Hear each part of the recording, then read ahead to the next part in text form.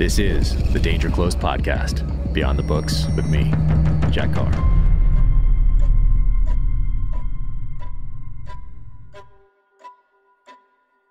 Welcome to the Danger Close Podcast, an Ironclad original presented by Navy Federal Credit Union.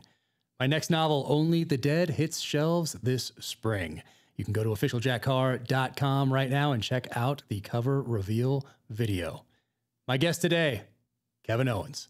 Kevin has a very unique story. Grew up in Ireland, joined the Irish military, Irish Special Operations, then did some contracting, then to the United States, into the U.S. Army, U.S. Special Operations, and now runs courses for FieldCraft Survival at their North Carolina operation. Now, without further ado, Kevin Owens.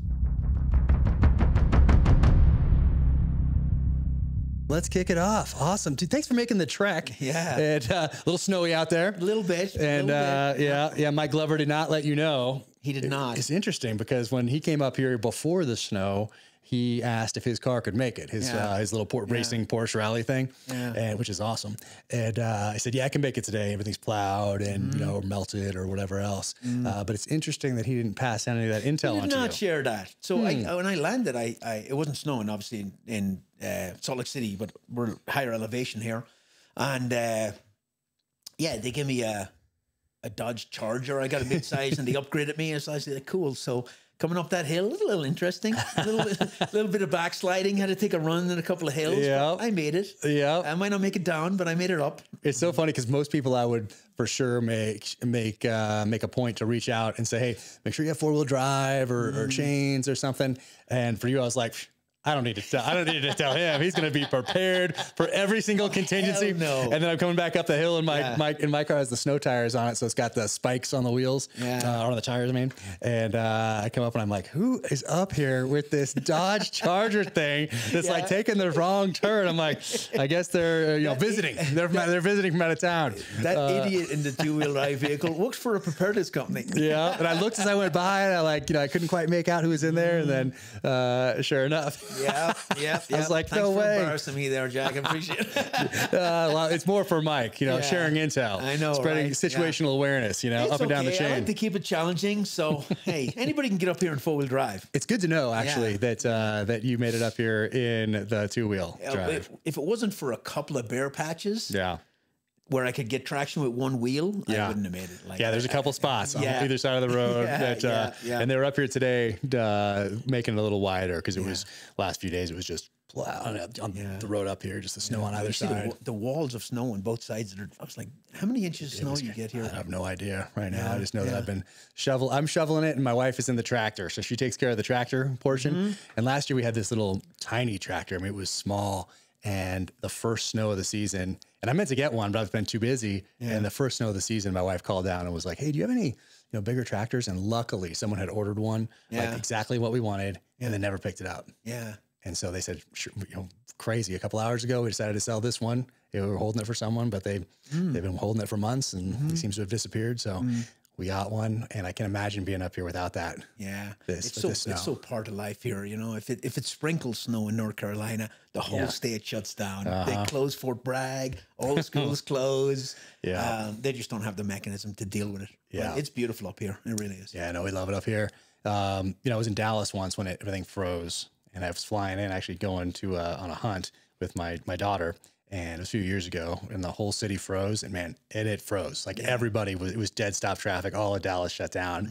It's really interesting if you're not prepared for it, how it can really impact you more so than places where it's just normal. Yeah, but just part of life. Just be ready. Just be ready. But speaking of being ready, man, but I'm so fired up to bring that you're here because right when FieldCraft moved out here from Arizona up to Utah, just a town over in Heber. When I went over there, you were getting ready to go. You were packing up. I was. So we kind of we crossed paths briefly. You were packing up to head out to North Carolina and start operations out there. So anyway, so we haven't been able to sit down together because of that, because you're on the other side of the country. But man, you have had quite the journey. Like, it's insane. Like, the first time I heard about you, I'm like, wait, he's what? Like, what's this accent? And wait, what has he done? And I see some of the photos. I'm like, what year is this? Like, does he travel back in time? Like, how old is this guy? Yeah. Like, how could he have done all these things? It's amazing. So growing up, so where did you grow up? And then we talked a little bit before. We should have been recording our conversation for the last couple hours, but Princess Gate and seeing that video of SAS storming the Iranian embassy, how that impacted you. But what was growing up like for you? Growing up was awesome, but so I grew up in Ireland. I grew up a couple of miles south of and I have this hybrid American-Irish accent, by the way, in case people are trying to figure, like Irish people think I sound like an American. Really? And Americans think I sound Irish, so I can't win.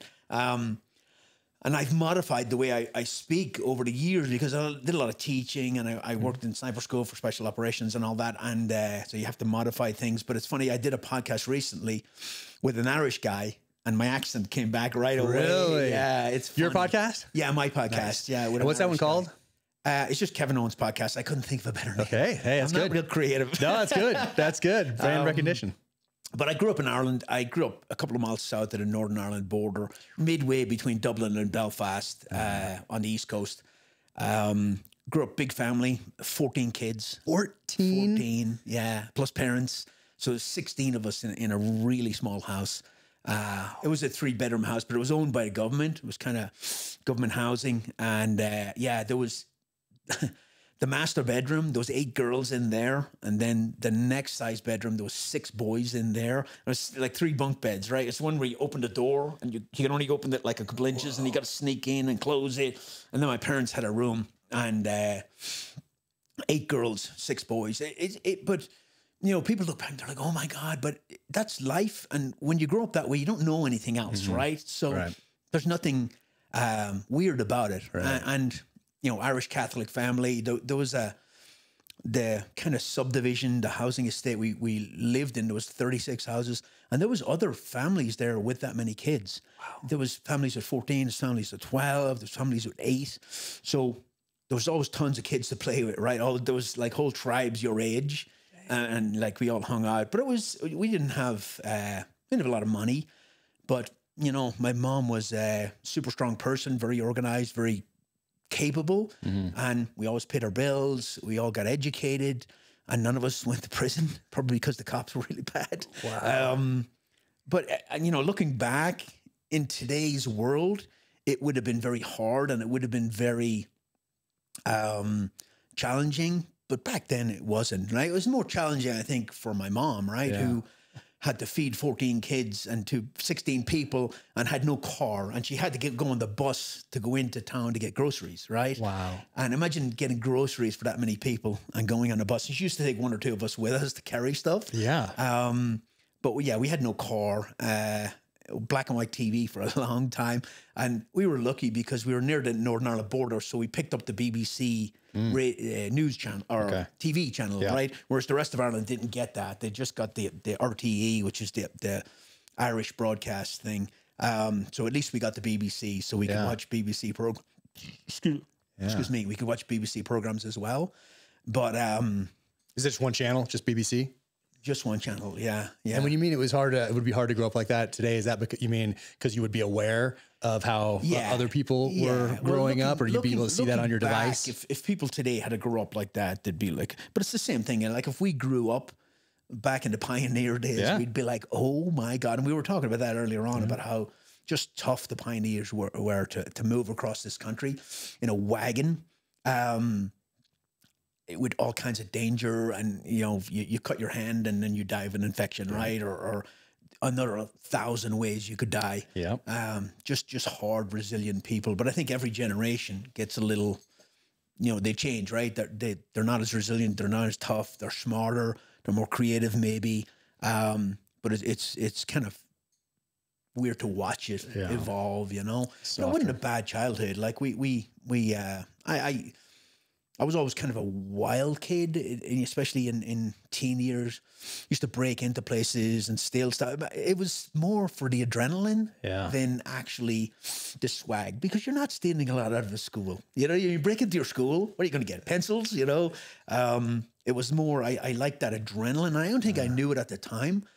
I think later on, I realized, and it was funny, when I worked at sniper school, we were all sitting around there's like 4 or 5 instructors sitting around one day waiting. You know how it is, you're a lot of waiting in the army. And we all talked about our childhood, and it was all very similar, you know, breaking into factories and all that kind of thing. But I think it was that adrenaline stuff. We used to break into pubs and steal booze, you know. Really? Yeah. Were there a lot of pubs? Everybody think? Oh, yeah, a lot of pubs. We stole a keg. How big was the town? I grew up in the town close by. Was a fairly big town, but I grew up in a seaside kind of resort. Okay. Fishing kind of village type thing. That was fairly small, but it was still quite a few pubs there. Okay. We stole a keg of beer one time. Damn. And I was like 14. And, you know, there's 90 pints of beer in a keg. Oh, wow. And that's a lot for a 14-year-old to pick up, right? So there's 2 of us.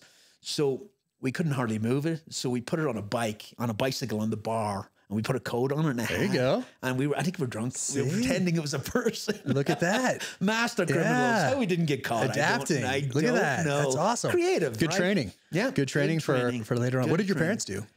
My old man, my dad, he built houses. He was a bricklayer. Okay. But very early in my childhood, he dropped a brick on his foot and smashed his foot. And he was on disability, and he really never got back to work. He had some demons with alcohol, as a lot of that older generation did. And he struggled his whole life. And so he basically was on welfare for a large portion of my. I almost don't remember when he worked. You know what I mean? Because I was very young when he stopped working. So. It sounds harsh, but my old man was an inspiration to me in that I did not want to be that. Yeah. You know what I mean? I did not. I wanted something better than what he had, right? And I would want my kids to have something better than I had. So he inspired me, and he always, because I grew up in that world, alcohol always scared me. And I don't drink now, but I did drink for years because it's very much part of the culture in Ireland. And people can get offended by that if they want, but it is what it is. Cultural stereotypes come from somewhere, generally. But alcohol always scared me because I've seen what it can do to people. Yeah. And I've seen how it can get a grip on people. And I did drink when I was younger, but even when I was in the Irish Army, and I found myself drinking every weekend, and there was times when I would pull it back because it always got to a point where I'm like, this is too much, and pull it back. And my kids have never seen me drink alcohol. And it's almost like it skips a generation because sometimes I think they don't see what it can produce. Right. So maybe, but my kids are great, but it did inspire me and keep me away from that, even at a subconscious level. When I was younger, it wasn't like, oh my God, I can only drink this much. It wasn't very organized. It just it was always something that bothered me, right. And I didn't let myself go down that rabbit hole. I just didn't. I'm not. I mean, I don't drink now, but I'm not. I never really was a big drinker. Yeah. We were talking earlier on when I was a young teenager. I watched the Iranian embassy siege on BBC, and when the Iranian terrorists took over the Iranian embassy in Princess Gate in London.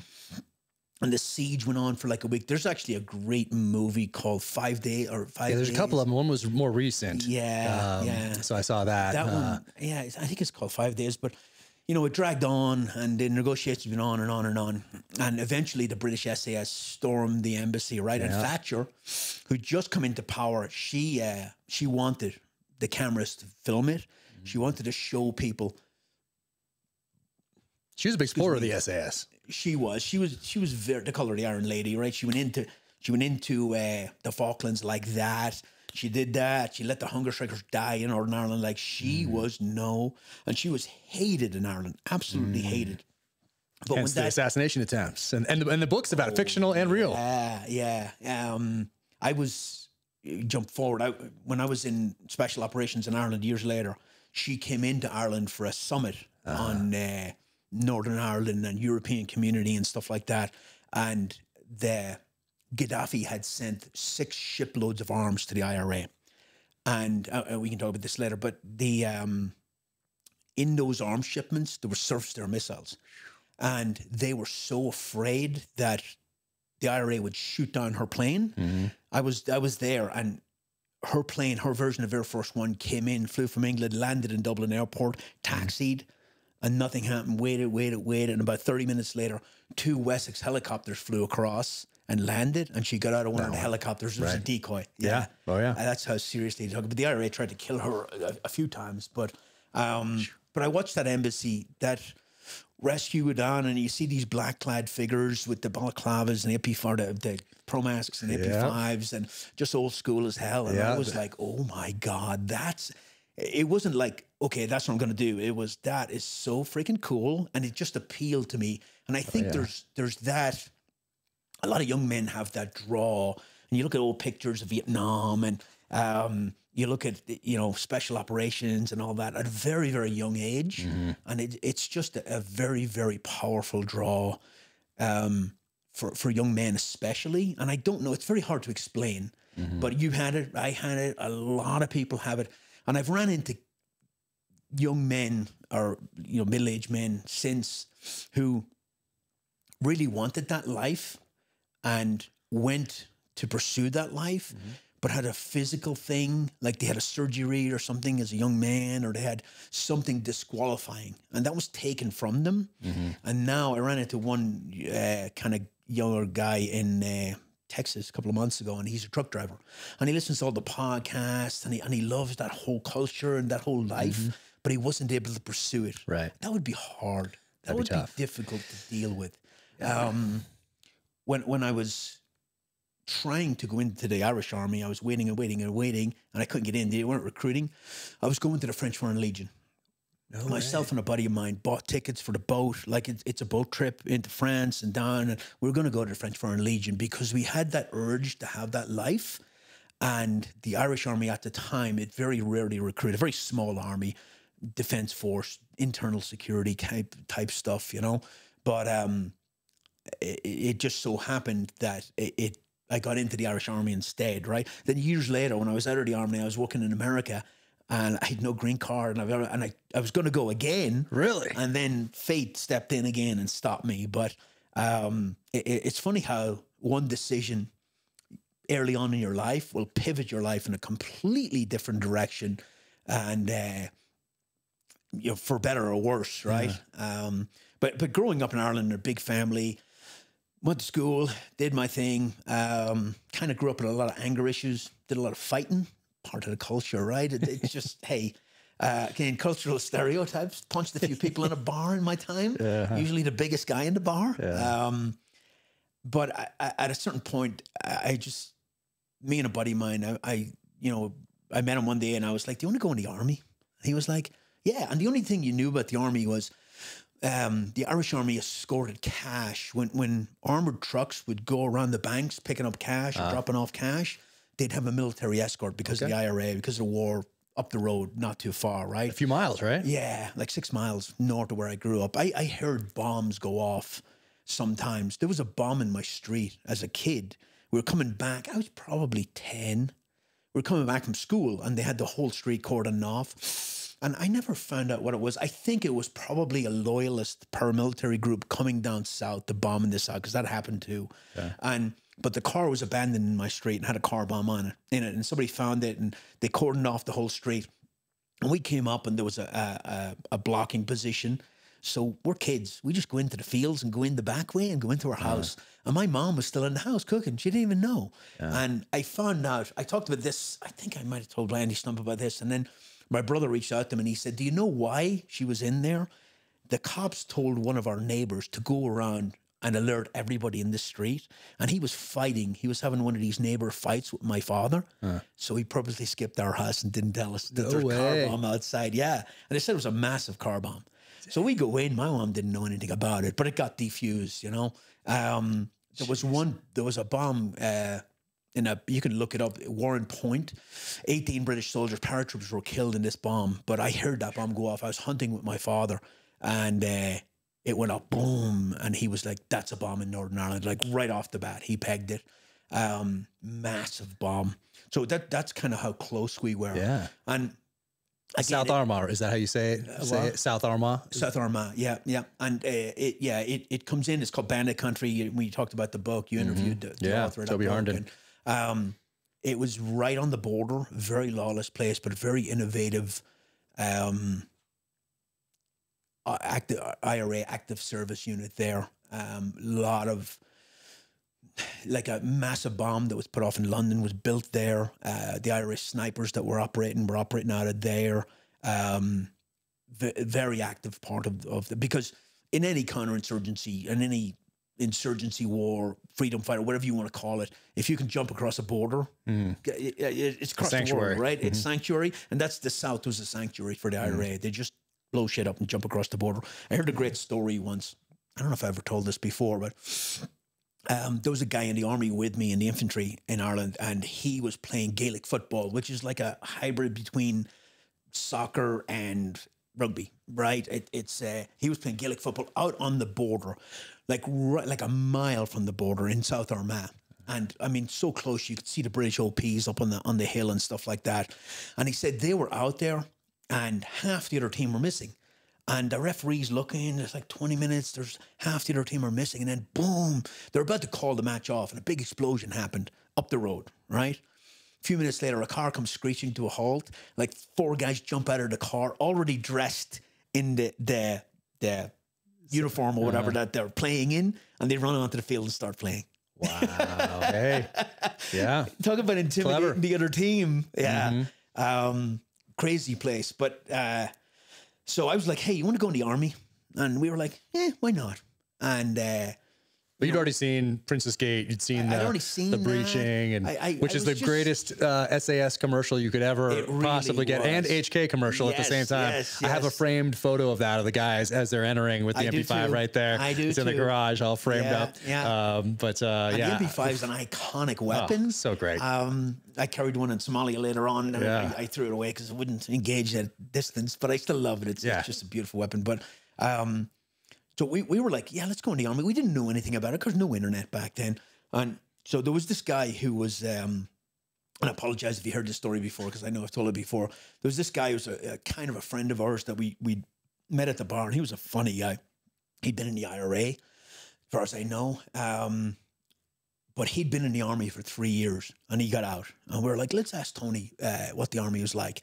So we sat down with had a beer with Tony, and he started telling us these stories. And one of the stories that stuck with me was he was a private living in the barracks, and all the barracks they're all locked down there. MPs on the gate, in and out. They have to open the gate for you because of security. But him and a buddy of his were leaving one night, and the MP stopped them at the gate. It was like a Saturday night. They were going out to go drinking or whatever, and the MP sent them to the chow hall, and they had to make sandwiches for an officer's function.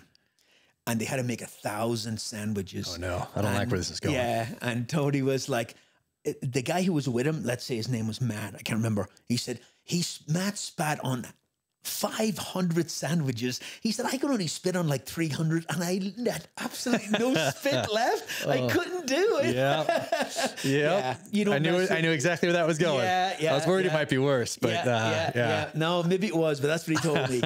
So we went in the army. We enlisted. It took a year after we enlisted to actually get called in. Yeah, because similar here. Yeah, it's not like you can just go in the army there. They have to be recruiting. They have to have vacancies. And there was no central training base. I trained in my hometown. Okay. With NCOs who were on the border the week before, and they just, hey, you guys are training recruits for like 6 months. So we came in, there was 30 of us. I think there was like 300 people who applied. There was no jobs in Ireland at this point. There was you open up the newspaper for a job and there's nothing, absolutely nothing. And a lot of people went to America. A lot of people went to England and on the dole on welfare. And that to me was not an option. I just wasn't going to do that because it's soul destroying to not have a function every day. Right. So I was going somewhere, be it the French Foreign Legion or wherever. So we went in and we went into infantry training in our own base. Okay. And it was about 6 months of training. It's actually quite hard. And people ask me, was it harder there or in America? It was harder there because I was younger. In America, I was older. I was more mature. I'd already been through it once. Right. So when I went in America, it wasn't I knew exactly what to expect. Yeah. Was it similar? It's like, it's a boot camp and they shave your head and they yell at you and you make your bed and you fold your clothes and then you go to the range. I already knew all the games. I'd played the games, right? So the only reason America was hard was I was older. Like I was 29 when I went to America. Like, so geez. yeah. So and I was young. I was like 18. What year were you born? 66. So I was going to guess. Yeah. So I'm 56 now. Huh? So when did you become aware of like the troubles, or was it just like it was normal? Every day growing up. It became. Were you aware of it as what it was, or was it just like, this is life? I have one channel on the BBC, and this is, I don't know anything else yet. When you grow up in that environment, it's just what's normal, and you become numb to it.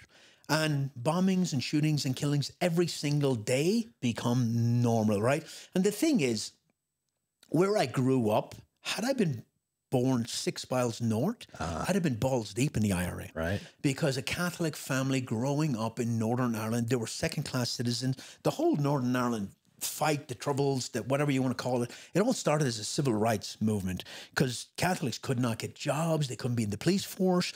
They couldn't vote in a lot of places because you had to own property to vote.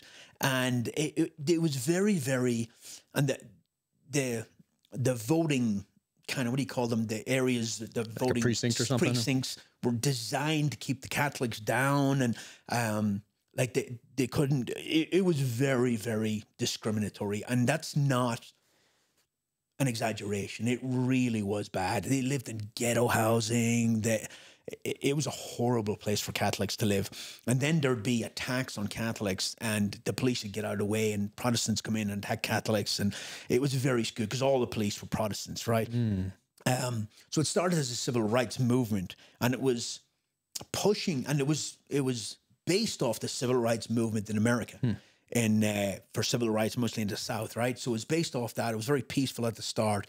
And then, of course, the British Army came in with heavy-handed tactics, and in 1972, Bloody Sunday happened. Right, there was a Bloody Sunday in the 20s where they in Dublin where they shot up a football stadium. But Bloody Sunday in the 70s, there was a peaceful march, and the police came in and the paratroopers came in with heavy-handed tactics and shot a bunch of people. That was the biggest recruiting day. That day made the IRA. Hundreds and hundreds of young men and women signed up that day because they knew the police and the army were not going to protect them.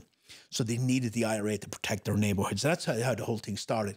And we were talking earlier, like there's absolute validity in, as a soldier in Iraq, in Afghanistan, in Northern Ireland, pick a country, pick a city, to those heavy-handed tactics really do turn the population against you. And I had this conversation with a warrant officer in Iraq in 2005 because I put a charge on a door, and we breached the door, went in, explosive charge, rolled the guy up. I don't think we shot anybody, but that night, this warrant was talking to me. He's like, we have to stop explosively breaching because we're blowing out all the windows in the neighborhood and we're turning the population against us, and we're creating more enemy than we're killing or capturing.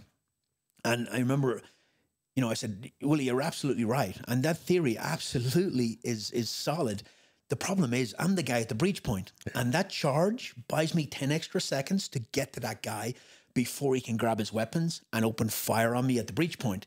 So I don't have the luxury of looking at this geopolitical strategy. I'm trying to get through the next 5 minutes of my life. And that's what happens on a broad scale, right? You put soldiers into riots where they're getting hammered and they overreact. You put soldiers into situations where bombs are going off, IEDs, sniper attacks, your friends are getting killed, your friends are getting blown up, and there's no enemy to fight back against. And it happened to America in Vietnam. And then when they finally get something, they freaking overreact, and it turns the whole population against you.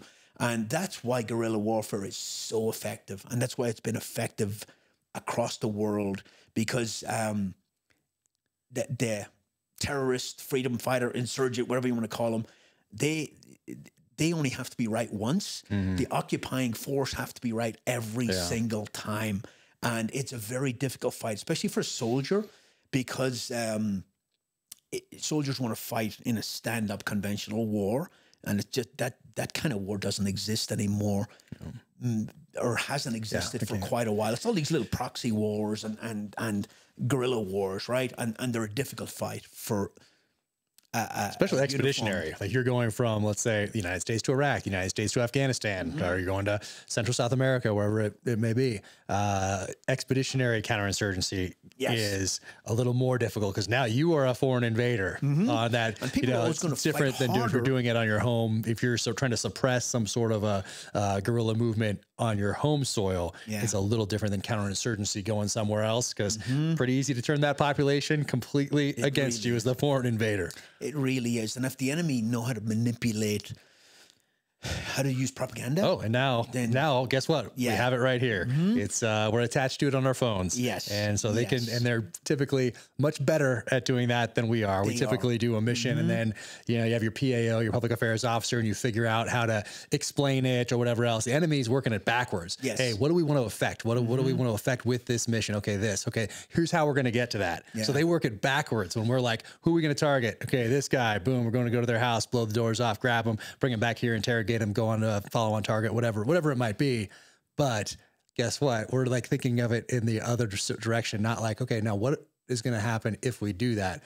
Okay, we just made his kid join, or we made 5 other terrorists that day, whatever else. Well, guess what? The enemy is doing it the backwards planning the other way. Easier. So the backwards way is easier, right? And then you don't have, you're trying to play nice, and you don't have. I remember the movie Apocalypse Now, when Colonel Kurtz, who Colonel Kurtz got it, man. He understood, right?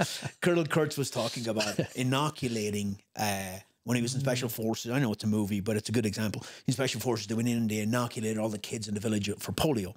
And they left and they came back later and the Viet Cong had chopped off all the kids' arms, right? That type of brutality, you can't fight against that. Afghanistan was like that, right? We'd go in, we'd build wells, we'd get footballs out, we jog and try to get information, and we try to turn the population to us, and then we leave, and the Taliban come in and chop off the village leader's head for talking to us. Yeah. You can't. Who would you go with? Right. And like I mean, and it's not just us. They have centuries of dealing with that. So when we go in, like right off the bat, and let's say 2001, 2002, and we didn't understand why different villages or warlords would change sides. Yeah. Well, because it's very natural to go with the winning side over there. Because guess what? If you don't, guess what happens? Your head gets chopped off, your arm gets chopped off, that sort of a thing. And that's just normal. We try to put this American solution on a foreign problem, and it doesn't work that way. And I hope we've learned our lesson, honestly. I think, personally, I think invading Afghanistan was the right thing to do at the time, but with no exit strategy. I don't think Iraq was, but we can get to that later. But it's a very interesting subject to look back on as hindsight for guys like us, military guys like us who've been there. And I wouldn't change anything I did. I'm not saying that, but there is validity to that argument that you come in heavy-handed. I think there has to be a balance there, and it's a very difficult fight. The problem is too that we don't utilize psychological operations and propaganda on our side to its full potential, because everybody's afraid. Everybody's trying to cover their ass, right? And I've seen that personally, where we could do this, and it's done very effectively by some very high-end units. There was one in Northern Ireland where there was a feud between the IRA and the INLA in the 80s, and I think it went on for like a year. I remember I was at airborne school, and I was coming home, and we were driving past a hotel, and there was like a driveway up, and I looked in, and there was like 3 dead bodies, and it just happened, and it was like a meeting to kind of hash things out that turned into a gunfight. And at the end of that feud, where a bunch of INLA and a bunch of IRA had killed each other, it became known that MI5 had started that. They'd popped one, they'd popped the other, and they got them fighting each other. Interesting. Like that's brilliant. Have you ever heard of the Foursquare laundry thing? I don't think so. That was sounds vaguely familiar, but I can't place it. Yeah, there was a British Army military unit called Death something, I think it was, but it was counterintelligence, kind of very, very low key operations, right? What they did was, the housing estates, the subdivisions, the Catholic ghettos, basically, you can't, even when I was growing up, you couldn't afford a dryer in Ireland, like a dryer for drying your clothes. Yeah. The electricity it burned was so expensive. Nobody had a dryer. Okay. Now you're talking about trying to hang clothes on a clothesline in a country where it rains every day, right? So the British intelligence started this laundry service where they would for this side. You have. Got it. Yeah. So they drive door to door and pick up all the laundry. And they would go and wash it and fold it and take it back. But before they did that, they would swab it for for explosive residue to see who was making bombs. Like, to me, that's just creative. Yeah, man. yeah. That is thinking outside the box. Except the IRA had its own counterintelligence unit that caught on to this and came out one day and sprayed. They had a guy in the roof that was taking photographs. And he wasn't there that day, but they came out while they were doing it and they shot the driver. And the girl who was an agent, she was at the door getting laundry, and she pushed into the house and told the people in the house that they were loyalists trying to kill her, and she escaped out the back. Like, how she got away, I don't know. But there was a very big cat and mouse game in Northern Ireland with agents and counter-agents and double agents, and it Incredible. and the IRA was heavily infiltrated, which all that information is coming out now. I can't wait to read some more books about it. It's hard to find a book that is not totally biased one side or the other. It's kind of hard to tell. Like in other places around the world, you can read things about different counterinsurgency campaigns in Africa or Central America or South America or whatever else, China, Indochina, Vietnam. But Northern Ireland, it becomes a mystery because you put book off the shelf and you're like, okay. So that Toby Harnden book, Bandit Country, is so good. And there's another one you mentioned earlier. What was the other book that you liked on the Troubles? Nothing, I think it's called. And I just recently listened to that on tape. And initially I thought it was a little pro-IRA, but it kind of leveled out later on. But it gave a lot of insights. And they've really done their homework. And then the Troubles podcast. And then, you said it's called The Troubles, the podcast. The Troubles. I'm going to listen to that. And it goes incident by incident. Wow. And it takes them as one segment, right? And like, if you look at some of the missions in Northern Ireland, you ever heard of the Lockall? They hit Lockall. So Lockall was a small police station in Portadown, I think. And the IRA, it was heavily fortified, but the IRA were going there to kill all the cops there. And they came in with a bulldozer, and they had a massive charge of homemade explosive in the bulldozer, in the dumpster, and they went up and blew the gate open. Dang. And then a van pulled in with like 6 or 7 IRA guys, heavily armed. You can see there's pictures of, like, they had FNs, FNCs, SPAS, shotguns, Browning high powers, submachine, heavily armed. Well, I don't think any of them made it out of the van because intelligence, again, the Brits were waiting, and the SAS were dug in, basically waiting with 240 machine guns and just opened fire and sprayed the whole van and killed them all very, very quickly. So there was massive successes and failures on both sides, but a fascinating conflict when you really dig into it. Yeah. And I've got this. I think later in life, you get really tuned into history, man, and I've become obsessed with different types of history. Yeah. And military history for a lot of stuff. But let me get back on track here. I keep veering off. Yeah, no, it's great. I do it. Where did a lot of the IRA guys get their like bomb making expertise? Because you couldn't get online back then. PLO, the PLO mostly, right? They sent guys to the PLO. So they traveled. Yes, they traveled and they learned it and they became experts. And and harder to track people back then. A lot of trial and error too. A lot of IRA guys back in the early 70s were dying of cancer because some of the ingredients carcinogenic. They're making ammonium nitrate and fuel oil. But you needed a kicker with Semtex or some sort of plastic explosives to kick it off.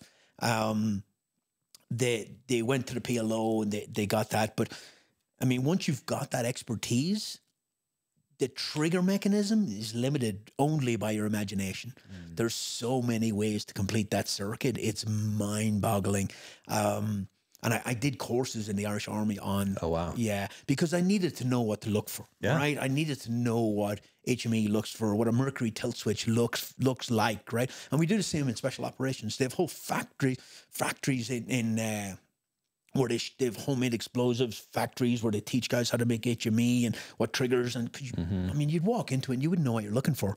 Yeah. And smells, like you smell marzipan, you smell the fuel. There's different types of smells that would key you off. So Yeah, a buddy of mine ran the HME course for EOD. And so I give him my novels beforehand just to make sure, because what I want to have happen is someone to read it, an EOD guy to read it and be like, oh, look, this guy did his research and he left out the one thing or whatever it is, you know, just like, but I want someone not to, like an EOD guy to open the book and not just be like, just roll his eyes at it. I want him to be like, oh, he talked to someone who knows what they're doing, or he knows what he's doing with this particular device, but I see what he did here. He left out this thing. So, you know, kid doesn't blow themselves up in their basement type of a deal. So, but that stuff is fascinating. Oh, it really is. It's amazing what you can make explode. And, you know, they started off very slow with very few guns, and then they got more. They got a lot of guns, a lot of money from America, from Irish Americans in America. Boston, going around the bars with getting money in there. So that and then later on, like I talked about, Gaddafi sent them 6 shiploads of arms later on. Yeah. How did they get those up there? The shipping containers? Well, 4 of the ships got intercepted and 2 got through. And they came in and landed on a beach, unloaded all the weapons, and the ones that got intercepted, I actually saw some of the stuff that was on there, and it was thousands of AK-47, millions around Semtex, which at the time was very hard to detect. It didn't have that some sort of explosive chemical ingredient that made it easy to detect. Surface-to-air missiles. And they brought them over the beach. They didn't like just have a manifest, false, you know, whatever else they had. The reason I know, I don't know if I should say this, but the reason I know is because when I was in Special Ops in Ireland, we recreated that. Oh, wow, cool. At the same beach. Amazing. Yeah. So no, small ships, small boats from a ship in and out, took it all in. And I spent years, I mean, not years, but maybe a year looking for all those weapons. And they thought that the surface-to-air missiles, they had attached them to weights and sunk them to the bottom of lakes. And we had divers searching lakes in Ireland for these weapons. Okay. But we never found them. Like they decommissioned the weapons later on under the supervision of an international thing. Whether they're all decommissioned or not, I don't know. That's actually a good kind of move counter to let it spread out there, the rumor that, hey, we're sinking these things in lakes, because then it takes resources. Maybe they're not even in the lakes, but it takes it takes resources to go and do that. Interesting. But the area started very, very humble, but they became heavily armed, and they became masters at IEDs. I told Andy Stump this when I was on this thing, and when I was done, he was like, his eyes were like wide open. They used to do very primitive triggers, right? And a very primitive trigger for a device is, you imagine you have a box, right? And there's a hole cut in the side, and inside you have a close peg, and you have positive and negative. And when the connection is made, it either arms it or it fires it, right? And they would have a non-conductant piece of material in there. So when I plant the bomb, I pull that and it arms it, right? Well, they had some incidents where kids would not pull the arming switch, they'd lose their nerve. So the IRA started putting the kid's name and address on the arming switch. Oh, I have heard that. Yeah. So you had to pull it to get it back. Yep. Right? We did a course. I got, when I was in the infantry, so I spent a couple of years in the infantry, and then I went to Special Ops in Ireland. When I was in the infantry, we did a course called a Specialist Search Team course. And basically our job was to go into derelict buildings and search them for weapons caches and look for booby traps and, you know, search the railway line going into Northern Ireland, search for bombs, do all that. And there's a whole procedure. We had buried wire detectors and metal detectors and all that kind of thing. And it was a great course. It was run by engineers in Dublin. And they basically told us how to build IEDs. They told us how to build improvised mercury tilt switches. And it's so simple. Like you can have all these freaking, I never in my life had to choose between a red wire and a green wire while the clock is ticking. I don't know who does that. Right, Hollywood. But yeah, exactly. But it's so simple. But we went to that course, and we were there for a couple of weeks. And at the end, we had a project where we had to submit an ID, and they graded it, right? Well, there was a guy in our class from the Falls Road in Belfast, which is a staunch IRA stronghold. And that's where he grew up, and that's where he lived, but he was in the Irish Army.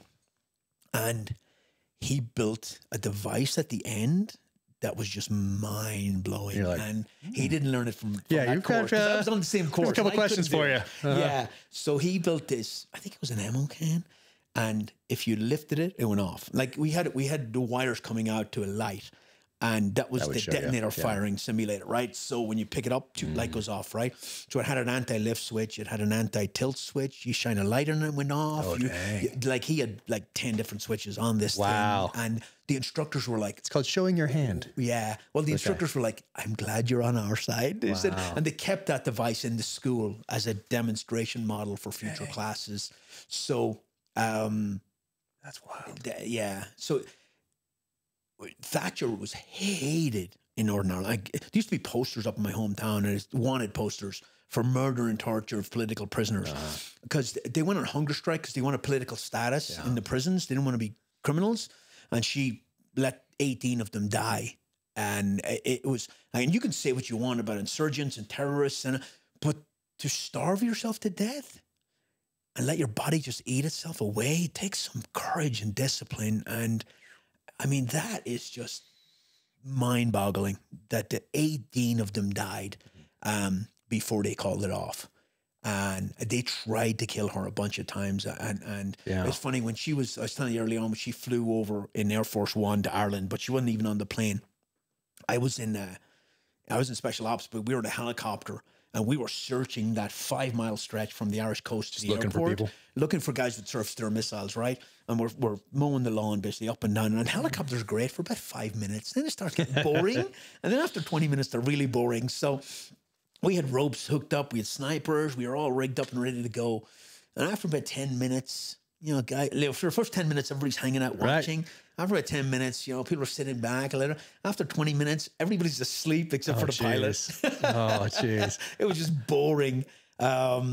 What was the one where they tried to get her at the bomb in the hotel? Yeah, the Brighton bomb. So the Conservative Party conference was in Brighton, and she was in a hotel, and they had built an IED, a bomb, into the wall. And when it went off, her room was in the middle of the hotel. She had walked to somebody else's room, and when it went off, it collapsed the whole center of the hotel. And she barely escaped with her life. Like, it was pure timing. But to be able to do that, the logistics involved to be able to do that and make it detonate at the right time. Serious planning, especially with the infiltrations, suspicions. Like, imagine the suspicions. Especially if you're Irish. I went to London when I was when I was Irish. When I was in the Irish Army, I went to London for something.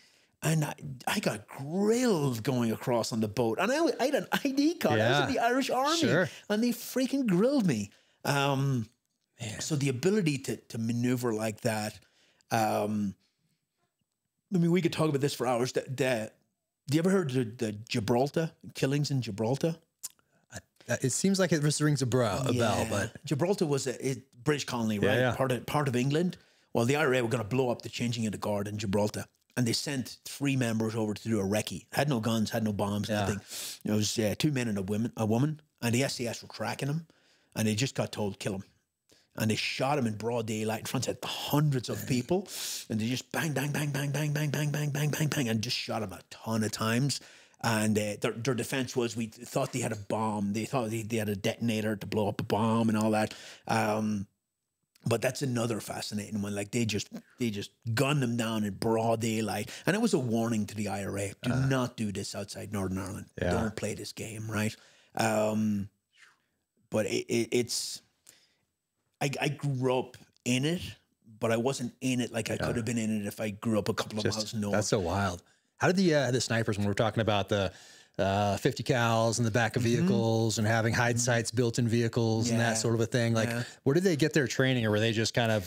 They didn't have training. The shots were taken were very close. Yeah. They were within 100, 200 yards. They obviously zeroed the rifle. They probably got trained in the Irish Army. A lot of them did. And the shots were not that far with 50 cal and just right through. And they missed a bunch of times, but the ones they hit, it's the psychological weapon. The snipers are very, as you know, very psychological weapon. We were doing counter sniper ops in Iraq in 2005. There was a sniper shooting from a car and taking out a bunch of Americans. And we were doing, because I was on an ODA, Special Forces team, and we were running our indigent civilians. Is this up in Missoula, like a sniper up there? Yep. Okay. Yep. They sent SEAL snipers in. I was there. I was one of those guys. Were you really? Yeah, I led the team. Those guys came to our base, and they're like, we don't really know what to do, because everybody talks about counter sniper like it's enemy at the gates, like looking for the guy. There's 1 million people in this city. Yeah. It's not that, right? Yeah. So, and you know, when you get on a roof, you see other roofs. You only see the street, and the streets so it's a very difficult mission. The best way to get a sniper like that is to pour money into intelligence, pay somebody off to rat him out and kill him in his bed when he's sleeping, right? Arrest him, I meant to say. But take him into custody. But yes, take him into custody. So we were rolling around in the strikers and the SEALs were there on the rooftops. Yeah, I was one of those guys. There you Not go. in the rooftops. We never went on the rooftop during the day anyway. Always inside. Yeah. But then we had difficult mission, but difficult to find somebody. You have to be at the right place, right time. Very, very unlikely that you will actually be in the right place. Yeah. The whole time we were up there, he didn't take a shot. No.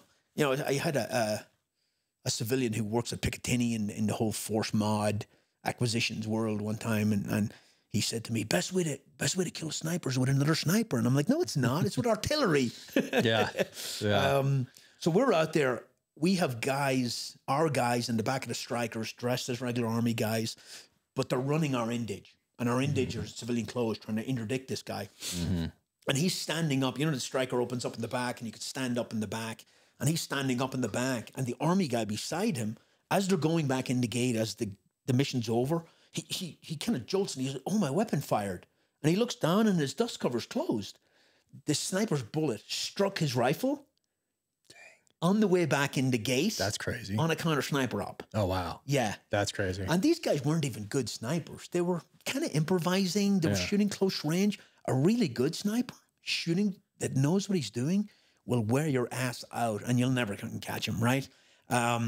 Very psychological weapon. There's a very famous sign when the sniper was operating in Northern Ireland. I think it might be a picture of it in that book. Okay.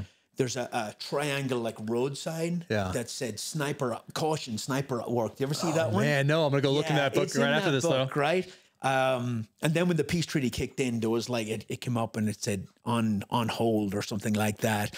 And it's very, you know, these propaganda signs and Irish flags that used to fly in Northern Ireland. Early on, the Brits would take them down and then they just booby trap them, and then they never took them down again. You know, what a crazy time to grow up up there. It's a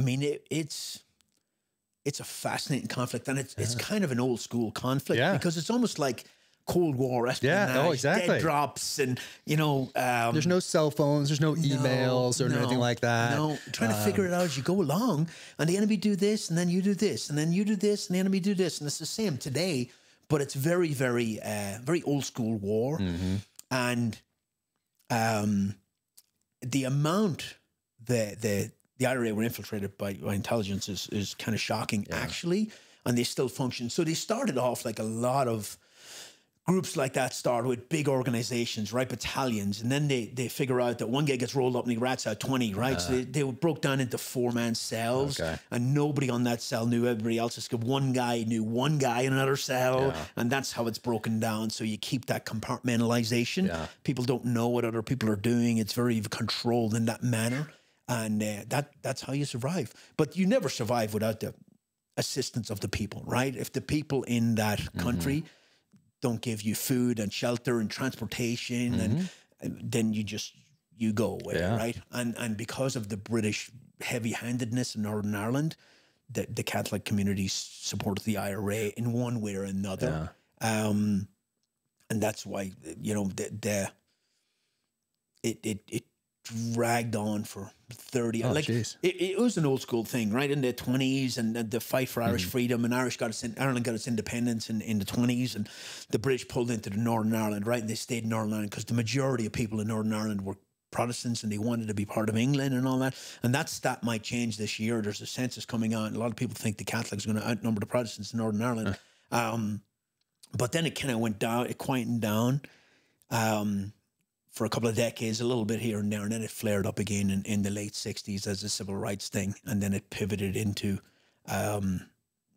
basically you can call it the Irish call it the Troubles, right? The Irish you know, I think it was Yeats or somebody said the Irish treat a serious thing like a joke and a joke like a serious thing, right? And you know that's good. The war in Northern Ireland is called the Troubles. You know what the Second World War was called? The Emergency. It's downplayed this a little bit, but it was a no shit war. And it was a very violent and bloody war. Yeah, I mean, growing up in the '80s, it was all this. Every few months, a Mac Bullen book cover would have something about Northern Ireland in it. We had Patriot Games, Tom Clancy, you know, movies here or there. Soldier of Fortune magazine would have an article on it here or there. You'll see something in the newspaper if you're, you know, keyed into that sort of a thing, like warfare, anything that had something to do with war of any kind. I was right on it in Time magazine or Newsweek or our local paper or New York Times or whatever it might have been. So always reading up on that stuff, always fascinated by it because it's an old school conflict, deep roots, and incredible tradecraft on both sides. There's something to study, and it's not that it didn't happen that long ago. In fact, we went to Ireland. My wife's family's from Ireland, and we went to Belfast before I went to OCS. So in like 2002. And so I went up there and I was going to these different pubs and hotels and just thinking about all those things that I had read growing up and imagining like, okay, this pub right here, this one, it's dark, you know, and they had to have had a meeting here in this corner, you know, that sort of a thing. But it's really interesting to be in a place like that. And I was, you see all the murals and all that? I saw a bunch of murals. I saw, I was like in the, you know, reading, trying to find different hotels where things took place or terrorist events, something happened or attempts happened, whatever it was. And just trying to, you know, just get a little feel for what it would have been like to walk those streets, you know, without a cell phone, without email, whatever else, but not knowing if your buddy was really on your side or not, being paid or not, being blackmailed, you know. And a lot of people think it was a Catholic and Protestant thing, and it actually wasn't. It kind of, that was a byproduct of it. It was a civil rights thing, and it started because the Catholics didn't get jobs. It was British government, but it did pivot into that, where Protestants would just go into a random Catholic neighborhood and gun down the first person they'd see, and then Catholics would do it back to Protestants, and it just tit for tat killings, and it was brutal. Like it was horrible. And hopefully now a generation of kids have grown up in Northern Ireland without violence, and it's not now the norm. Which is very hard to break that cycle. If that's all you know. Right. And there was psychopaths on both sides. Like there really was. And you know, the Good Friday Agreement, when the peace treaty, they opened up all the jails and let them all out. Wow. All of them, convicted murderers, all of them just got out. Wow. Yeah. Crazy, huh? Man. What was it like going? So how long were you in the Irish Army before you went into the special operations side of it? About 2 years, about 2.5 years in the infantry. And then I went to Lebanon on a peacekeeping thing. Oh, no kidding. In South Lebanon in 87. Dang. I did 6 months in South Lebanon. Yeah. That was pretty interesting too. I wish you're 20 years old in Lebanon. Yep. In Lebanon. And we were in South Lebanon. It was like a multinational group. It was UNIFIL, United Nations Interim Force in Lebanon, right? Interim being short term, which they're still there, you know. But our job, and it was, you know, growing up in the army and going on patrols and border patrols and all that kind of thing, escorting cash and all that. It was a way to make extra money. And because the UN paid you and the Irish Army paid you as well. So you got double your pay. And it was a way to see the world, right? To go, I'd never been out of Ireland. It was a way to go to Israel, go to Lebanon, went to Cyprus on leave. And it was just a way to see that part of the world, right? So, I flew out there, 6-month tour.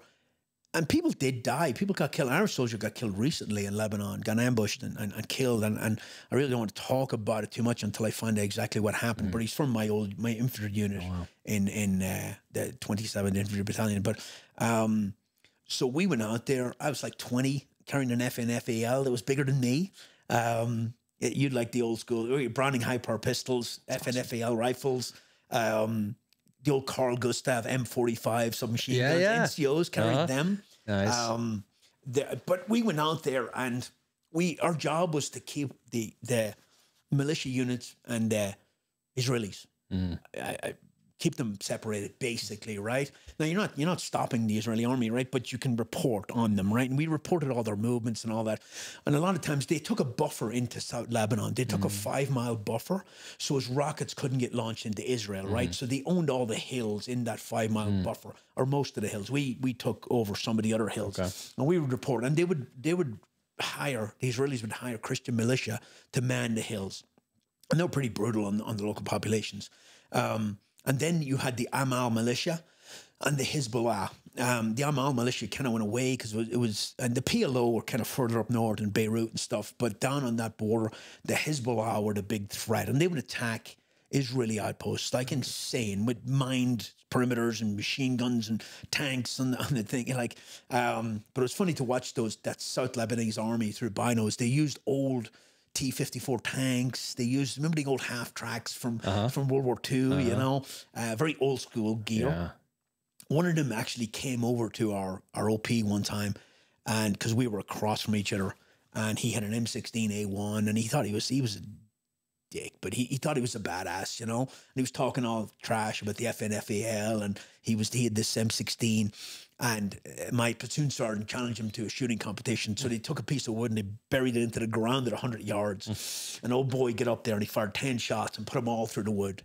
And this platoon sergeant fired one shot with the FNL. He boom, blew the whole wood apart. Nice. You know, that 308 round, you know, you can't argue with that thing. Yeah. But the rules of engagement were absolutely ridiculous. For you guys. For us, they were. Now, we didn't follow them, but they were ridiculous because the UN is white vehicles and blue helmets, and hey, we're here to keep the peace. And we get shot at all the time by both sides. But the rules were like, if you got shot at, like if you're in an OP and you got shot at, you had to fire 2 red flares to show them that they're shooting at a UN position, right? So if they couldn't vector in on you, now we got you. Now we got you, yeah.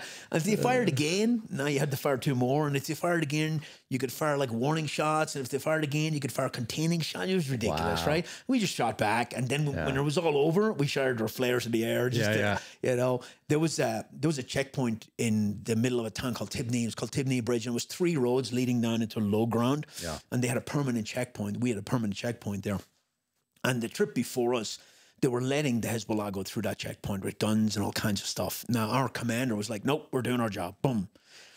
And we started stopping cars and searching cars, and the Hezbollah got pissed, right? Yeah. Now, they know they don't have to kill us. They just have to create a couple of incidents, and the UN will back down and give them passes to get through, right?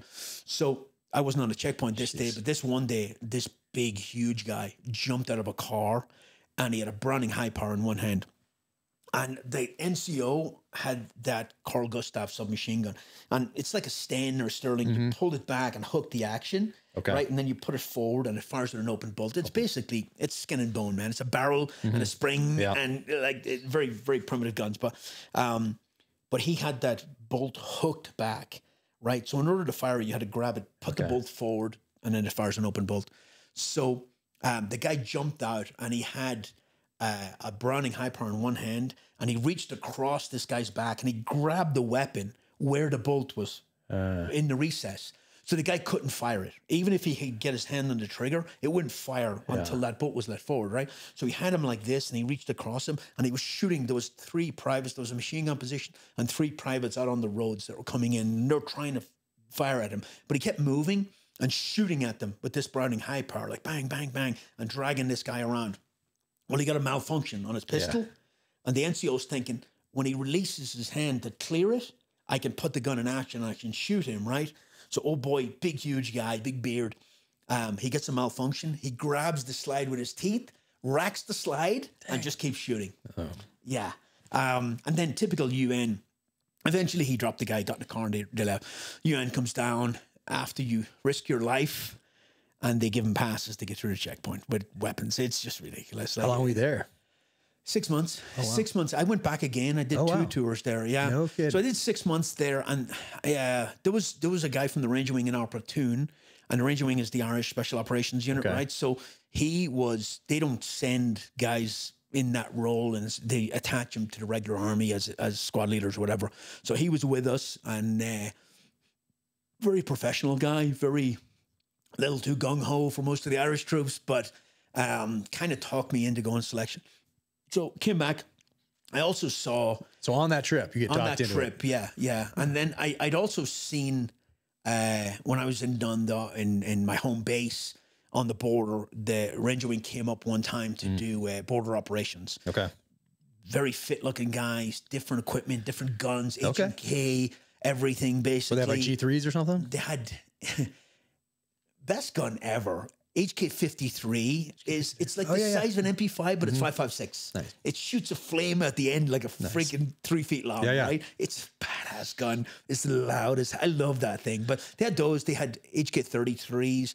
They had PSG-1s. They had shotguns. They all carried sidearm. They had SIG 226s. Okay. Nice. They had some Browning high powers. That's what the Army had. They had better vehicles, Land Cruisers. Were they like U.S. Rangers or U.S. Special Forces or a mixture or?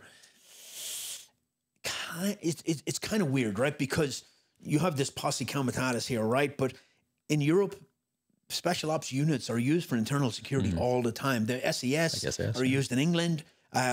So the police at that time in Ireland, no guns and no SWAT team. So the Ranger Wing were used as a SWAT team for the police. So they had this black balaclava, black roll kind of thing. And they also had the green roll, which was the conventional special operations behind the lines thing. But it was more so like a police SWAT team. Like FBI HR team, maybe something like that. Than it was like Ranger Regiment, because we're not training to go to other countries. We're training for internal security, and we're operating for internal security. So that's kind of more what it was like. So and they had Land Cruisers? We had Land Cruisers. We had some civilian vehicles. We had, I mean, for an Irish Army unit, we were well equipped. Now, there was only very few of us, like 2 platoons of us, like a very small. What was selection like for that, or how did they? Selection? Yeah. Selection was... did you have to wait for someone to retire or get out to like... No. They ran selection every year. But the attrition rate was atrocious. And a lot of times people got hurt, right? And I talked to guys... Like one of the officers that was in my selection, he came to America. He was the unit commander, and he came to Range 37 to the Special Ops sniper competition a couple of years ago, and we sat down and BS'd about all the things that were jacked up. And you don't know what you don't know. And the American military would breaking people in selection too for a very long time. So I went to selection with like 88 people, and I think 10... finished and 6 got selected, right? But a lot of people got hurt because you were having them squat down and duck walk up and down hills in the morning and just breaking them down. So when I went to selection, it was based on Ranger School in America. They sent a couple of officers to Ranger School in Fort Benning, and they took that back. So it was very much like, it's not like selection for SF, probably not for SEALs either. It was like Ranger School, right? So it was a garrison phase where you learned all the patrolling and all that kind of stuff. And then you went in the mountains and you operated for weeks in hostile terrain. You ambushes and raids and very infantry tactics based, like Ranger School. You have to do the orienteering thing on your own type deal? Yeah, land navigation and all that type of stuff. And at the end, if you passed, but they didn't want you in the unit, they gave you a Ranger tab, but it says Finoglock, which is like an old Gaelic word for like warrior. I'll get you one. I'll get you one and send it to you. But you could get that and go back to your unit, and you were like a rock star. But if you stayed in the unit, you got that tab, and there was a red backing on it, and you became a Ranger. And I had to move down to the middle of the country where the base was. But at the time, the Irish Army was not well equipped, not well funded, but the Ranger Wing were better funded, better equipped. And you had guys who were in it for the right reasons and very professional, very physically fit. And I tell you, the training was awesome. It was really good training. And we got to do hits. We got to do missions. The Irish government were very, very soft on the IRA. They didn't want to play with it. And they were probably right in hindsight, right? The British government, when I have that problem in Northern Ireland, the Irish government were not getting dragged into it. Now, you had loyalist Protestant terrorist organizations who would go into the South and bomb. And the Irish government got involved heavily when the IRA, the INLA, the UVF got out of control. When they started robbing banks or kidnapping people in the South, which happened, they started shooting cops, and then it would be a big manhunt would go on, and we'd be heavily involved in that. But it was there's no equivalent really here because it was very FBI type. So I went to sniper school there, became a sniper. I was going to go to dive school, but they took us on a familiarization dive because when I was in Lebanon in '87, I went to Cyprus and I went diving. It was beautiful. Like it was so badass. I want to go to Cyprus. So I was like, that's cool. I'll go to dive. And then I went to dive. It took us on this familiarization dive, and it was in some nasty lake in the winter, and there was dead cats, and it was horrible. I was like, I'm not doing this. I can only This imagine. sucks. Yeah. So I became a sniper, and then I lay in the rain all the time. Yeah. And then there was conventional sniping, and then there was counter-terrorist. We had HKSG-1. I don't know if you've ever seen the 5.56. Yeah. It's got the little trigger thing on it where you pop does it, it? and I've it never shot one, half-cocks but the I know what trigger. it is. Remember that one? Okay. Yeah, I know what you're talking about. Yeah. I love HK stuff. It's just beautiful guns. So cool. Yeah. Have you been to the Gray Room? They have that thing where they have all the HK stuff from the beginning of time. You know, that's like every single one there. I think it's in Germany. Yeah. I forget if they have one in Virginia or not. It's been a while since I thought about that. But I love to go. I got to get an MP5. That thing's I know. like a personal friend of mine. Yeah, I have a line on one. Yeah, got like a lot of paperwork and all that sort of thing. Yeah, I know. I saw that. Yeah. Too cool. I mean, it's so iconic. Yeah. But what kind of helicopters do you guys have?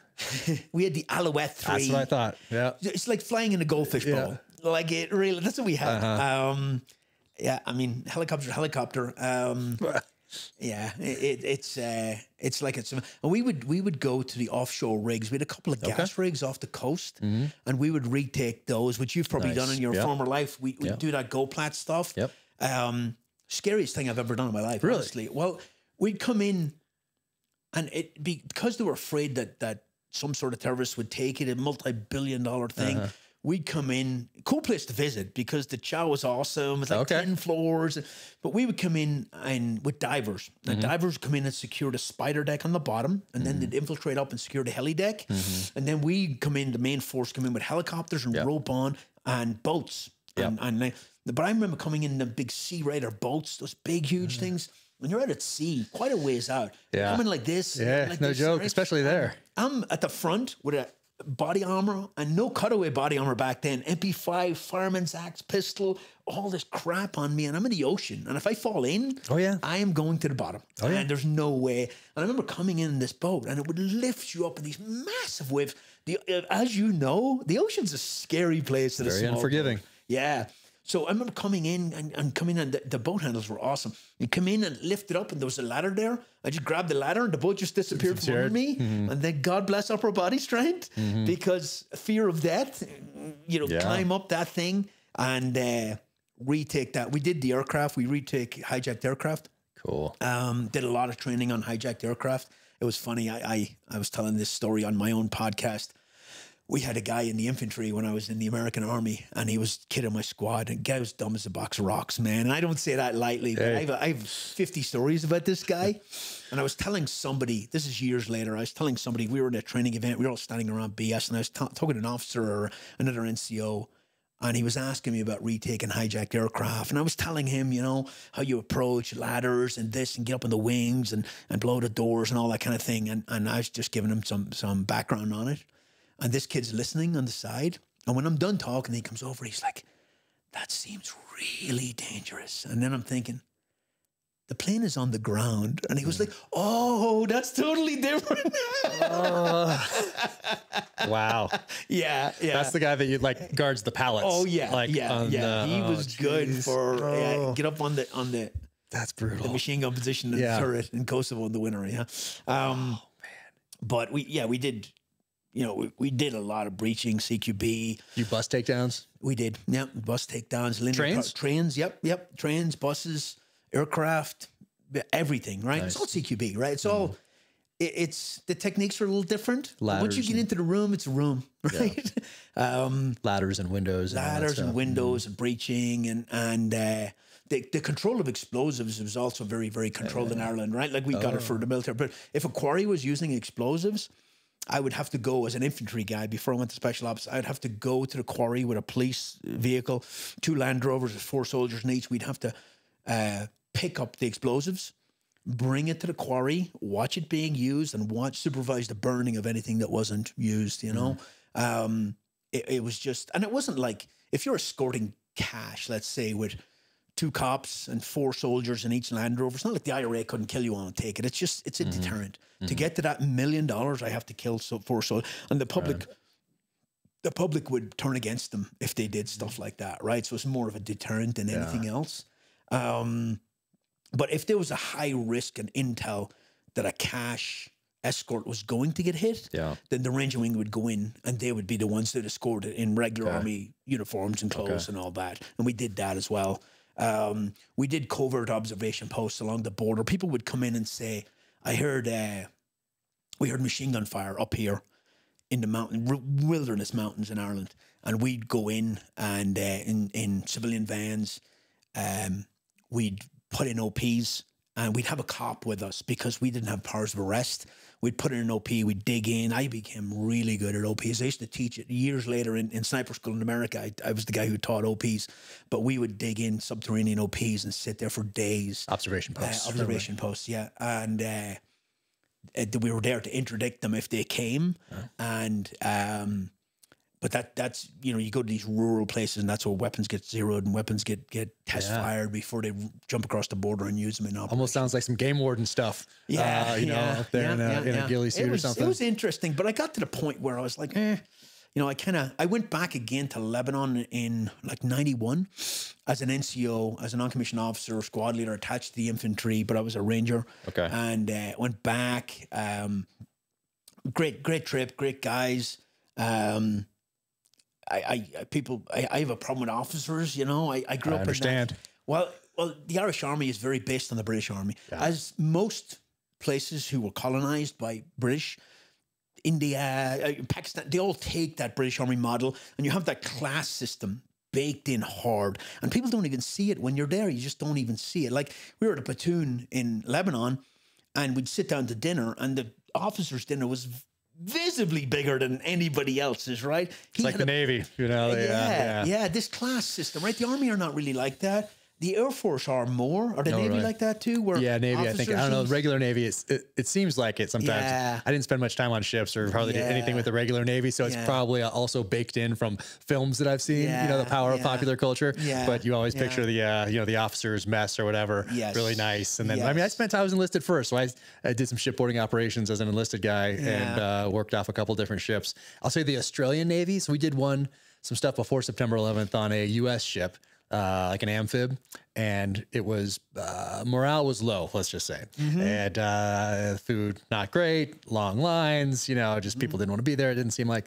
And then after September 11th, we worked off an Australian amphib that they bought from the US. So same thing. The morale through the roof. Everybody was happy to be there. They had, I think it was like once a week or something. They had wine with their dinner. Everybody, like the helicopters land or a boat comes to bring on new food. Everybody like runs up to help. It's not like, hey, you Jones up there to help. Come on. Why? Because you did this last week or whatever. You know, you screwed up. Everybody ran up there, unloaded the food, play a game of cricket in that hangar bay area. Like it was just different. Really? It felt different. What was the key? I don't know, probably the wine. But I don't know. I think it was just culture. Probably. I mean, I spent a little time in Australia, backpacking around, and you know, if you know any people who are Australian, I mean, I don't know, maybe it's just culture, and it's an island of criminals. Yeah. so that probably plays into it as well. Maybe you associate or you know. I did a little work with the Australian SES in Somalia when I was a contractor later on.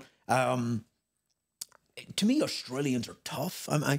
This compliance with the whole COVID thing and the gun thing in Australia, it kind of blows my mind that they would go down that road. But because I didn't think culturally they were like that.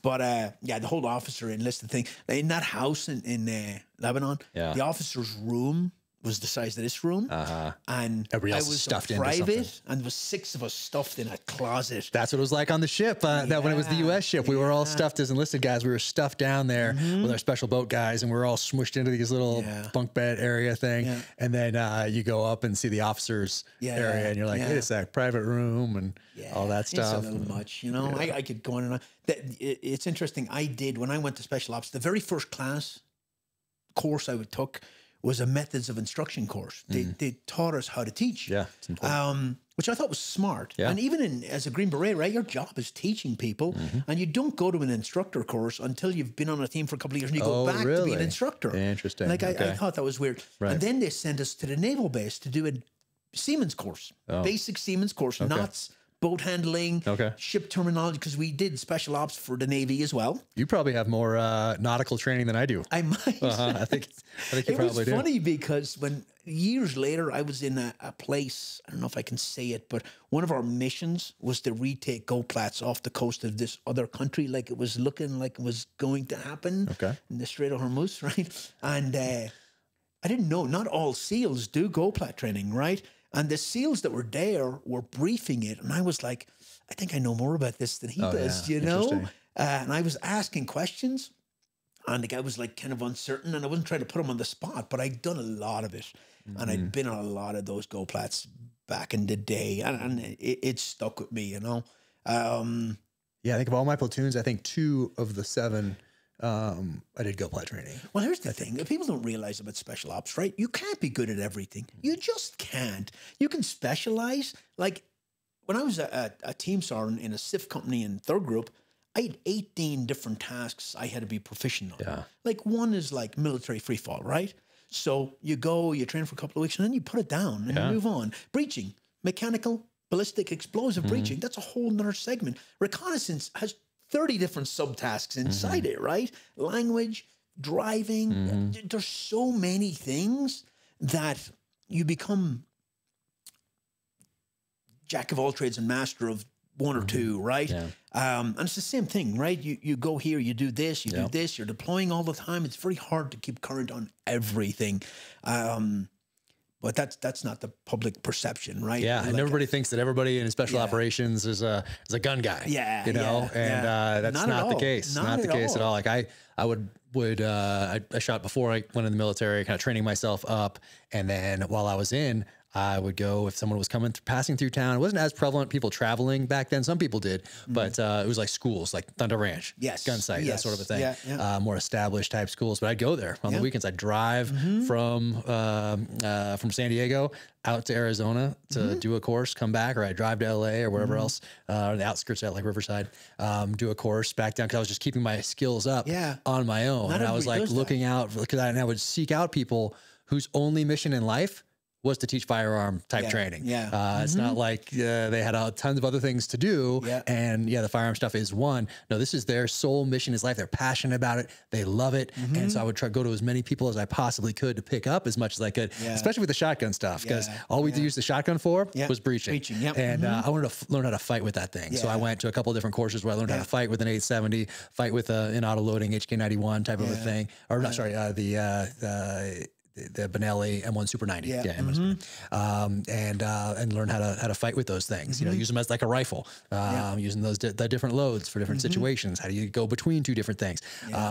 So I'd seek that stuff out. But a lot of military people, you're right, they're not. They go to a little bit of training. Maybe they shoot in boot camp. Maybe they go to infantry. Okay, they're going to get good with like one weapon, maybe two. But they're not going to be able to use a bunch of different types. You know where I learned to drive off-road? I learned in Afghanistan. I'd never driven off-road until I was in Afghanistan, and I'm driving a freaking the Hilux? Humvee, the Humvee, okay, up across a mountain and through riverbeds and trying to pick a track and all that, you know? And it's not like a Humvee. For those listening, if you just like to jump into a Humvee, there's some different things to it as far as that. What was it called? Gear throttle module. What was that thing called? The modulation. All that stuff. It's been a while. But and then fighting with vehicles. You know, when you think of, if you sit down and you think about it, it makes sense. But if you just like hop into one and you've never done it before and really haven't thought about it, then it's you probably need to put some thought into how you're going to maneuver these vehicles, how you're going to fight with these things. It's a whole, because when the gunfight starts, you don't rise to the occasion. You fall to your level of training. Exactly. And that is so true in everything. So yeah, I learned as I went. Woo. I can't believe you had that guy on your podcast, man. Yeah, that's cool. Toby Harnden. So right here, so we took a little, grabbed this book, took a little break. But yeah, Bandit Country right here. And there's a photo in here we talked about with that sniper at work. And who was the guy that we just looked at? So this says, sniper at work. Yeah, right here. Propaganda, man. Amazing. I think propaganda is underappreciated. That's your hometown.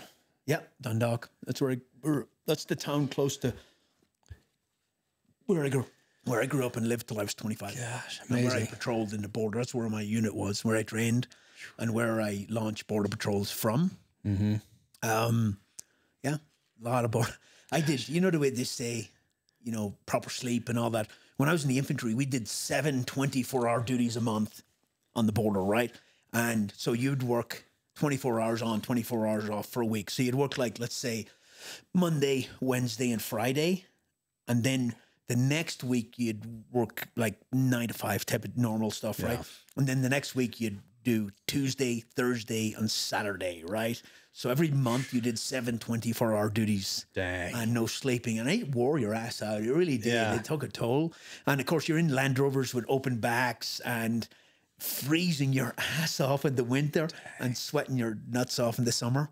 And, you know, we were talking about officers. I was on the border one time, and there was cadets there from like our version of West Point, let's say. And they come up to the border during the part of their training to do border patrols. And one of them was in the back of the Land Rover with me. And it's going to be hard to explain this to people who can't see. But let's say the driver's here and the driver would be on that side. The NCO would be here. And then there's 2 privates in the back. And we have our weapons like this. And the open back of the Land Rover's like this, right? Well, the British Army were doing a big operation out on this side of the border. And it's only like 300 meters away. They were doing a big helicopter and all that. And the cadet that was facing me was straining out the back of the Land Rover to try to see what was going on. And I looked at the driver and he looked in the mirror, and we were crawling along the road very, very slowly. And I looked at the driver and I knew what he was going to do. And he just gunned it.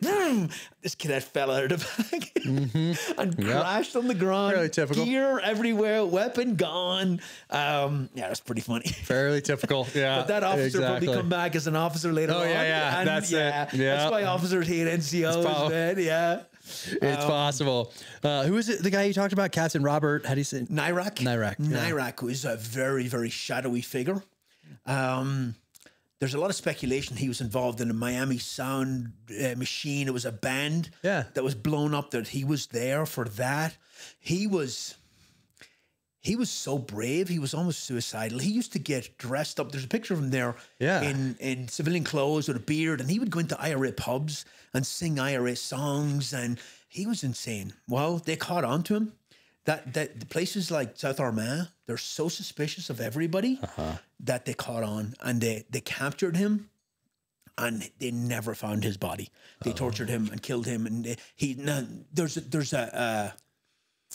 was an organization kind of started to find what they called the disappeared of Northern Ireland. All the people who were murdered or killed, and their body was never found. And they found a lot of those people through intelligence. And through, but in Iraq, they never found his body. No kidding. Yeah.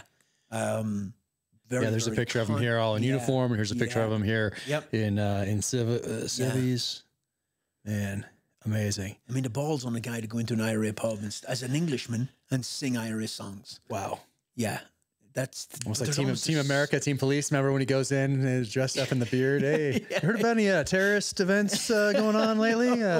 Some people are good at that, and some people aren't. You know. Yeah. You know, in SF, I don't know like SEALs, but in SF, you kind of take your career one of two ways. You kind of take it, you know, sniper, assaulter, kick doors in, blow charges, all that kind of thing, or you go kind of intel and run sources and all that. I went this way. I wouldn't have been suited, I don't think, the other way. But it's very hard to do both, right? It's very hard. Once you start going down that road, it's very hard to come back. I would rather go this road, but some guys are just good at it. And, we started doing that more after September 11th, and I didn't go down that path either. But a lot of report writing, I think, for those guys. But interesting stuff for sure. Absolutely. And some of the courses that are run in Bragg, they have ex-British guys from Northern Ireland. Oh, nice. Teaching there, like not technical, but physical surveillance and stuff like that. Anyway, because we get a little dependent on technology. We really do in a lot of different ways. Not just don't realize, not just the nods and the lasers, but also on the surveillance side of the house and tracking. Those old school skills, man. People don't realize to follow a car physically, you need like 6 cars or something like that, a minimum. Or you'll be burned. I did the driving courses. Those are the most fun. And I never got to do the O'Neill racing course. I really want to do that. I'm going to do that soon over the next couple of years. Yeah. But I did the BSR. I did BSR, and as part of that, we did some vehicle surveillance, multiple vehicles, doing all that stuff, and that was really cool. Yeah, and it's a skill set. Yeah. I did a little bit of that. I did a little bit of tracking and tagging cars and tracking them in real time, which makes it so much easier. But again, it's technology that fails. There's a balance, and we can talk about that later when we get into the Force Mod stuff. The Force Mod job, the last 5 years of my life in the Army, I ran Force Modernization for Special Forces. That must be really interesting. Yeah, it really was. And I had a big influence in SOCOM, and because Special Forces is such a big piece of SOCOM that we bullied a lot of other people, right? Because well, there's just more Army people in positions. And it's also like, you know, if we have a program, we're buying that mug, and we're paying $10 a mug for all of SOCOM. Well, if SF pull out, well, now you're paying $20 a mug because the numbers, SEALs are small, Rangers are small, MARSOC is tiny. You know what I mean? SF Command's a massive organization, so we were able to bully people a little bit. I tried to find a softer word than bully. Yeah, no. Well, before you were doing that, though, where did the so you dabbled with possibly going to the French Foreign Legion? How did you know about the French Foreign Legion? Was it through popular culture, like movies and magazines and books? I knew somebody who was there. Okay. And not the first time. The second, when I was in Somalia, there was a guy who had spent 2 years in the French Foreign Legion. And you were in Somalia with who? Well, let me just keep going because I'll jump back and forward. Yeah. It's hard for people to track. So when I was getting near, so I enlisted in the Army in Ireland, did 3 years, re-enlisted 3 more years, and then re-enlisted to do 3 more years. But after 1 year, I got out. And you can apply for what's called discharge by purchase. At least you could then. And so if you're in your contracted 3 years, you could say I want out, and they'll bill how much it costs to train you. And they'll bill you for it. Now, the only things that are really billable are courses that are good on the outside. Like if you did a chef's course or something like that, rappelling down buildings and shooting people, nobody cared, right? So I paid like $1,500. But the reason I got out, so that's at year 7 then? So you did 3, and then... Okay. 7 years, yeah. I started 7 years, I guess. And at that time I was like 25, and that's a pivotal, that's a kind of very, very, had I stayed, I probably would have still be there, right? So, and it wasn't planned. People were like, oh, how did you go from special ops in the Irish Army to special ops in the American Army? Well, there was a freaking 10-year gap there. Then some of it was horrible. And I spent 6 years in the infantry in the American Army. Because I wasn't a citizen, I spent almost a year in Somalia as a contractor. I drove a cab, I worked construction, I did all kinds of crap jobs. But what was your plan when you got out? What, that seventh year? So me and another guy who was a senior member in the unit, we started a survival company, believe it or not, right? In Ireland. FieldCraft Survival, right? I wouldn't call that, but in Ireland. And all it was taking people out once or twice a month, rock climbing, you know, doing rappelling, doing land navigation, doing survival training, little group here, little group there. And it was kind of it was a hobby because I like to teach, and it was a way to supplement your income because we weren't paid that well. Well, the unit commander got wind of it, and he told us we have to stop it or get out of the unit. Now, he had no right to do that. We weren't mentioning that we were in...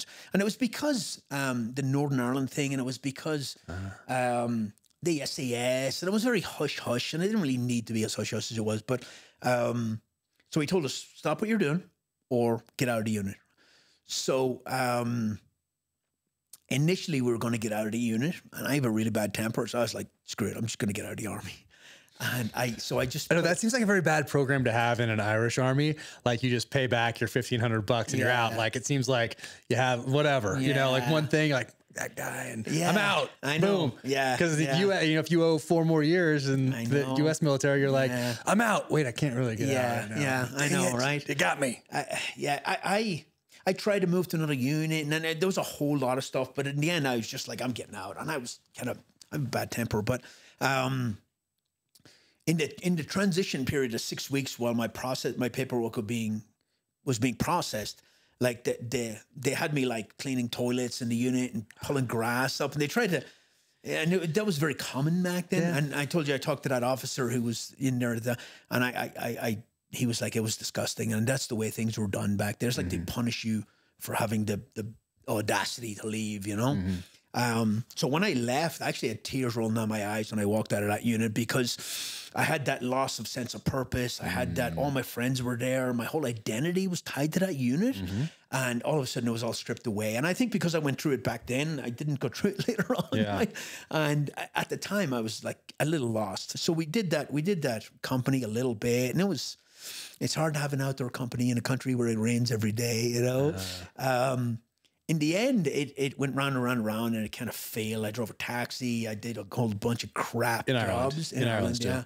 And eventually I was just like, I can't do this anymore. I need to go. And I wanted to go freaking find myself almost, right? So I sold my car. I got the money for that. I grabbed the backpack and I bought a Eurail pass to go around Europe. And I just backpacked around Europe for like 6 weeks. Was this mid-90s? This was 92. Okay. Yeah. So I just bounced around Europe, and that's where I met my wife. Actually, my wife is from Sweden, and that's where I met. So it's like these little pivotal points in your life that change your trajectory and take you in a whole different direction, right? So I bounced around Europe. I went to Normandy. I went to freaking Bastogne. I went to all these medieval castles and all that. And it was cool because you buy one ticket and you can go on any train you want. And if you don't want to pay for a hotel because you have no money, you just go to the train station and go, okay, this train goes to Berlin tonight and back in the morning. I'll just stay on the train all night and sleep, right? And it was really cool, and it was really liberating. But eventually I had to come home, and all my problems were still there, and I just put them on hold. So I came back, and a lot of my family had immigrated to America. Okay. They'd gotten green cards through a lottery system. The Irish-American politicians started this Donnelly lottery, and you just applied for it, and they drew names out of a hat, and if you got it, you got a green card, and you go to America, right? Wow. But I had never applied because I had a great job. I had a great job in Ireland as well that was decently paid and that I loved. But all of a sudden, I didn't have that job anymore. And I didn't have a green card. So I ended up going to America on a holiday visa, which is 3 months. Okay. And then after that, you're an illegal immigrant, you know? And so I went to New York. I worked construction for my brother, and I overstayed my visa. So I was in America for about a year. I used to go rock climbing in New Paltz. It's upstate New York, near West Point. The Gunks, it's called. I used to go rock climbing every single weekend, and that was my adrenaline. It was like a junkie. If I didn't get that, like some weekends we'd have to work, and I wouldn't get that adrenaline, and I'd be just depressed the whole next week. I'd be down in the dumps, and it was hard years. You know, they say. Somebody, I saw something recently where somebody was saying, you know, from 0 to 25 in your life is like it's all partying and fun, and you're a kid and you're at school, and you know you're drinking and you're partying, and maybe you go to college or you go in the army, whatever that, right? From 25 to 50 is the hard years, really. That's when you have a family. That's when you're strapped for cash. That's when you got to do all the hard work, and then hopefully when you're 50 and on, you get to, you know, feel the fruits of that labor, right? So at 25, I'm out of the army, and I'm like in America, illegal immigrant. Where were you living at the time? New York, the Bronx. No kidding. Yeah, I lived with my brother for a little bit, and then I got an apartment. And there's a whole substructure set up for illegal immigrants in those Irish neighborhoods, and it's the same in Hispanic neighborhoods and all that, where you can function quite effectively, even though you don't have a green card or you don't have a social security number. Everything's cash. Do you have a driver's license? I'm sorry, what? Do you have a driver's license? Yeah, there's ways to do it. Now, I don't know what they do now, but you could go to the Social Security Administration office and say, I am here for 6 months on vacation, but I want to buy a car and travel, so I need a driver's license, so I need a Social Security card. So they give you a Social Security card with a number, and it would say, not for work purposes, right? But then when you go to get a driver's license, you just give them the number. You don't give them the actual card. And then you get a driver's license. And with a driver's license, you can basically do anything you want. Wow. Right? Okay. And even like construction companies, like my brother has his own construction company, illegal immigrant. He was an illegal immigrant, had a construction company. And of course, all these guys are illegal, and they're all working off the books.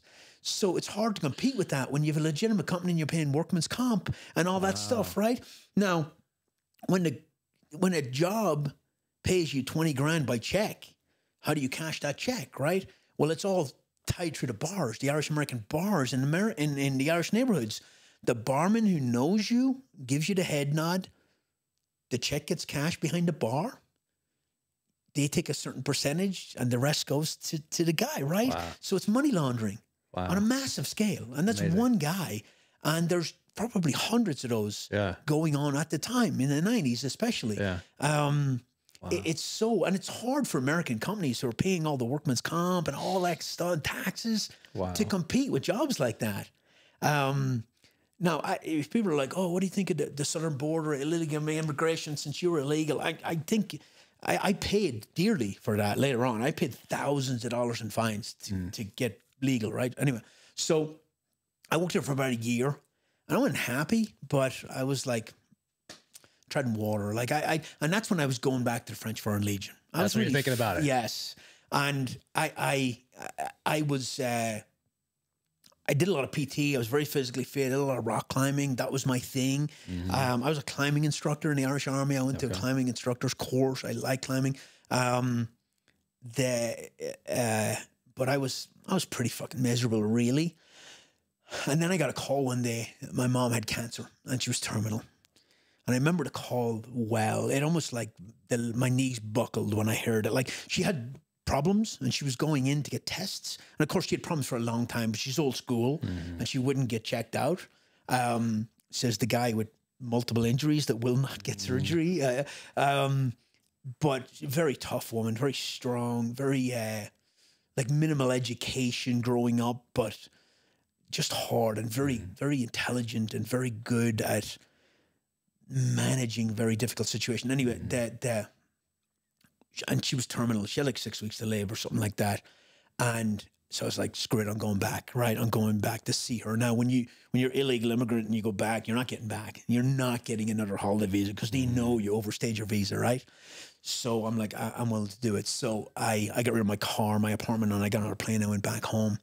And it turned out that when they did a biopsy and she was riddled with cancer, and it was ovarian cancer, which was very treatable with chemotherapy, but the doctor misdiagnosed it as bowel cancer and gave her 6 weeks to live. Well, after like 2 months passed and she hadn't passed away, my sister started asking about the test results of the biopsy. And the doctor got pissed, like that they were daring to question her. And she went in and looked and figured out it wasn't bowel cancer, it was ovarian cancer and it could be treated. So then they started chemotherapy, but we'd lost like 2 months, right? And it was just it was horrible, right? It was destroying her, and she was on morphine, and it was very difficult.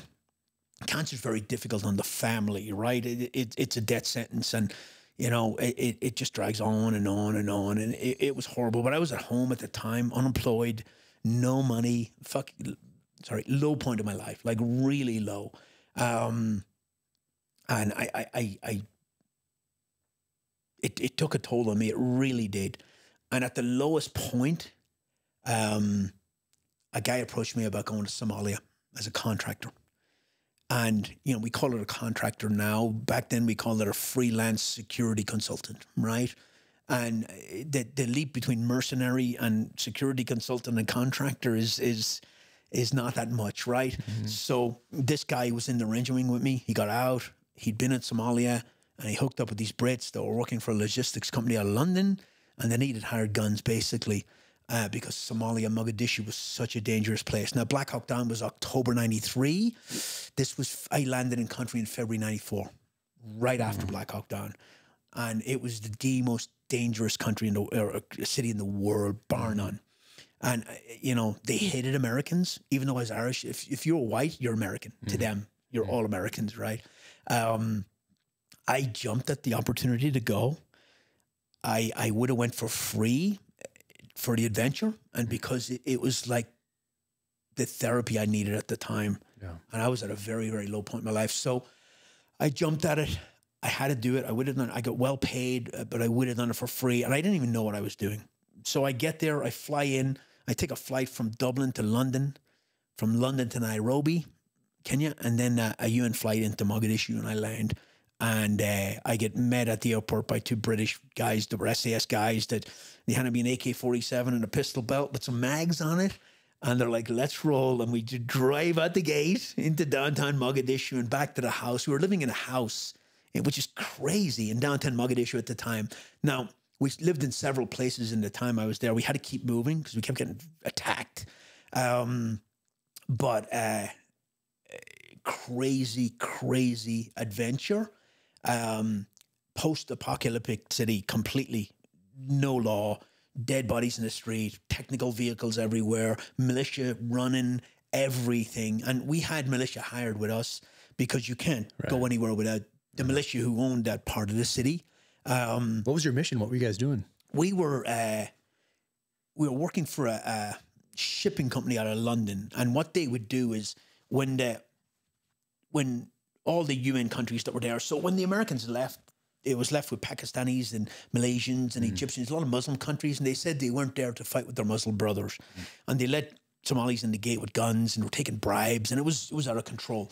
But when all those military units, to include the American military, if they want 100 trucks brought in to Mogadishu, they don't have shipping containers and all that kind of, so they put it out to bid for units or for companies to bid on. So our company, you had to be there to get that solicitation. You'd put in a bid, and then the lowest bidder basically got the contract. And then the ship would come in.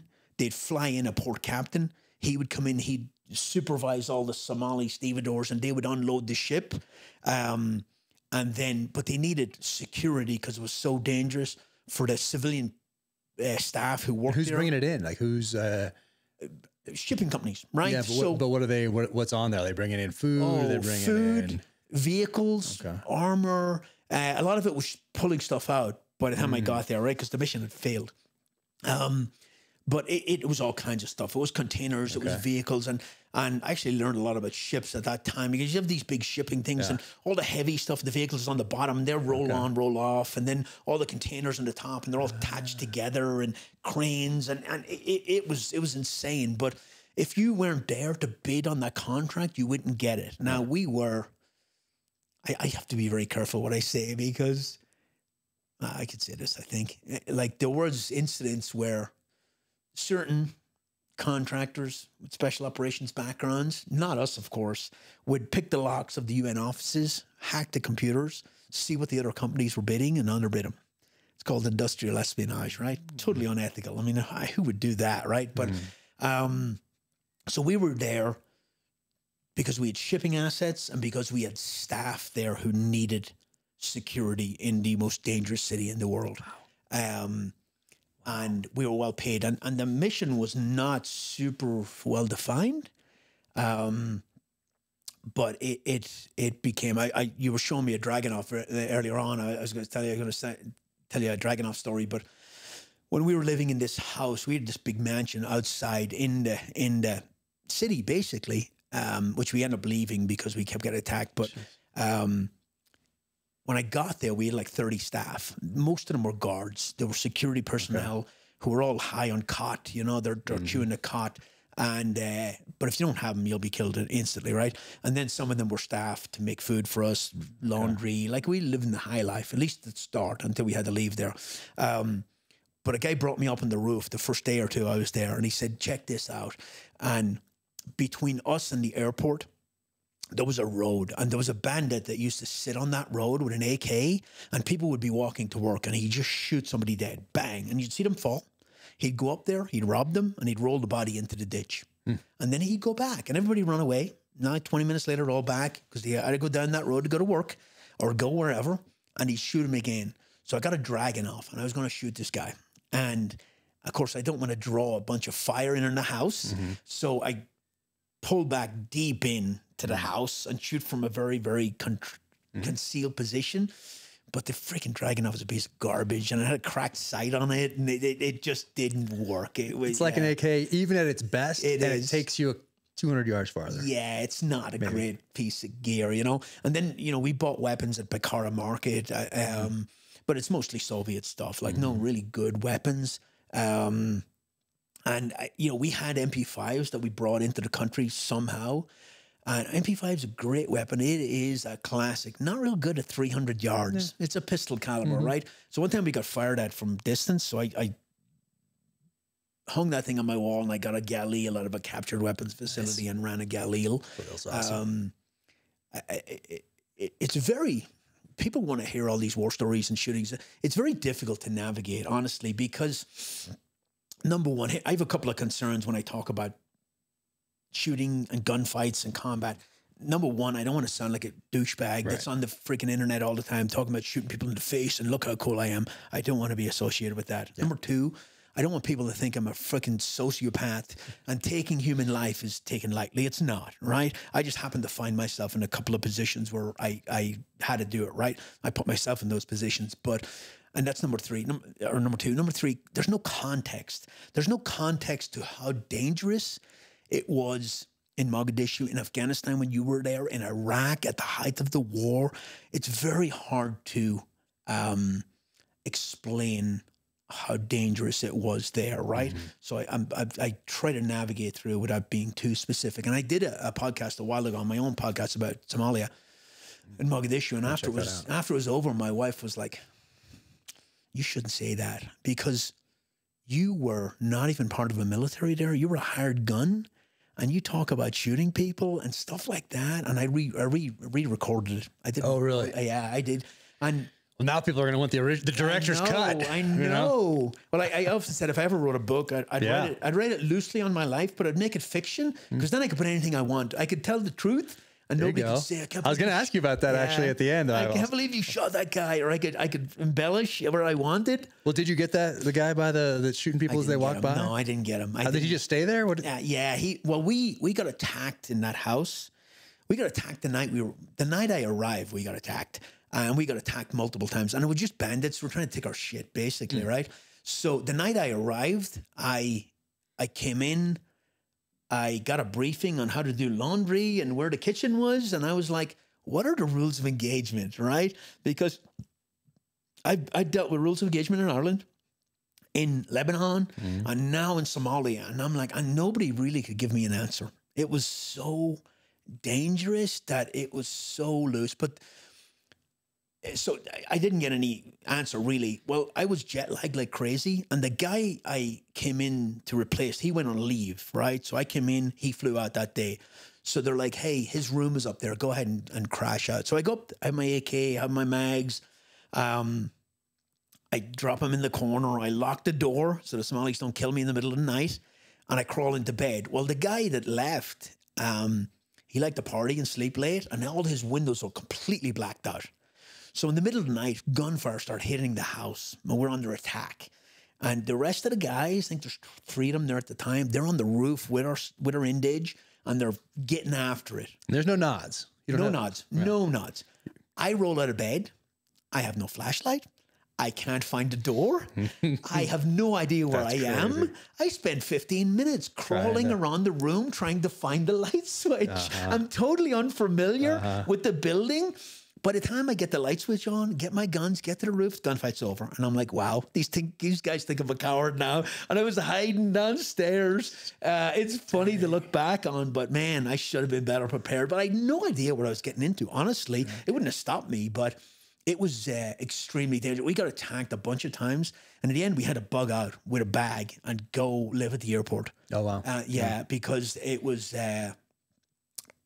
and then, like, if you drove through the city, through Mogadishu during the fighting, our Indige would drive the vehicle for us. What'd you guys have? You have Hiluxes and stuff like that? We had, Hiluxes. Yeah, we had a couple of Hiluxes and a Land Cruiser, I think. And but we had no armor in, and we had an armored Kevlar blanket.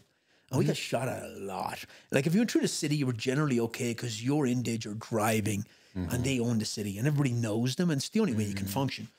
But if there's too much fighting in the city, and we had to go, so there was 3 main locations. There was the airport and the seaport, which are kind of connected by a connecting road. Then there's the American Embassy compound, which is a massive compound further down in the city. Okay.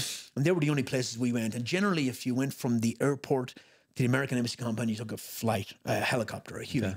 But the UN wouldn't let us on. They'd bump us all the time. Was it old school Huey or like a modern contracted Super Huey type thing? No, old school Huey, right? UN, but they wouldn't let us on because we're contractors. They'd bump us all the time.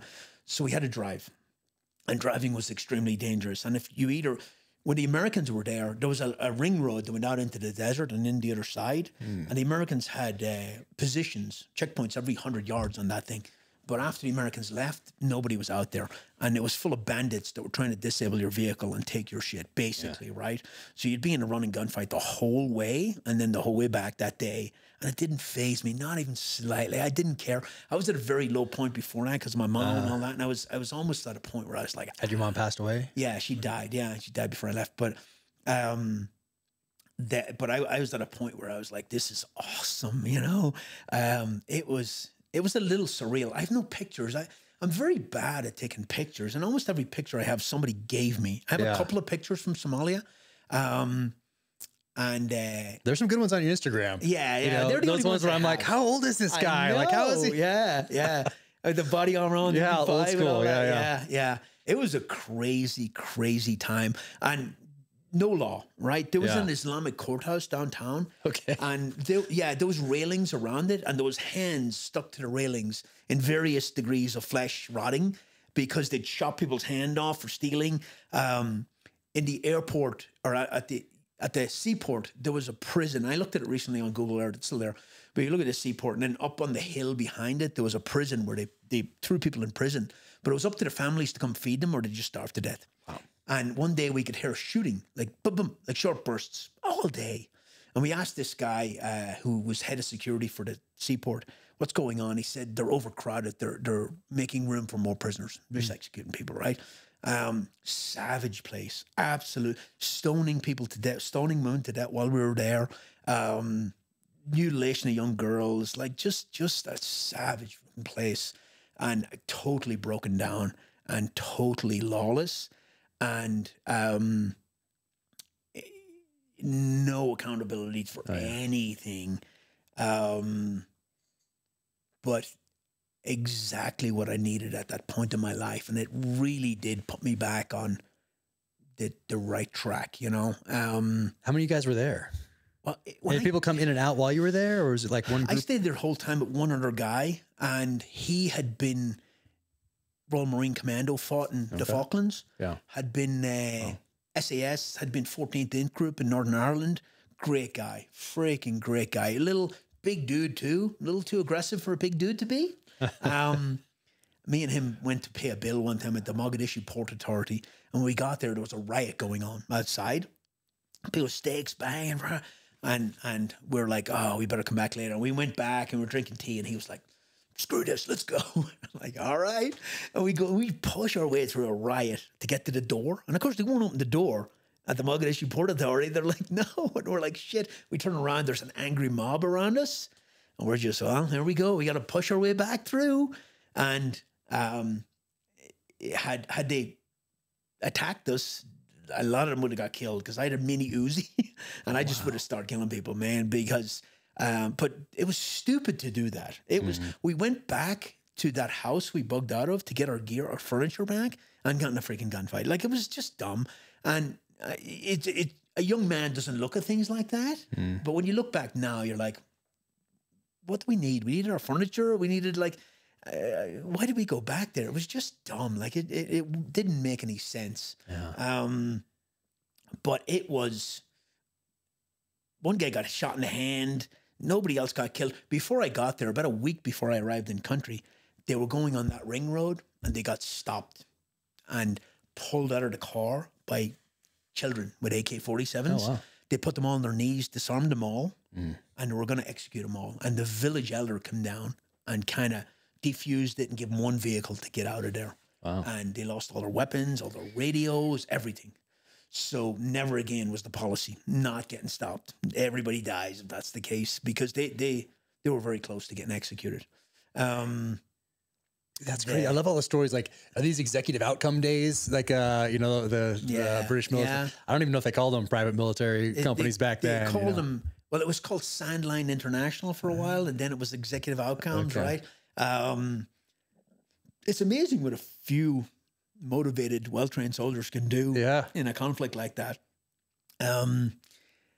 The Somalis the UN were pumping millions of dollars a day into Mogadishu by itself. And all they had to do was stop fighting, but they couldn't. They couldn't help themselves. It's so bad. Our house where we were in, our guards would be on the roof, and we'd lock the door at night because we wouldn't want coming in killing us. Because as soon as it becomes more profitable to kill you and take your shit, then you know, we paid them well, but they were part of this clan, right? The Somali National Alliance. The other clan would come up and shoot at that clan, and then our guards would open fire on them and draw fire on our house. And we'd yell at them and take their ammo off them and tell them we're going to fire them, and they'd be all apologetic. And then 2 nights later, they'd do the same thing again. They just couldn't help themselves. Strange country, strange culture. You're doing this for 6 months? I did it for like 8 months. 8 months. And Are you married at the time? No, I wasn't married at the time. It was, I actually left as the mission wound down. It was grinding to a halt, and the UN were like, "We're out. We can't do this anymore. We can't help these people." So when I came back to Ireland after that, I had gotten a green card through the lottery system. Oh wow! Okay, yes, because they applied. So you applied before you left. I don't even remember applying, but yes, I applied. Right. So, but I'd missed it. I'd missed the cutoff for my interview at the embassy in Dublin, and I was like, damn it. So I went up there and I told him I was doing humanitarian work in Africa. Hey. This is almost true. Yeah. That's close. Very fine line. So So they made me pay a bunch of fines because I'd overstayed my visa before. And thousands of dollars, but I had plenty of money coming out of Somalia. Okay. And they gave me a green card. And I was like, oh, hell yeah. So now I'm going back to America with about 40 grand in my pocket. And sky's the limit, right? So I get back. I think I worked construction a little bit just to try to figure out what I'm going to do. Back in New York? Yeah, back in New York. And then I worked for... Was this like 95 or what? Yeah, about 95. Worked for a moving company a little bit because I just didn't like construction. I didn't like painting. My wife came over, you know. We were married at the time, but we got married shortly after. So now I'm married. And then a buddy of ours he was working with us in New York, and he had moved to San Francisco and got a job in San Francisco. And San Francisco was liberal, but it wasn't the cesspool it is now. But he was like, come out here. It's really nice. California's really nice, which it is. And we're like, screw it. So we just jumped I had a Jeep Cherokee, and we just drove out to California, and I started working there. But I tell you, after you've done the kinds of things I'd done to that point, very hard to paint walls and paint, trim and get excited about it, you know. So I was making good money. They actually put me in charge of jobs because, you know, I really didn't know what I was doing. I had leadership ability and I could make people get the job done.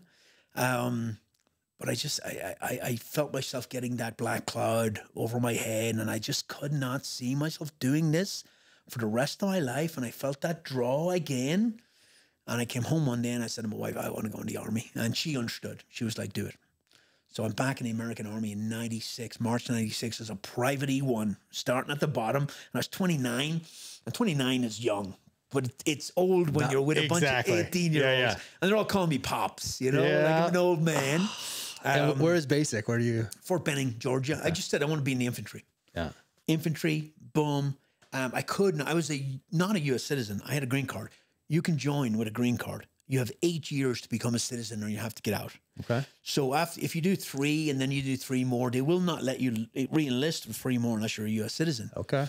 So I went in. I went to basic. I told myself I'm just going to keep my head down, keep a low profile. That didn't happen. As soon as I ran my mouth, they're like, "Where are you from?" Exactly. Blah blah blah. And then they saw I was older and I was more mature, and I kind of knew what I was doing, so they put me in charge. I mean, you're probably older than a couple, maybe drill sergeants. The drill sergeants. I damn sure had more combat time than the drill sergeants, especially at that point. Yeah.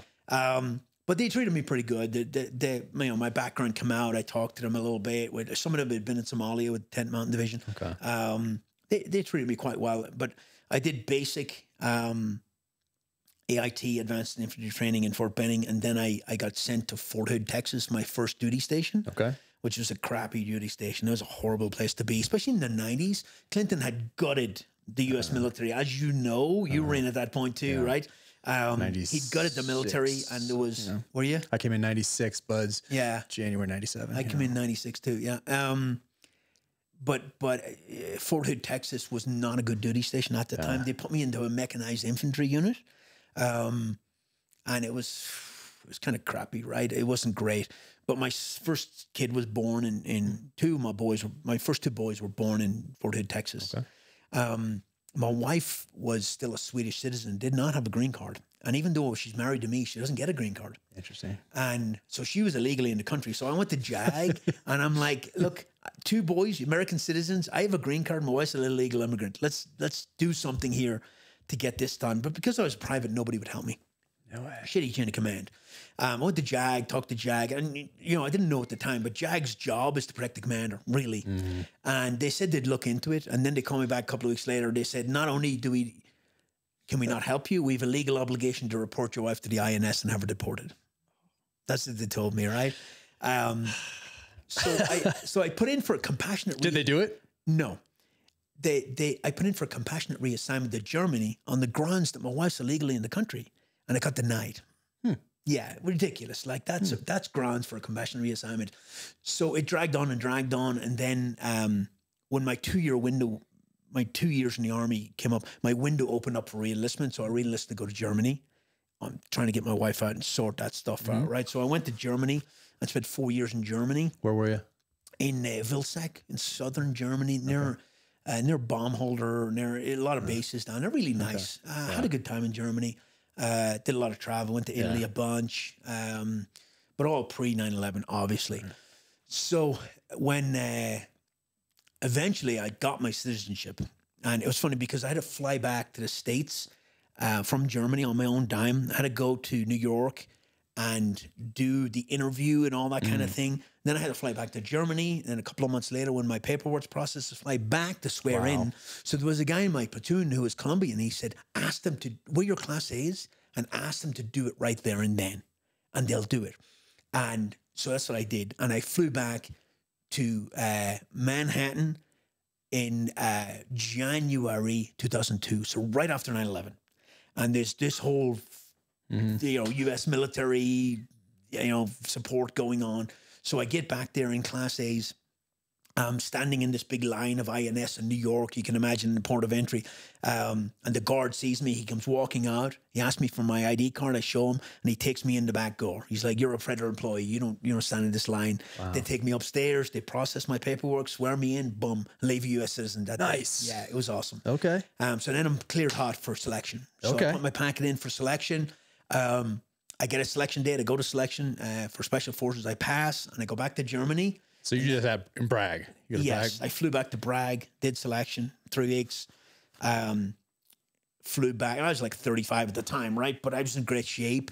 And that's actually, I think you're in better shape in your 30s than you're in your 20s personally. But flew back, did selection, flew back to Germany. and waiting for a Q course date. So I get a Q course date to come back to the whole qualification course was like a year long. I have to go to airborne school first, get my airborne school date. I got... So that's a requirement? You have to go to... Yes. Yeah, you go to airborne school first. My daughter's born in Germany at the time, right? And so now I have 3 kids. We get...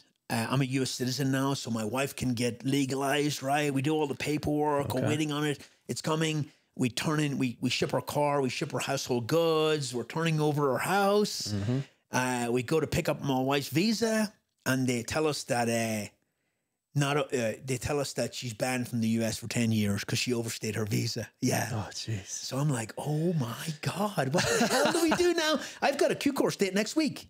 And your stuff's gone. My stuff's gone, right? So the battalion commander of that unit was really cool, and he got her a car through the family readiness group. They extended her the apartment we had. They got her some furniture. They took care of it. I had to go. I went to airborne school, went to the Q course. 4 months later, I wrote to congressman, and I did a lot of stomping. And 4 months later, she got a waiver. And she could come back. And did all the writing congressman and all that stuff that help, or what was that route? No, it absolutely did. Yeah. So she could come over for the Q. While I was in Germany, I went to Kosovo for 9 months. Oh, geez. Yeah. I went to Kuwait for 4 months. Oh, wow. And then I went to Kosovo for 9 months. And we rolled into Kosovo right after you remember that whole bombing thing? We bombed the crap out of them, and the Serbs eventually pulled out. And they sent a unit in there, and they were in there for about 3 months, I think, and then we rolled in. Okay. And we spent 9 months in Kosovo. What was your mission over there? And we were in a Serb village, and we were basically, because like the Serbs did horrible things to the Albanian population in Kosovo, but when the Serb military pulled out, some Serbs stayed there, and there was Serb villages, but they were surrounded by Albanian villages, and the Albanians wanted them out. So every time they stepped out of the protection of the village they were in, they were getting murdered, and they'd go hunting to get murdered. Their car would get stopped on the road, they'd get taken out and shot in the back of the head, and we were there to try to protect the Serbs and keep the Serbs and Albanians from killing each other. Didn't really work, but that's what we did. We lived in we had a platoon, and I was in E6, I was staff sergeant at the time, and a squad leader, and we lived in a village in Kosovo, and we did a lot of patrols and checkpoints and all that kind of thing. My platoon leader in Germany and in Kosovo was a guy called Nate Self. He left, and he was a rock star. He was a West Point officer, and he was really squared away. Well, when he left our infantry unit, he went to Ranger Regiment. He was handpicked to go to Ranger Regiment. At the start of GWAT in Tora Bora, when was it Neil Roberts fell out of the helicopter? When he fell out of the helicopter, Nate Self was the platoon leader with Ranger Regiment that came into Chinook in Takagor and landed and got shot to pieces, lost 4 of his guys on the ramp, and called in a drone strike on the first drone strike ever from a Predator drone in Afghanistan. That was Nate Self, war hero, like Silver Star, West Point officer, groomed, that would have been a general, but went back to Ranger Regiment. PTSD destroyed his life because he was one of the first to get it from Vietnam, because that mission was so early on. There was no mechanism to deal with it, and it tore him apart. He wrote a book called Two Wars explaining the whole thing. Okay. Which, if you don't understand PTSD, it's a good book to read, because I will tell you, this guy was a warrior, and he was probably the best officer I've ever served with, and it tore him apart. He suicidal, like he recovered in the end, but rock solid guy. So I spent 9 months in Kosovo, spent 4 months in Kuwait, 9 months in Kosovo, came back, then came back to the Q course and went through the Q course. And because I had all the leadership stuff done, and I was already staff sergeant, I went start to finish on the Q course in a year, which is unheard of now. SUT, small unit tactics, like 6 weeks. Then the MOS phase, I was an 18 Bravo, a weapons sergeant. That was like 4 months. I was going to guess. Yeah. Then it was SEER school. Okay. And then it was language. No, I'm sorry. Then it was language school. What'd you get? French. French, Africa, right? And I did French in high school. I was actually pretty good at it. And I came out with a 2+2+. I was almost fluent, like right there. Then I never spoke it again for the rest of my career. I had a similar situation happen. We were going to Africa at the time, and then I just went to Iraq and Afghanistan. Yeah, that's a very similar thing happened to me. I did French at DLI, and I graduated with a little above whatever they wanted you. I forget what the school was. But then when I did, because they thought I was going to do some operations in Northern Africa, West Africa, and I ended up going to West Africa, but I had to interpret the entire time. So I was all excited to use my French, and then I had to interpret the entire time that I'd used. We get lazy. And, the big seller for Special Forces, for Green Berets especially, is the whole language capability. Honestly, 7th Group, very good. A lot of them are Hispanic guys. They all speak Spanish. They grew up speaking Spanish. They can do it at that level.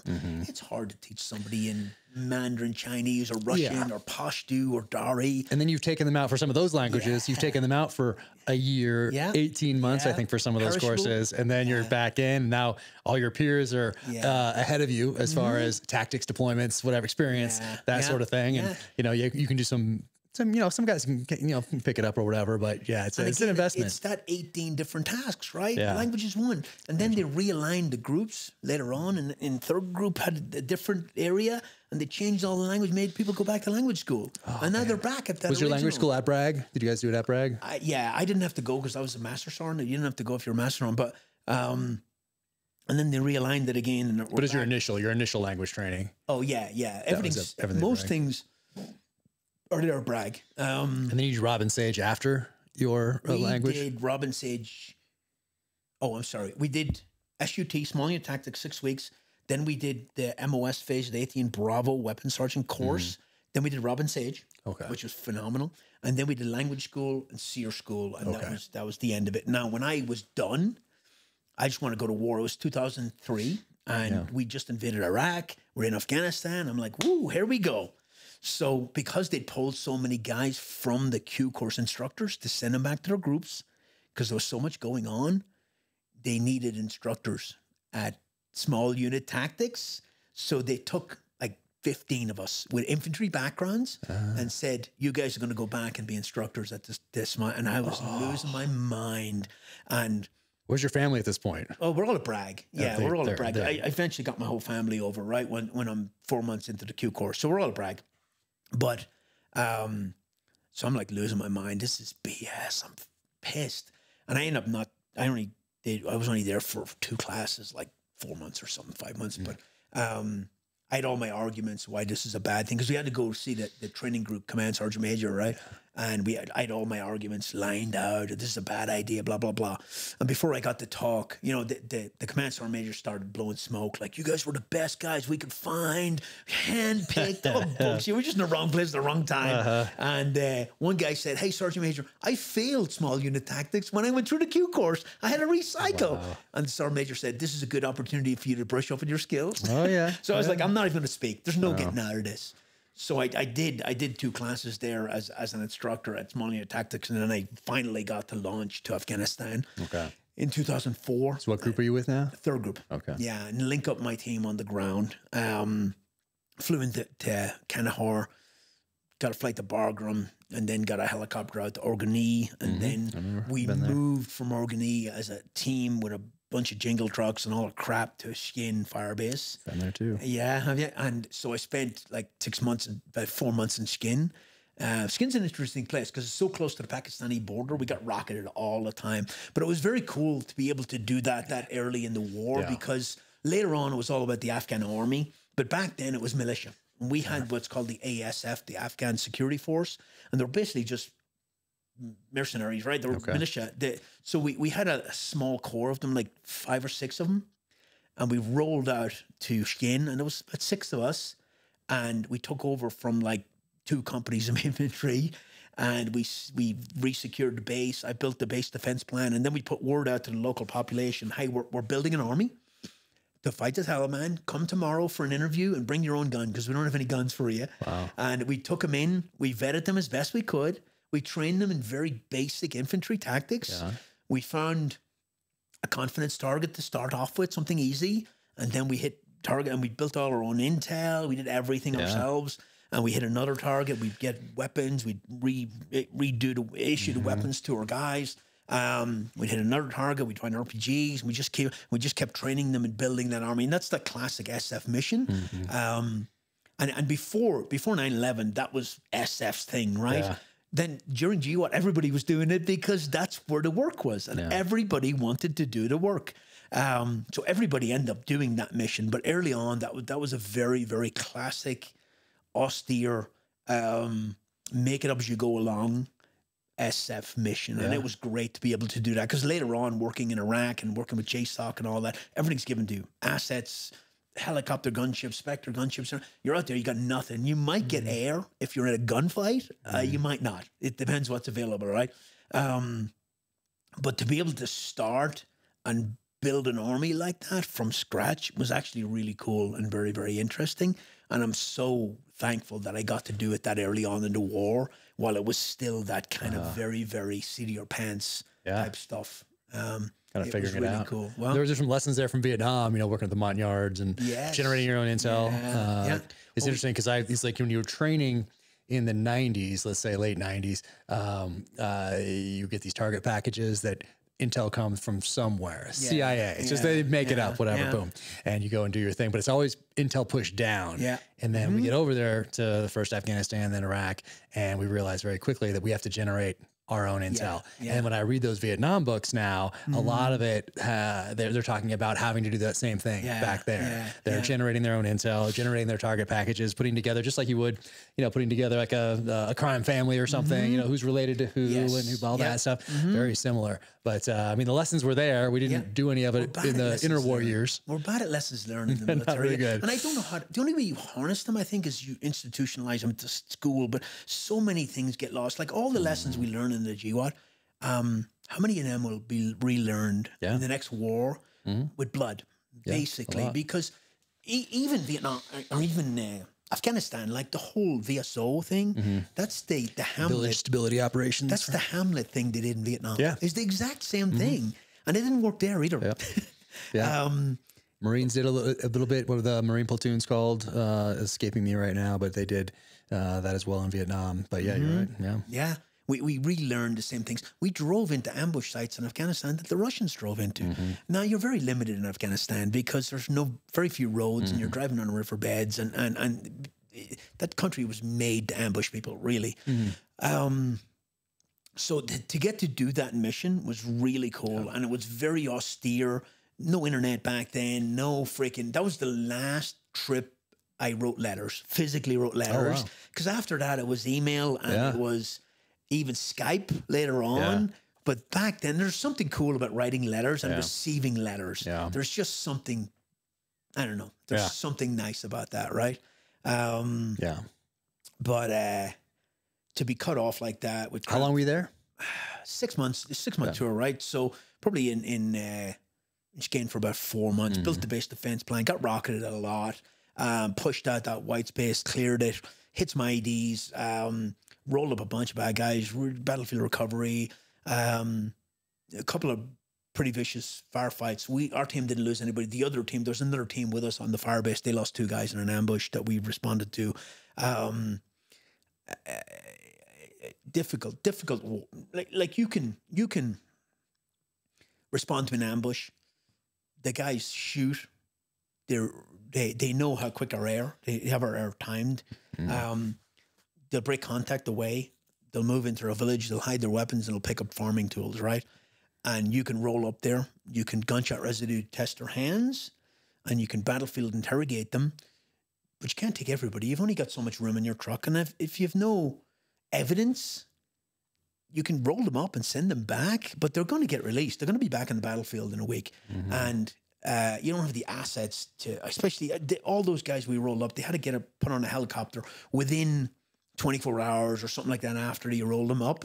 So it's kind of difficult to move forward from that when they know how to play that game. And you're not a cop, you're a soldier. And it's this whole argument between limited war and total war. Limited war makes it drag on for decades and decades. Total war maybe shuts it down quickly, or maybe it just turns the population against you. It's a very difficult fight. And like we talked about earlier. So I was really happy to get to do that early on in the war. Came back from that trip, quick turnaround. We were supposed to go to Chad to do a JSET, like a training mission in Chad, but that got nixed and we got sent to Iraq because we were ramping up in Iraq. And we went to Mosul. Hey, there we go. We might have crossed paths. We're probably in the same chow hall a couple times. Probably, yeah. They had that new chow hall because the other guy got blown up, right? Blown up, yeah. Was S-Fest? Was that a guy the S-Fest walked in? Or did it get rocketed? I forget. Which one? The nice chow hall in Mosul. It got the suicide bomber. Yeah, suicide guy. Yeah. We tried to take a Rindage in there in the nuke, and they lost their mind, man. They were so paranoid. I bet. About S-Fest, right? So Mosul. That was a nice chow hall they built up there. It was. That was probably the nicest really one. Nice, yeah. The agency one was nice because it was small when I did the agency job. But as far as like big army chow halls, that thing was pretty legit. But people think, and that's kind of where it transitioned for me, right? People think that you're living this hard life in Iraq, and you really weren't. The food was amazing. That one for sure. We were in Baghdad in 2006, and I'll jump to this because I have terrible memory and I'll forget. But we were in Baghdad, and these kids who were on strikers, They were 12-hour shifts out, driving around, getting blown up. They took the brunt of the war. What they did was so much harder than what we did, I think. For sure. And they came into the chow hall one day, and they're all covered in dust, and they're trying to get some food. And there was a cook there, a female cook, and she freaking kicked them out of the chow hall because they were dirty. And there was a guy in my team who went over and just crushed her. He said, "How dare you, you know? Those kids are out fighting this war and you're hiding in here. Who do you think?" He just crushed her. And he was right. They're the kids doing the brunt of the fighting. And they were on long deployments, a year, 18 months sometimes when the surge hit. And it brutal, right? But I spent 9 months in Iraq, in Mosul, building up the Iraqi army again that we'd torn apart, right? Again, lessons learned. We had a battalion. Our company had a battalion, and we would take in a company at a time. We'd train and equip them, and we'd train them for a week or two, and they were all former soldiers, right? And then we'd go hit targets with them, and then Alpha Company's done, let's do Bravo Company, and then let's do Charlie Company, right? And then the American military the American government was still paying, the American taxpayer were still paying the wages of all the soldiers, right? And again, corruption is part of the culture there. Corruption is a very, very Middle Eastern thing, but you would take Alpha Company in, and there'd be 100 guys, and you'd train them all, blah, blah, blah, blah, blah. And then they'd go do great things, and you take Bravo Company in, and you'd be like, you're the same guy, and you're the same guy, and you're the same guy. They inflated their numbers so much because the American government were paying them that it was all the same guys.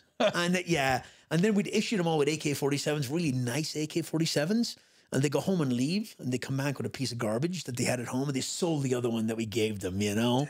This was the problem. Where were those nice ones coming from? I don't know. They showed up on trucks. Got it. There's whole programs, and I know this through Force Mod, and I can't say too much, but there's whole programs for that type of stuff.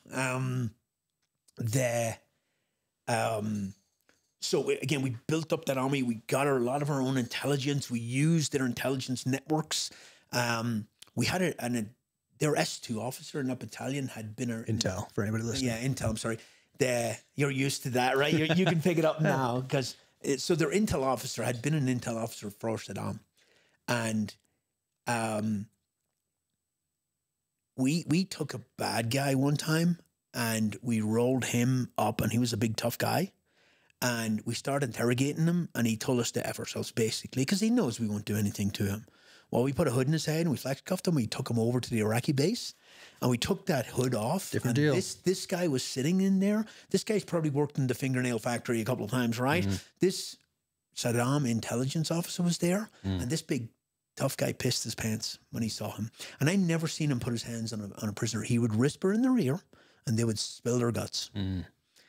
Sheer intimidation, man. This guy, different deal. And they knew who he was. We can talk about the pros and cons of rolling into Iraq. Probably not a great, in hindsight, effort. But I tell you, the biggest success story that Army Special Forces took out of the GWAT was the Iraqi counter-terrorist force. The Iraqi counter-terrorist force are really good, and not just good by Middle Eastern standards. They're freaking squared away, and they were taken by, not by me. They were selected and pulled out of Iraq and brought to Jordan for months by 5th Group and 3rd Group, and trained and selected and well-trained and well-equipped. And brought back in. And to this day, them boys are pipe hitting. And when ISIS invaded Iraq, they were the ones who stood and fought. Otherwise, ISIS would have took all of Iraq. They lost big numbers, but those guys, and when you work with them, I don't know if you ever had any dealings. Yeah, some touch points with them, You did, yeah. They're like Americans, man. They're freaking, a lot of them spoke English. If you saw them with a bunch of SF guys, it'd be hard to tell them apart, right? But you're talking about, I used to laugh when young, SEALs or Green Berets come in and think they're going to show these boys how to do work. These boys have hundreds and hundreds of combat ops, like really do. Very squared away force. And to this day, ISAF is doing great things in Iraq, and just solid guys. I worked the ERU too with the Iraqi. I talked that was the next deployment, but 9 months in Mosul with the regular army. And when we rolled out there, like later on working with JSOC, it was all night vision goggles, helicopters going out at night. But when you look at the regular army or you look at Afghans, you can't wear your nods because they don't have any. So it's all white lights at night, and you just go with it. Or daytime ops. We did a lot of daytime ops in 05, and it is what it is. Is that what you meant, Mike Glover? Where'd you meet him along the line? So when I had to go back and be an instructor at SUT, Mike was a student. So I remember him vaguely. But so you taught him everything he knows? Not well, yeah, pretty much. But I didn't teach him everything I know. Yeah. That's the key. But no, when between the 05 and the 06 trip, I got to go to Sephardic, which is our CQB hostage rescue school, 9 weeks of breaching doors and rappelling out of stripping out of helicopters. And it's all the stuff you join the army to do, right? It's the coolest school ever. And Mike was on that school with me. Nice. And the SIF companies in group, each one of the 5 active duty group has a SIF company, which they're gone now, but they were part of JSOC. Are they gone or they just call them something different? Yeah, they call them something different, but I think for those listening, it's the Commanders in Extremis Force, a SF unit that focuses a lot on close quarter combat. Is that a good way to put it? The way it was set up was they were supposed to be forward deployed, right? So 7th Group SIF company was in Panama. 10th Group SIF company was in Germany, right? They're supposed to be forward deployed. So if something happened in Germany, they would respond. They would get an assault force together. They'd put their snipes in place. And if hostages started getting killed, they would go in. In the meantime, freaking Delta is on the way, right? Or SEAL Team 6 is on the way, and they take over the scene.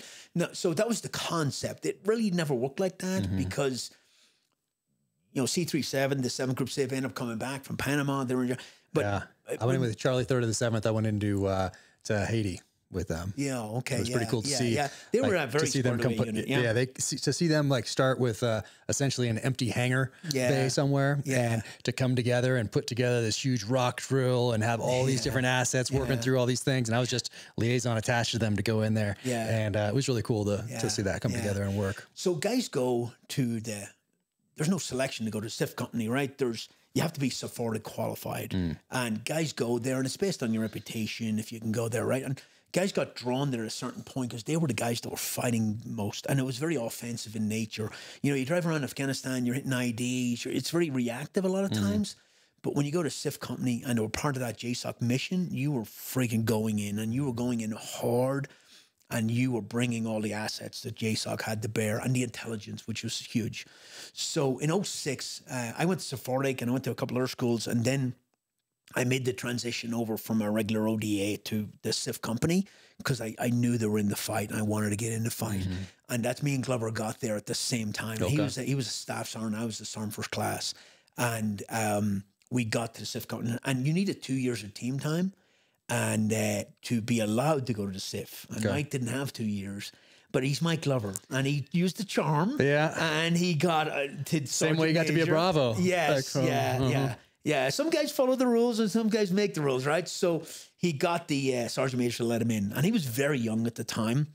And the SIF guys are generally older, more experienced guys, right? So we went to different teams. He went to an assault team, and I went to a sniper team. Okay. And the snipes are also assaulters, but they're all sniper qualified. And I wasn't sniper qualified there at the time. I'd been sniper qualified in the Irish Army. I knew what I was doing, but I went to sniper school later. But I went to the snipes, and we deployed to Iraq in 06 to go to the ICTF. And we were with the ICTF for a couple of weeks, and then they pulled 6 of us out and sent us down to the emergency response unit of the Baghdad police, and they were a SWAT team, and they were struggling. Now, they had SEALs with them, working with them. That's probably why they were struggling.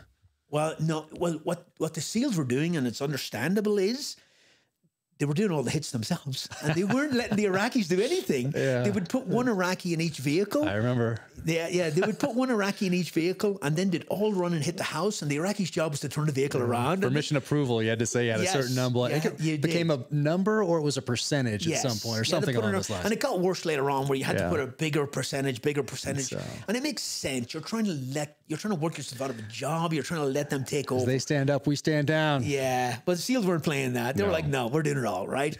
So they stuck us down there, and they were like, look, we need to get these guys better. They suck. They were not the Iraqi counter-terrorist force. They were not anywhere near that. We were told they were the equivalent of the FBI HRT team, and they were not. ROTC HRT team, maybe. So we went down there and we started training them. And that's where me and Mike really started working together. Because he was on an assault team, but we came to the same team for that mission. And we would we train and hit targets all the time and train and hit targets. And we got them night vision goggles, like not great ones, but night vision, got them lasers for their trucks. We got them gunning. They had armored Land Rovers with no chicken plates. We had turrets built. We had armor built around the turret for their Land Rovers. We started teaching them how to breach. We teach them CQB. We were planning was a big one. Oh yeah. And we started building them and building them and building them to a point where we could step away. And the war was getting worse and worse at that point, if you remember.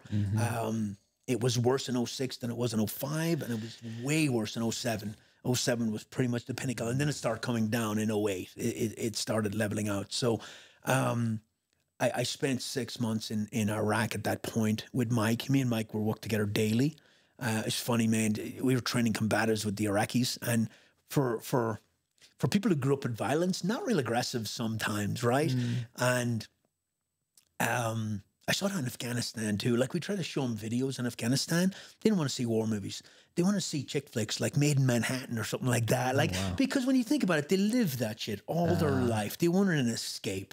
And they didn't want to watch Black Hawk Down or something like that. They wanted to watch something that's not their everyday life. But we were teaching them combatives one time. And I was a combatives instructor. And me and Mike were doing a lot of the training.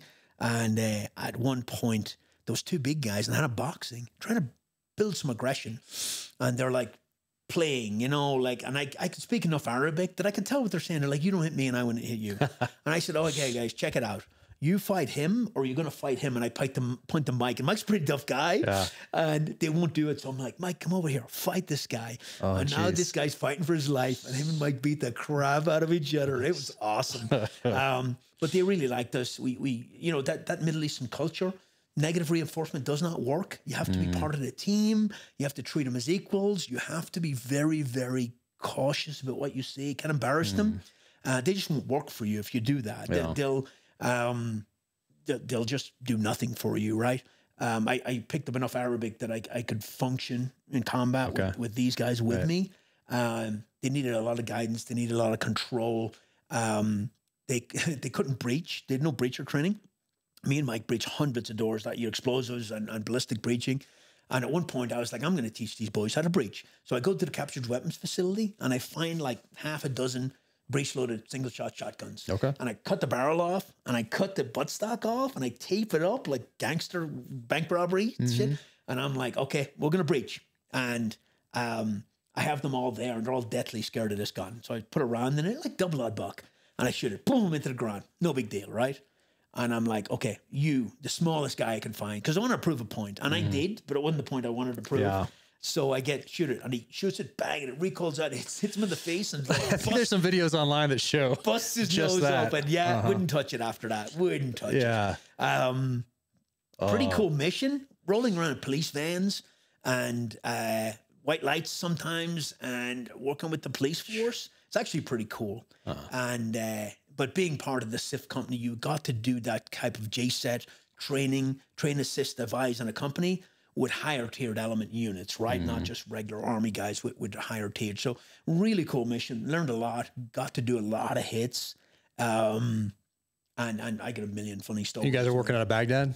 Working out of Baghdad, yeah. There was a base. I can't even remember what it's called, but it was me and Mike and Jason and Damon, really good team. And then Kent, who was our team leader, who became our XO next year and got shot and ended up losing his leg. And yeah, they so did that mission, came back. And again, you're back for a couple of months. You're going to schools. You're catching up. The family's on hold, basically. And I went to sniper school when I came back and went back to Iraq in 07. And then it was unilateral ops, no windage. And we're basically told, look, gloves are off. We're losing this war. We need to go in hard. And that's when the surge happened. And we basically flooded every street in Baghdad with soldiers. We gave them nowhere to go. And at the same time, we had strike teams going in on kill capture missions every single night and multiple hits some nights. And almost every night we were out, we were in a gunfight. Our intelligence was perfect. The intelligence in 06 with the ERU was 50-50. In 07, it was freaking perfect. It was badass. And every time we hit them, it was a massive gunfight. We had some massive successes. Really, really effective. And to work at that level, to fly into a mission on the skid of a little bird with preemptive fires hitting, and it's just incredible the amount of what you can bring to bear on the battlefield when you have those resources. Like guys would be in Afghanistan and in gunfights for hours and no air, not available, right? But out there, we never left a wire without a Spectre gunship over our heads. And you become very spoiled, I think. Missions with little birds and tanks. Like we went to Salt City, we knew with tanks and Bradleys. And of course, EFPs will still punch through them, but we went in with heavy force and got in so many gunfights. Like it was, and Mike was on that trip with me too. And we've been in a lot of gunfights together. Bradleys and Abrams, that's no joke. Some of those guys show up. Yeah, it was funny because those regular Army guys got attached to us first. They were very reluctant to fire. And then they realized we're not the regular Army chain of command. Like, you will fire. You're in Soldier City here. You're getting in a massive gunfight every time you go in. So to be able to fight like that with all those assets, we stacked the deck. And that's why I say it's harder. It was harder for those striker kids who drive around and get blown up and get shot. And, or how about the kid standing at the gate, 18 years old, standing there, all of a sudden there's something heading his way. Is that just bad suspension on that thing, or is it loaded down? Wait a sec, 2 weeks ago, there was a car bomb at the other gate. What do I do here? Is that a family, or wait, is it a trick, or is it, 18 years old. He's had some basic training, and he's standing there on that gate. I can't imagine an 18-year-old, because even for me in 05, sitting in the turret of a Humvee driving through Mosul, you develop this imaginary bubble, like a ring around you, where anything comes in that ring is getting shot, because they used to drive vehicles up, crash into you and detonate them, right? So you have to keep them at distance. Now, if something penetrates that ring and you open fire on them, and it's a woman and a couple of kids, you got to live with that, right? So where's the point where you can't hesitate, but if you overreact, and it's very difficult. Tough. That's the toughest. And it's very difficult for a really experienced guy like me. So for that kid who's afraid to do the wrong thing because he get yelled at, very difficult fight. Very, very difficult. But to be on that 07 mission and be part of JSOC and be a strike team that was just going out, stacking the deck, hitting them in their bed down location, it was freaking phenomenal. It was the high point of my whole military career. It was phenomenal. Yeah. Did you ever think about going to selection for that unit? I think I missed my window. Yeah. And I think part of it, if I was totally honest with myself, was fear of failure. It's very difficult selection. If I had went early on in my career, because the selection, the land nav portion of that, it's high mountains. I'm very good at land nav. I did a lot of it in Ireland. That's kind of like land nav in Ireland. Man, that's where they got it. They got it from SAS selection. They did, right? And I think I actually grew up with a lot of self-confidence problems that plague me to this day. I grew up with always thinking people knew more than me and always thinking I could never do that. And then I do it and I do well at it. And I was like, why do I think this was so hard? And it happens to me to this day. I think people are better than me at certain things. I look like when I got to my team, my first team in Afghanistan, I thought, well, these guys have been on a team longer than me. They all know more than me. And they didn't. I had more experience than any of them. And it took me a while to realize that. And then I looked at Delta. And when I was in sniper school, there was because sniper school for special operations, where I worked later on, they train Rangers, Green Berets, and Delta Force snipers. There was a SEAL officer in my sniper course, by the way. I can't remember his name, but a couple of operators there pulled me aside and they're like, dude, you need to come over, blah, blah, blah. But I was like 40 and I was like, and they're like, we got guys that are that age. And I'm like, yeah, but they're not starting off, you know? I think partly I missed my window, but then I got to a point, because I get into SF so late that I liked where I was, especially when I was in the SIF company. Right. It's not something I dwell on, but it is one of the things that I kind of wish I tried at least once, right? Well, I mean, you have Irish Army, you have Irish Special Operations, you have contractor, then you have regular Army, then you have SF. I mean, I know. So you packed a lot in there. You can only fit so much in, right? So I yeah, I went to sniper school and then went back in 2007 and then prepped for the 2008 trip. And the 2008 trip, I was going to work with the Iraqi counter-terrorist force sniper teams, right? Okay. So I was pumped. And then the levy come down for SWIC. So SWIC is the Special Warfare Center in school, and it's the training course for all the schools, right? The Q course, all sniper school, military free fall, so FARDAC, language, it's every school. It's like 100 schools, and it's a massive organization. So what they do is they have GSs, like government civilians that work at those schools, and they're the continuity year after year after year. But they filter in SF guys all the time. So every year a list will come down that these guys are the senior guys in the company and they got to go to SWIC. They got to, and it's almost like you have to die to get out of it. Like it's very difficult to get out of. And guys maneuver their career certain ways to get out of it, but I wasn't that smart. So I come down on this levy to go to SWIC, and I'm losing my mind. I'm trying to get out of it, And my company sergeant major is like, no, they're expecting you. And I got a pinpoint assignment to sniper school to be an instructor, right? Because I was coming from a SIF sniper. And, every team, every OD is supposed to have 2 snipers, but it's an additional duty. Yeah. Only in the SIFs is it actually your job, right? Yeah. That's your main focus. So I was trying everything to get out of it. I talked to my company sergeant major, and he was like, no, they're waiting on you at range 37 and they need you. So I went out to the range 37 sergeant major, and there's a guy called Pete Gould who some people might know, and I didn't know him at the time, but I got to know him very well later on. And I'm like, sergeant major, I want to go to Iraq. And Pete said, go shoot fuckers in the face and come back when you're done and your job will be here for you. And I went back to my company sergeant major, and he still wouldn't change it. And he was, So and I fought it, but actually I had a great time. I went and worked at sniper school for 3 years. Wow. It's a 3-year tool. I ended up running the school. Is that Bragg? It's at Bragg. Okay. Yeah, it's the Special Forces Sniper course. It's a 9-week school for special operations. Rangers, Delta Force, and Green Beret snipers train there. It's a 9-week school. I was an instructor for 2 years. And I was the NCOIC. I ran the school for a year. I started shooting competitively, won the international sniper competition in Fort Benning. Nice.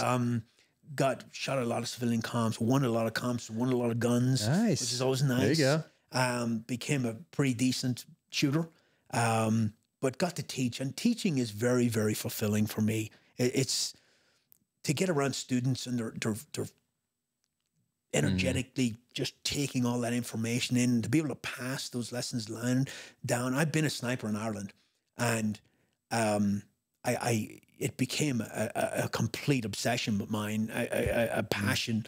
Been to Todd Hodnett's school in Texas like 15 times. You know what I mean? Me and Todd are good friends. Wow. And I got there at the right time because things were changing. Ballistic calculators were coming on board. The 300 Win Mags were coming on board. The 300 Win Mags just coming on board then? 300 Win Mags, they were, They were coming on board as the Mark 13 that came through Crane, right? Yeah. We were getting those at the time. Because up until then we had, like when I went to sniper school in 2006 or 7, nothing had really changed since I've been at sniper school in Ireland in 1988. So you're using like a Remington bolt action, Remy 700? A 10-par scope, minute of angle adjustments, mil dot reticle, fixed 10-par, bolt action 308. It really hadn't changed. Wow. Now, even in 2006, that's wild. Yeah, it started changing then. And I was in the SIF, so I'd already been to Todd Hodnett's before. But the ballistic calculator, like I don't use the phrase game changer much. The ballistic calculator is a game changer when it comes to long-range shooting. It's just such a... There was a lot of... Like the data books and a lot of theory was put into it, but you can't... Art, a lot of art. I think of it as art versus science. Yeah. And blending the art and science, and up to, up to 2001, really, it was a lot of art from Vietnam. And there was a lot of time between Vietnam and so there was a couple, you had Mogadishu, you had some guys do some sniper stuff there, but it was still a lot of that art. It was still like reading that wind and where's it going to affect the bullet the most? What are the, what's the grass doing down there? A lot of art and the feel. That art is still there. And there was no calculator yet. Yeah. And then we start going, then September 11th happens, and then we start doing this stuff for real. Yeah. And then we have that Mark 11 and Mark 12, and we're doing And now we're incorporating more science and more technology comes on board. And now there's just more focus on this MOA mill. Okay, here we go. And then we're starting to figure this stuff out. But it was interesting to know how much changed between September 11th and today. I can only imagine what sniper school is like today. And, well, there was a lot of theory too that really was not based in reality. Like, I remember a student at sniper school said to me, you know, I heard that a 308 won't kill a man at a mile. And I was like, okay, let's do the math. And that's what ballistic calculator is great for. So I pull up a 308, I build a 308 in my Kestrel, and I put a mile.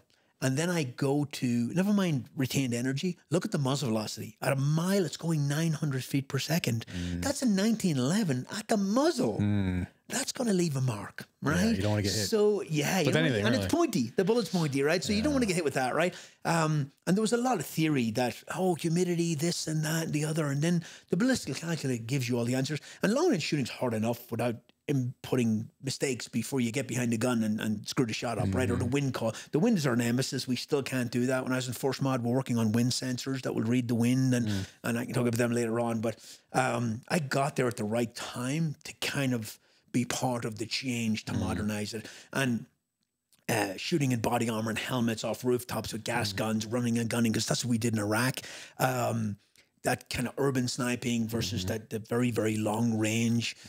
We were pushing people out, like shooting clay pigeons at 1,000 yards, 4-inch clay pigeons. And it really did transition a lot over those 3 years. And I was a big part of that. It was really cool to see that.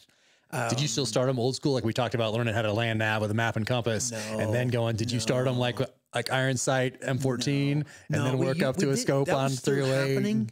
Iron sights were still happening when we got there. We actually changed that and put them on the scope 3 more days because we just needed as much scope time as possible. And then we started, instead of doing, we looked very critically at what people were failing for. And a lot of guys would fail for the stock, right? And the stock was 3 hours and you had to move, whatever distance, like a couple of kilometers, move into your hide site, set up your shot. And then we just started doing isolation training. Like if I'm training how to employ a flashbang in CQB, I don't hit the whole house. I just employ the flashbang and I employ it again and I isolate the piece that's giving you problems. So we started doing that with stalking. So instead of doing a 3-hour stalk, we did what's called a camouflage and conceal exercise. And we just go out in the woods and go, okay, that VS 17 panel's left limit, right limit's there. The backstop is the VS 17 panel back there, 200 yards. You have 7 minutes to get into position. And we'd turn our backs and they'd run out in the woods, all non-tack, right? And they'd go and they'd set up, because that was the problem, that was setting up their final firing position, screening, backdrop, natural vegetation. That's what was, it wasn't the 3-click movement. They had that down, right? So we'd do that and we'd turn around 7 minutes. Okay. And then we'd get on glass and we'd run it like a normal stalk, right? Try to spot them. They'd take the shot. We'd try to walk on them and then we'd pull them all in. Cool. And then we'd go, okay, now we'd pivot and we'd go left limit, right limit, backstop, 5 minutes. And then we'd do it again and again and again. And in the time it took to do 3-hour stalk, you could do 5, 6, 7 camouflage and concealment exercise. And you're just isolating the piece that was giving people problems. Nice. And working on that. Cool. And it really did help with the I bet the graduation rate. And then the graduation the failure rate was high because part of it was like badge protecting, like, oh, it's difficult, it's not for everybody, it's not that hard to school, right? It's really not, especially at Fort Bragg.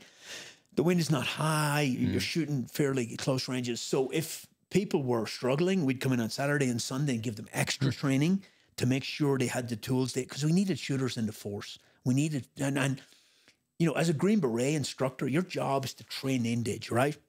So if you can't train Green Berets, Delta Force operators, and Ranger Regiment guys, some of the most top functioning soldiers in the U.S. Army, then how are you going to train Indage, right? Yeah. And so if you look at yourself in the mirror and say, I did everything I could to get this guy to pass, and sometimes people just don't get it, right? But you have to build pride of ownership in instructors. So they almost take it personally if that guy fails, right? Yeah. As opposed to, this guy's just dumb, he can't go win, right? Well, it's a reflection of your teaching. If you're a high school teacher and half your students failed, maybe not now, but you would have been held accountable before. Right. So it was a mindset change for instructors, and it was part of that transition, and that's that has kept, because new guys come in and that's just the way we do things. Yeah. Hey, it's not okay for your students to fail. they're a reflection of your teaching ability. They are top performing guys. So go give them the knowledge they need to go fight our enemies, right? So it became more about mentoring and teaching and getting them to the standard they needed to get, and less about filtering them out. And that's an important point. What rifles did you have those guys on? What did they cycle through during their time there? So we started with M24s. And then we went to SR25s for gas guns, for shooting urban stuff, running and gunning type stuff, all in body armor, all alternate position. You'd zero in your belly and you'd never shoot on your belly again, all kneeling. Because if you can hit it from a knee, you can hit it from your belly all day long, right? And then shooting side prone, shooting through loopholes, shooting from cover, alternate position, building that position quickly. 300 Win Mags after that. We did a little bit of 50 cal stuff, but not much. But then sniper school's not just shooting. It's about half shooting, and it's mostly a lot of reconnaissance and photography and fieldcraft and stalking and urban hides and rural hides. And there's a whole lot more to it than shooting, but there was a lot of shooting done. I did a sniper exercise. I'm sorry, I keep jumping back and forth. It's how my brain works. I did sniper exercise in Ireland one time when I was in the Ranger Wing. And we came in, we infiltrated, we walked for a long time. We dug a subterranean hide. And when the sun came up, we're on a range. And it was the KD range with the, the target boards and the snaps, the guys in the pits with the snaps and all that, right? And we're settled in. There's 2 snipers. And we're gillied up and ready. And we were in that position for 12 hours.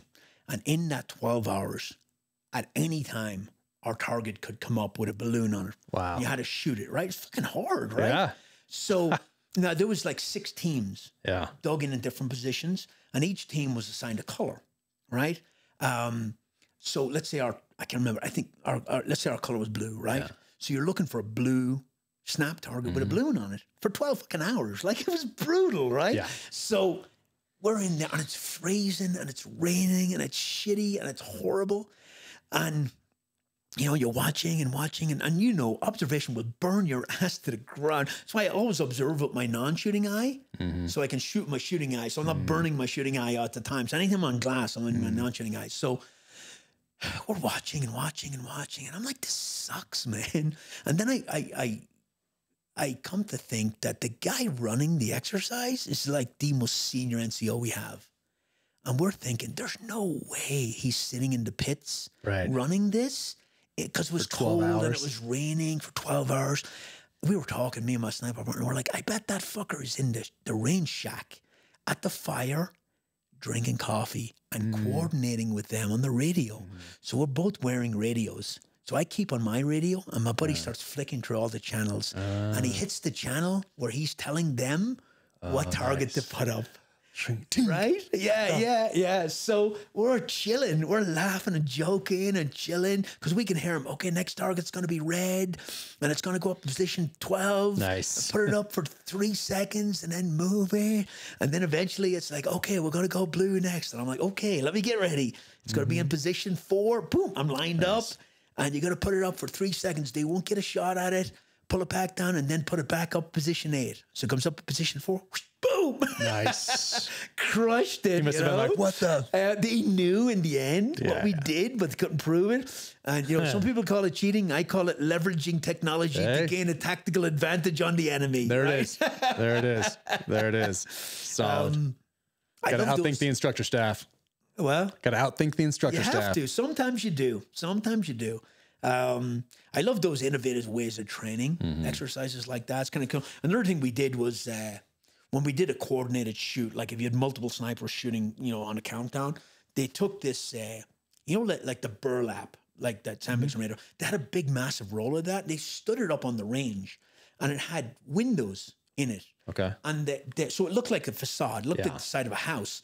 And guys in the pits would put up snap targets at all the different windows, right? So if your team are on this window and this team, then you're going, hey, team 1, green, right? That means I have a shot. And the goal is to shoot all the bad guys before the assault, or as many as possible before the assault goes in.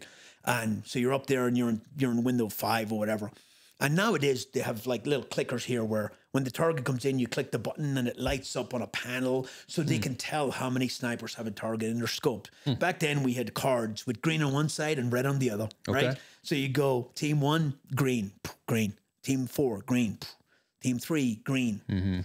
Team 1, red. The guy walked away from the window, right?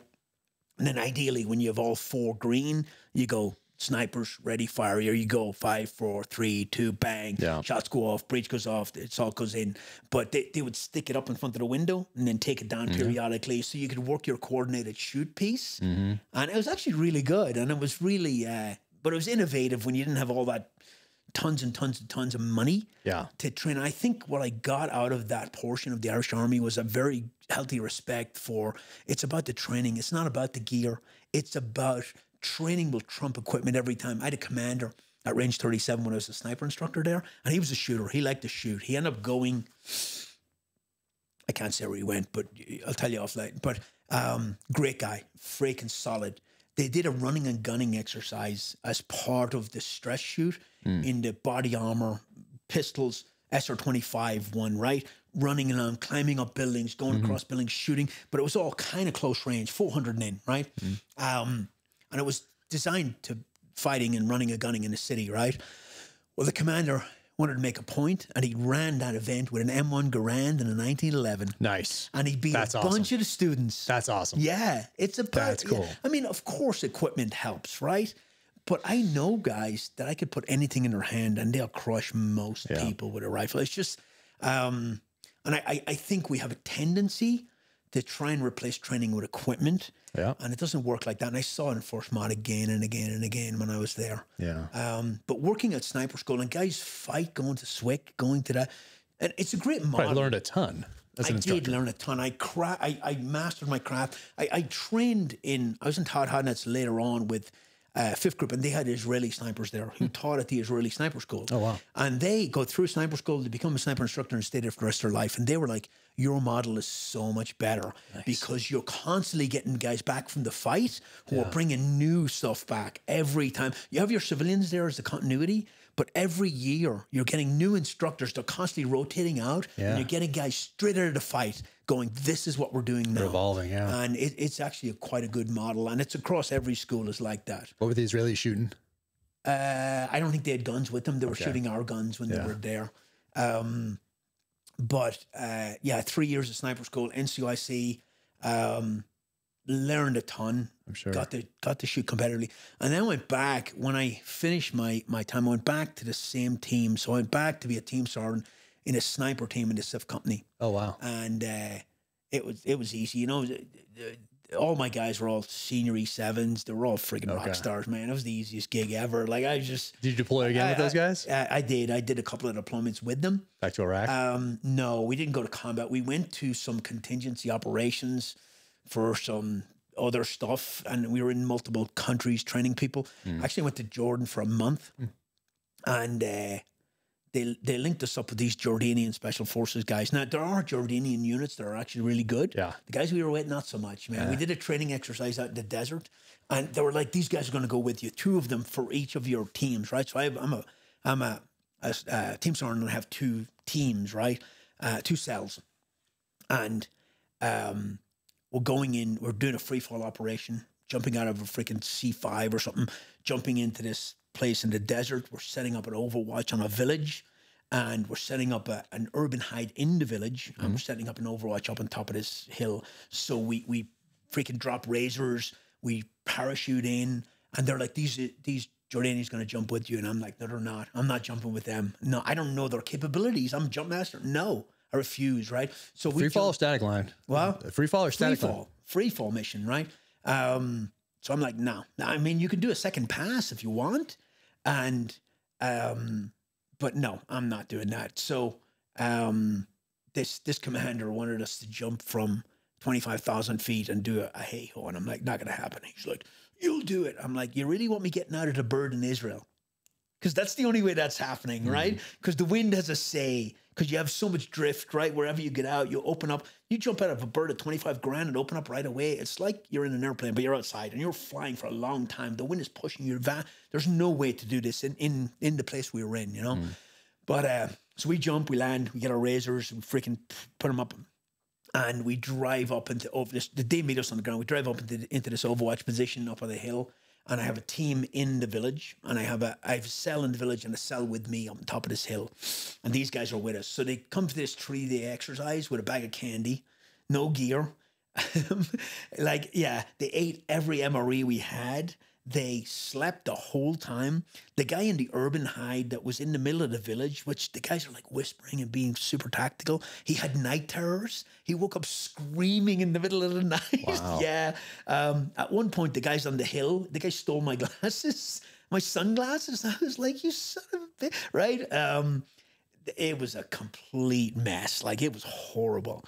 They weren't taking it serious. They were terrible. Now, I did work with some other units. Jordan's a very weird country. It's on a powder keg. Like, you feel like it's about to explode. Zarqawi was from Jordan. Like, we drove through some of those villages and just poverty and horrible conditions. So we did that, and then we went out and did that combat kind of top tier JSET type thing in about 3 other countries. One of them was Oman. I was very impressed with Oman, you know. Oman, beautiful country. And we went to the Oman SAS officer corps, and we taught them leadership, and I actually taught them VBSS, right? Oh, nice. And we had some young SEALs with us, and I was like, you guys want to do this? It's kind of your thing. And they were like, no. So I was like, I'll do it. And I have never... Why didn't they want to do it? They're just young and inexperienced. They didn't want to be put on the spot, I think. I don't know, but I did it. We taught them leadership and planning. And my captain had been a Ranger Regiment officer, and then he'd been an SF. He was a great guy. He was solid. And between me and him, we did this planning and all that kind of thing. We had some guys I'll just say it. We had guys in Kuwait teaching their guys breaching and long range shooting and all kinds of stuff. We had guys in UAE. We had guys in Jordan. We had guys in Oman as part of this bigger operation. And it was actually pretty cool. It was a pretty cool mission. 2 years as a team sergeant. Then I wanted to do it 3rd year, and they wouldn't let me. And the way SF is, if they're grooming you to be a sergeant major, they want you to keep moving up the chain, which is... and they want you to be a first sergeant. So a first sergeant is just a master sergeant with a freaking extra thing where you're in charge of troops, right? And only a lot of master sergeants go through to be team sergeants, right? But only a few become first sergeants. And the ones they make first sergeants are being groomed to be sergeant majors, right? Okay. So they give me a first sergeant job, and they sent me out to what was called the Warrior Leader Course. It was a leadership school at SWIC for young SOF. Okay. They go through, they come in off the street, 18 X-rays. Yeah. They go basic training, AIT, advanced training, airborne school. They come to Bragg, they do this preparation course, they do selection. If they pass selection, they'd come to me for 3 weeks of leadership training. And I had like 14 Green Beret instructors working for me. And I ran that school for 2 years and did a lot of stuff and changed a lot of stuff. One of the classes that was mandatory was Law of Land Warfare, Rules of Engagement. And I used to bring a JAG officer in, and he or she would talk through the whole thing, right? And they'd say, can't shoot kids, can't shoot unarmed people, all these very, very rigid rules. And I always felt like it was a disservice to these young soldiers, because the world is not black and white. The world is gray. And once that JAG officer left, I would say, look, everything that JAG officer told you is absolutely true. However, the world looks different through a set of night vision goggles on a roof in Baghdad than it does from a JAG officer's ring, right? Can't shoot unarmed people, right? I get that. We're not them. We don't do that. However, what is an unarmed person running towards your blocking position in the middle of a curfew in a place where there's suicide bombers? That an enemy soldier? Do you let him run up in your vehicle and detonate, or do you shoot that person, right? They can't shoot unarmed people. What's somebody with a phone on a roof as a spotter in a gunfight? Is that a legitimate target, or is that not a legitimate target, right? What is somebody digging an IED on a road? There's so much gray there that giving people this very black and white version of the world is a disservice. And a JAG officer, a military lawyer, is always going to cover their ass, right? They're always going to err on the side of caution and say, you can't do this, you can't do that. One of the common misconceptions that used to come up in every class was, and the JAG officer would ask it, was, who here thinks that we cannot shoot back with heavier weapons than we're shot at, right? So if they shoot, and this was in the UN, it was like this, but if they shoot at us with rifles, we can't use a 50 cal on them, right? And half the class would put their hand up. And I was like, where did people get this idea? We shoot drones into cars with no guns in them at all. That's just not true. We're going to bring to bear everything we have on the enemy. That's just fake that we cannot shoot back with heavier weapons than we're shot at with. But that was a really cool job. And when it was over, I kind of came to the realization that I don't want to be a sergeant major. Yeah. I just don't. I saw where sergeant majors go in the army, and they get completely pulled away from soldiers. While I was a first sergeant, I went back to Afghanistan for about 3 months and worked in a operation command kind of position. Basically watched drone strikes and coordinated in the dock. stuff. Yeah, in a jock, yeah. Watched drone strikes and coordinated medevacs and stuff like that. But I got a bonus to sign on for another 6 years. When I was at 19, I took it because I thought... So they're handing out the big money then. That was the big money, the devil's money. And it was not... What was it, like 120 or something like that? What are they? 150. Yeah, and being overseas, I got a tax-free, right? But it seemed like a lot of money, and it's actually not. Well, it is a lot of money. It's all relative. But it goes quickly, and especially when you get a lot of debt. Not that I had, but I had some. Yes. So I signed on for 6 more years, and not a great program because it's 6 years after your fun time, after your team time. Yeah. So it's 6 years of staff time, basically, right? Brutal. It's brutal. And especially when I didn't want to be a sergeant major, I said, I'm not doing that. So I declined my records review for sergeant major a bunch of times.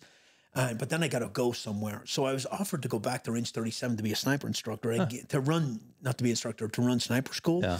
But that was like a year or 2 years, and I had like 6 years to kill. And I was like, ooh, what am I going to do? So a job came. Did you ask them if they had that buyback program like the Irish Army did? Yeah. I'm out of here. Yeah. That's a lot to pay back at that point, though. Yeah, that's a lot. I didn't have it.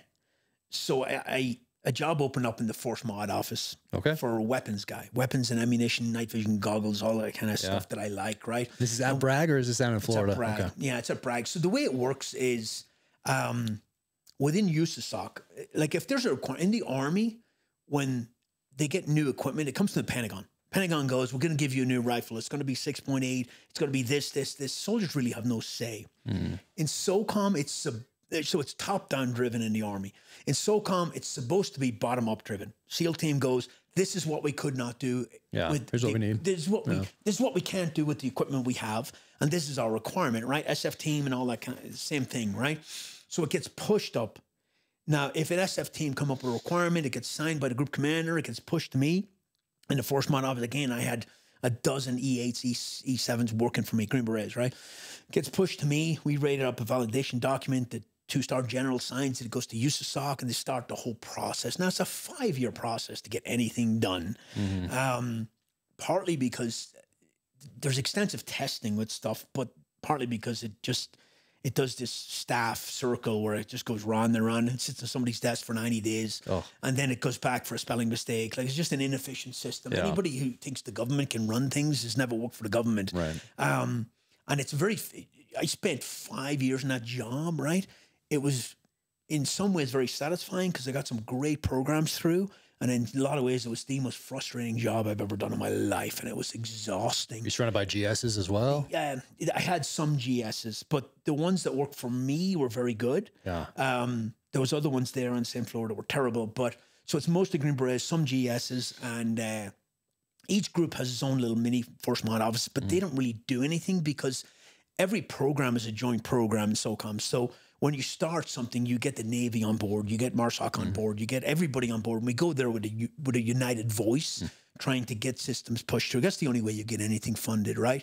So I had a great relationship with the Navy guy, actually, great guy. And we did work really well together. And we always try to bring the Army along too, because for us in SOCOM, in USASOC, if the Army pay for it, that's money we don't have to use of our SOCOM money, right? Yeah. And that was the Barrett MRAD that's fielded now. We built that program from the ground up, and we included the Army because it's not even about the Army buying the guns. It's the 3 calibers of ammunition for the next 30 years. It's billions of dollars, right? Yeah. But because we included the Army very early on and we got their buy-in and all that, that started as a SOCOM gun. Get one of those.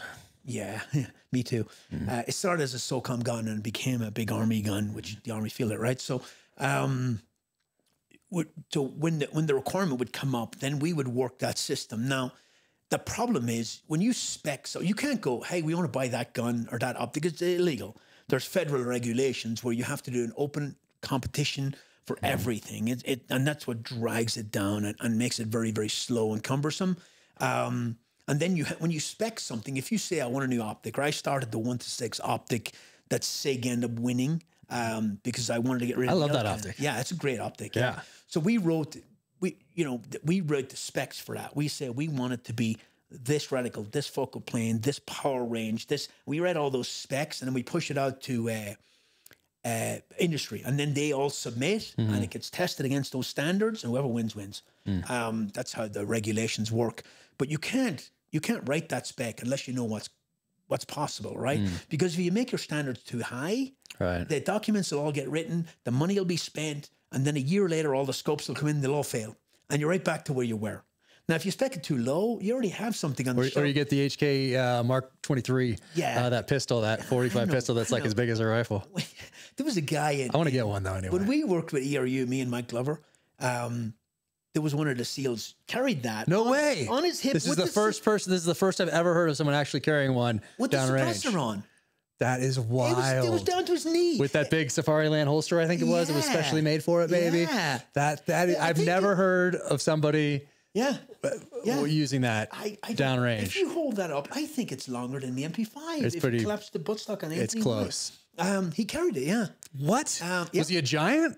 No, he wasn't. You know what's funny is, you know the cubbies we had Never around heard our of that. kit? And for everybody who's listening, so the HK-23, I think it came from a bunch of requirements that pistol has to do this 1, 2, 3, 4, 5, 6, 7, 8. And so they combine them all into this thing that might as well have been a rifle. Well, what people do, and it's illegal and it's stupid, is they write a requirement around what they want. Right. So if they say that's the gun we want, well, it has to be, 18 inches long and weigh this and that. So there's only one gun that can meet that. Yeah. Well, the problem is that company has you by the balls now because you can't buy anything else, and you're tied to that program. And it's a really bad way to do things. But we were in Iraq in 2005, and the guy who had that H&K. I cannot believe that someone had that. I know, right? I'm learning about it for the first time. It was in his cubby with one of those disposable cameras, and the guy was leaving the next day to go home. And Glover took his disposable camera and his HK and did some vile things with it around his genitals and took pictures of it and then put it back. So I'd love to see his face when he got those developed. Oh, yeah, a classic. Yeah, you can't leave your camera. It is. Yeah. It's a classic, yeah. Hey, if you leave a disposable camera laying around, you deserve what you get, right? Man, it doesn't surprise me that the guy carrying that pistol also left his camera next to it.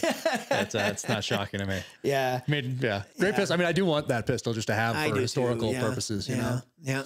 But that's how those programs are written. Yeah. And if they're done right, they can be great.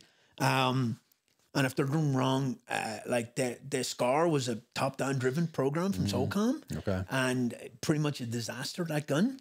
People I talk to, people like whatever their first experience was with it is it forever, which is a lot of things in life. But if they got like an early one or something like that and they hated it, they put it away and they never used it again. Yeah. But then I've talked to a couple people that used it. I don't know what point in time or if it was any different, and they liked it and they used it. I don't know. What do you think? I've never even used one. I didn't. I got out before that came on.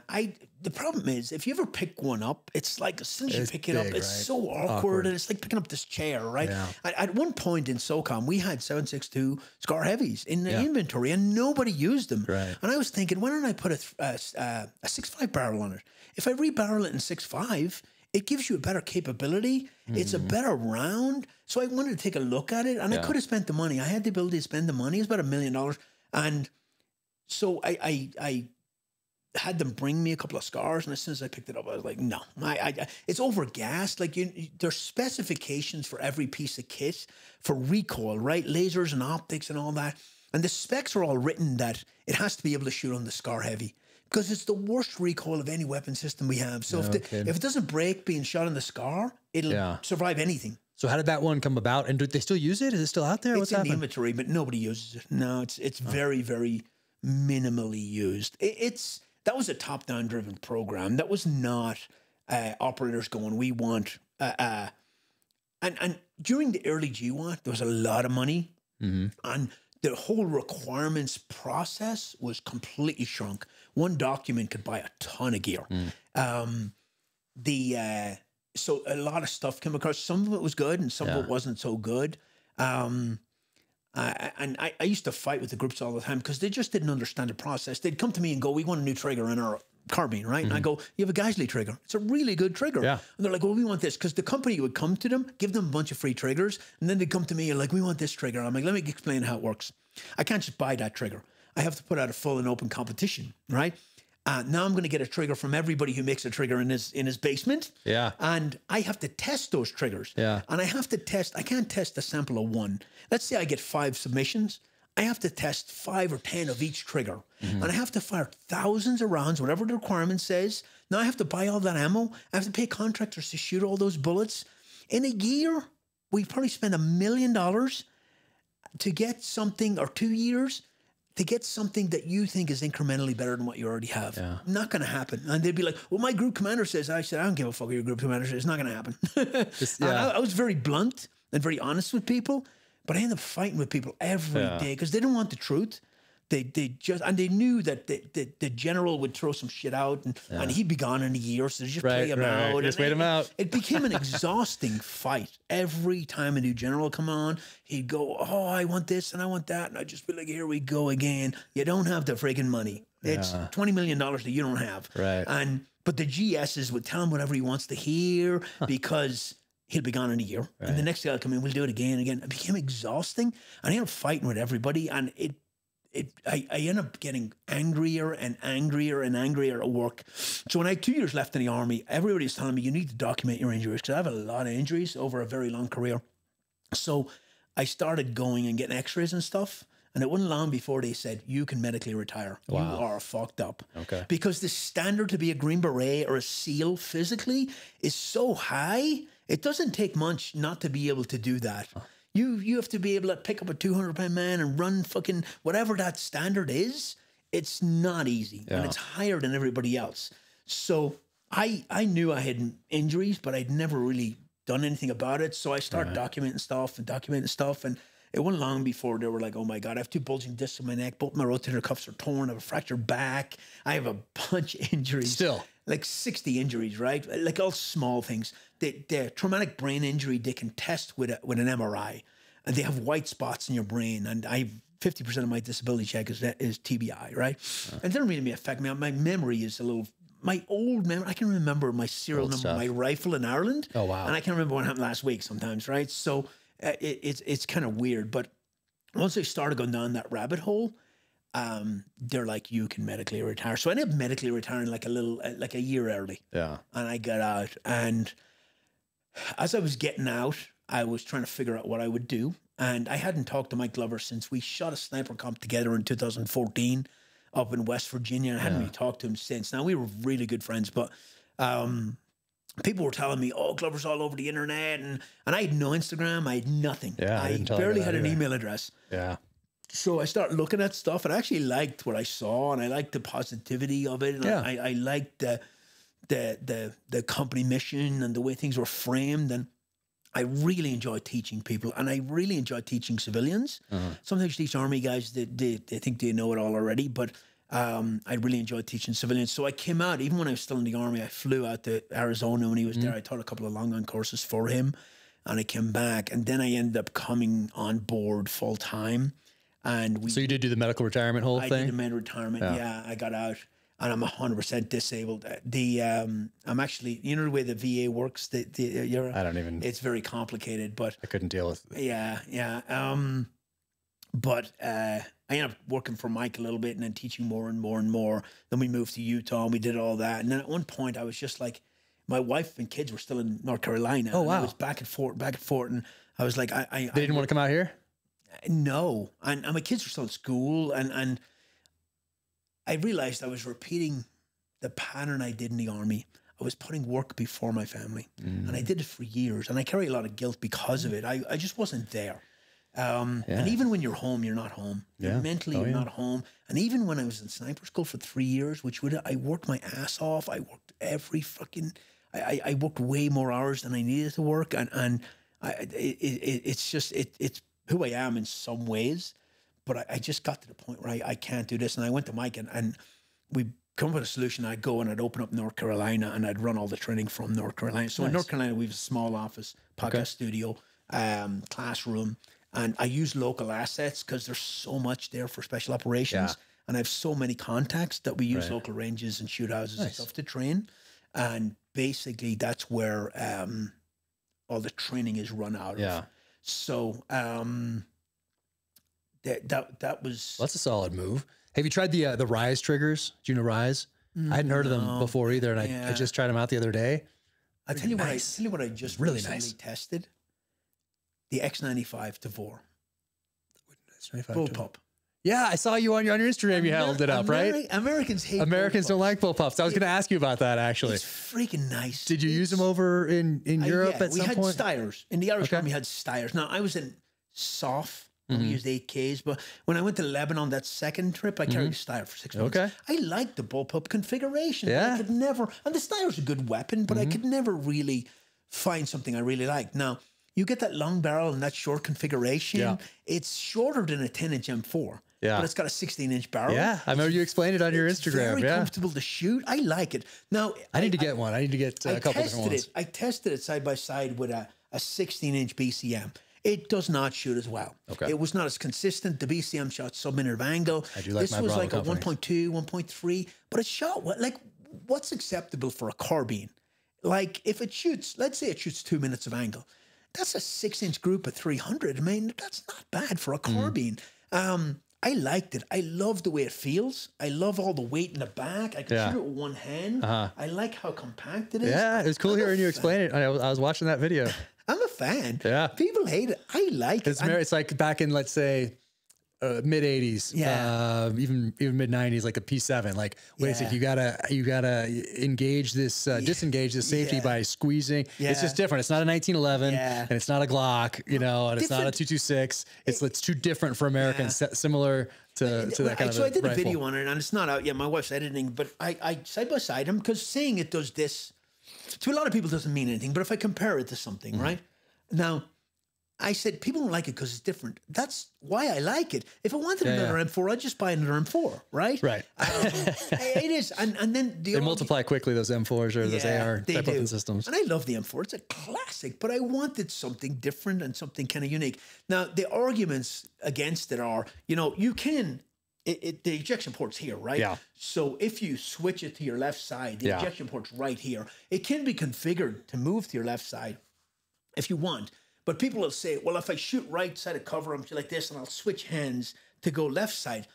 I'm not saying that doesn't happen. I'm saying I've never done it. I've never seen anybody do it. And in Sephardic, they pushed that hard at one point. For a while, they were pushing that hard. For a while, they were pushing it hard. So they had students on the range for weeks shooting right side cover, switching, shooting left side cover. As soon as they went into simunition, nobody ever did it again. Nobody ever did it again, right? They just leaned out and shot, So I'm not saying it doesn't happen. I'm saying it's not as prevalent as people. Not saying it's not a great idea. Yeah. But if I'm in real life, if I was posted on the left side of cover for a while, I'd probably switch. But running up there to shoot 3 rounds and run, I wouldn't do it. I just, I have more things on my mind. Remember Lethal Weapon 2, Mel Gibson going through the house, switching hands? Yeah, I know. Yeah. Looks good. You're overcomplicated. Looks good on film. Yeah, it looks good on film.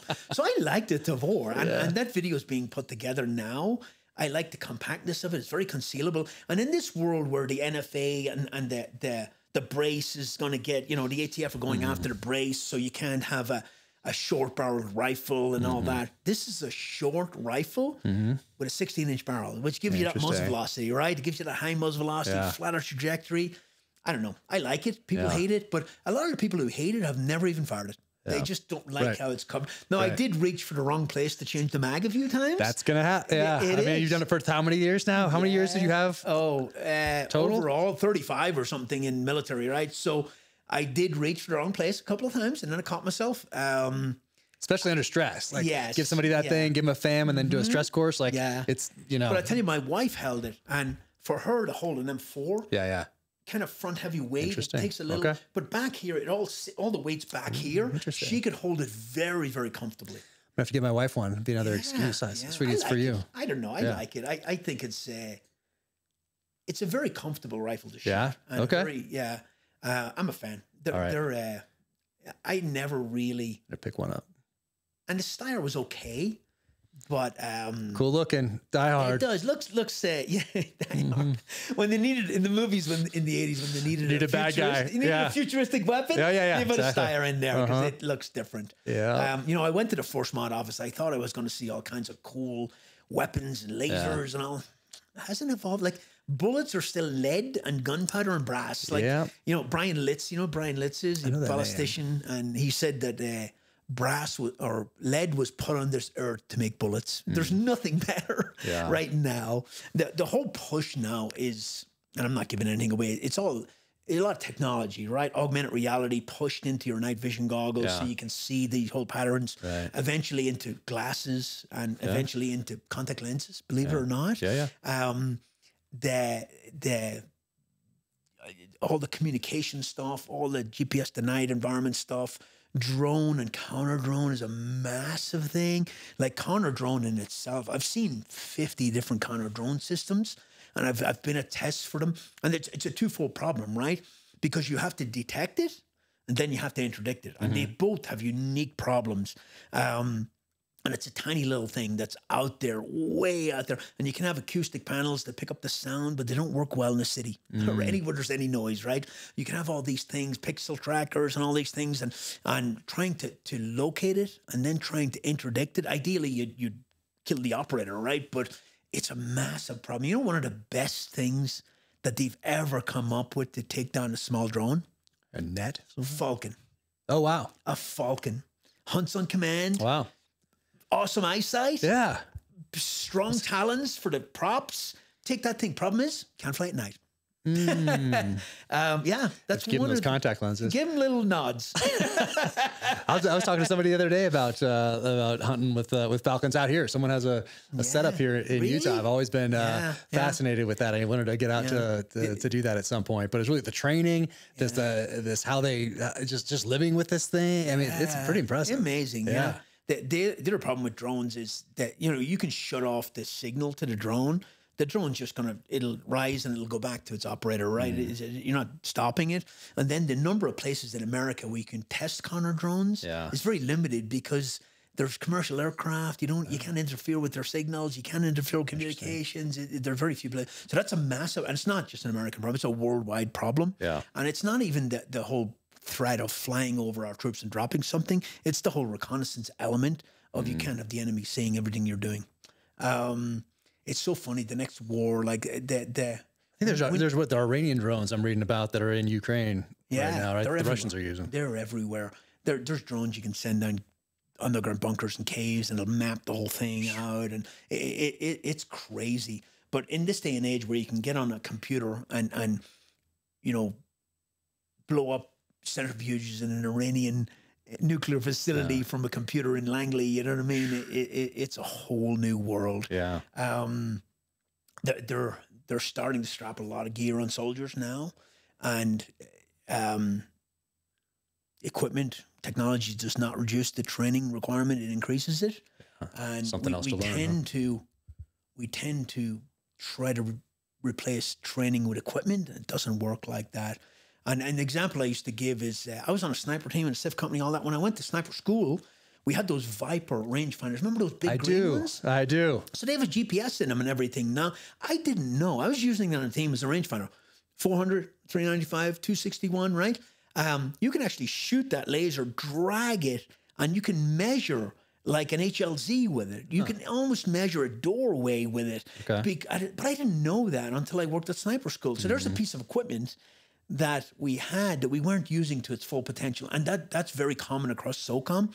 They have so much equipment, they're not using it to its full potential because the training kind of gets blown over, and it's a huge piece of it. You know, new equipment comes down, they're supposed to send 10 Green Berets to this new equipment training, and 3 cooks and a driver show up, you know, and it doesn't get utilized properly. Yeah. I tried to do that under a closed network at SOCOM where we built YouTube videos for every piece of equipment, and it was behind a CAC cord sign-in thing, so soldiers at least could go on and watch a video, because that's how people learn now with the YouTube model. So that was one of the things I started to try to get better training out there for guys who are not utilizing their equipment to its full potential. But it's we had in that Force Mod office, I had 8 commodity areas that I managed, right? I had target engagement, which was guns and optics and bullets and anything gun related. Mobility was vehicles. The SIF had its own separate one. Soldier systems was the body armor, the helmets and the clothing, all the spear gear and all that. Communications, robotics, psychological operations, and Intel systems, all the tracking devices and all that kind of stuff. So it was hundreds of programs, and it was balancing them all. And but I had really good guys working for me, and they managed them. They were the experts. I was an inch deep and a mile wide on everything. But it really did educate me on the whole acquisitions process, and I did a lot of studying when I get there because it's boring as hell. But I had to know the rules so I could circumvent them, right? And I had to know the regs so I could move between the lines. And me and my guys, we got a lot done. And it's kind of coming to fruition now, even though it's been gone. The ASR, the new sniper rifle, the 6.5 Creedmoor. Which is the ASR? It's the Barrett MRAD. Okay. It's the 3 caliber switch barrel system. Okay. What's ASR stand for? Advanced Sniper Rifle. Okay. Yeah, it was just we needed a name for it, man. Now we need a name. What's the next iteration of the sniper weapon system after that?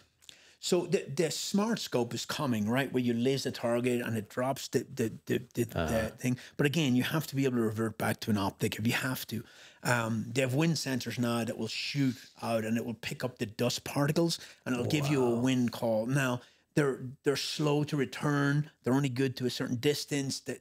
They're not there yet. You have to be it has to be on a tripod. It can't be handheld because it's going out and coming back. And if you move where it's coming back and false read, but they're getting there. But eventually. Right? Eventually, it'll be built into the scope where you laser the target, it'll go out and come back, and it'll give you the drop for elevation and the wind call, and you'll be able to shoot. The whole sniper thing, people think sniper stuff's going away. It's actually not. In Syria, Why do you think it's going away? Well, I heard an officer one time go, "Oh, it doesn't." There hasn't friggin' officers. When Operation Red Wings, kind of those risk-averse commanders were very reluctant to put sniper teams on the ground after that because they can fly a drone, right? They can fly a drone in there, and they don't want to do it. However, on the forward line of own troops in Syria, there was a lot of long-range shots being taken. And the capability of snipers has advanced so far. What used to be a very difficult shot is not as much anymore. You know, snipers are capable of hitting precise targets at extreme long range now. We have prisms and all kinds that add a lot of mils to it and shots like that. So it's not going away, and it's such a powerful weapon in the hands of a right guy.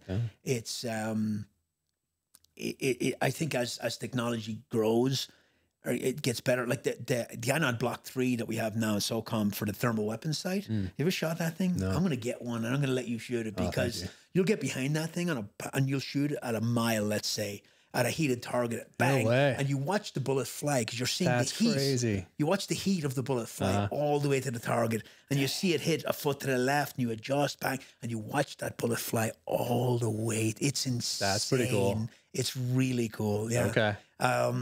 Dang. So, you know, technology is cool, but you'll never replace training and soldier skills, like just being good at what you do. I think sometimes we lug so many different tasks on special operations guys that we take away somewhat from each one. You try to be good at everything. It's like a piece of equipment, right? You try to make it do everything. It does everything badly. Right. But the training piece really, I think the biggest gap in the U.S. military right now, at least in the U.S. Army, is actually training. It's not equipment. They're very well equipped. I think the training gets pushed to the side for other BS tasks a lot. Whereas, like, if you're an infantryman, you should be training every freaking day and hard, realistic training. Like, if you look at the MOUT sites, like the CQB sites on some of these bases, they're absolutely crap. Even Fort Bragg. Oh, really? Oh, they're terrible. Yeah. They're taking Fort Bragg, like range 75, range 68. They're just shells of buildings with no floors in some cases. That's where money should be put, I think. And I watched in the Force Mod world millions and millions and millions of dollars being sunk into programs that just not realistic requirements. And And I'd love to see that money get filtered elsewhere, especially to training. What about recruitment? They're all that, recruitment goals, not hitting recruitment goals, and you wonder why. Well, yeah. Okay. I think a lot of problems with recruitment right now is there's not anything really cool going on as far as they know. Now, special ops are always going to do cool shit around the world that people don't even know about. Yeah. But that drive, people think they missed it. Like, I think man, they missed it. I don't know, because they'd be like, I wanted to be a SEAL, I wanted to be SF, but the war's over, so I would have gone, but the war was over. I think they're making excuses to themselves, And I've said that to people. They're like, well, I want to go, but I got this and that. And I'm like, look, man, be real with yourself. You're making excuses now. Go or don't go. Just don't be trying to talk yourself into not going. I can guarantee you're not going to get a shot to go and test yourself downrange somewhere and be part of a team if you don't go. If you don't go. For sure. Yeah. Can't guarantee, even if you go and go through all that training, there'll be something that happens. Yeah. But I can guarantee if you don't go, how old were you when you were in the Navy? 21 or 22. Okay, yeah. These guys are 30 or 35, and they're like, well, I really want to do it. And I'm like, look, if you don't do it now, when you're 40, you're going to look back and go, oh, when I was 30, I should have went. So if it's in your system now, you might as well just go knock it out. And the Guard is a great one for SF because some guys, I have a really good job, but I want to do it. If you go to the Guard, you go to the same Q course, the same selection, you have access to a lot of the same schools, and you just go play on the weekend. Yeah, the Army has that part figured out. That's really cool. It's a good deal. You get the best of both worlds. Yeah, that's definitely a good deal. So, but then, how much do you think of it is them watching, or just people watching, parents watching the withdrawal from Afghanistan and not really encouraging, or if their kid comes and, hey, Dad, I think I'm going to join the Army. And then what does he think of immediately? Yeah. Like right now, like, oh, wait, I don't have no touch point with the military, but guess what?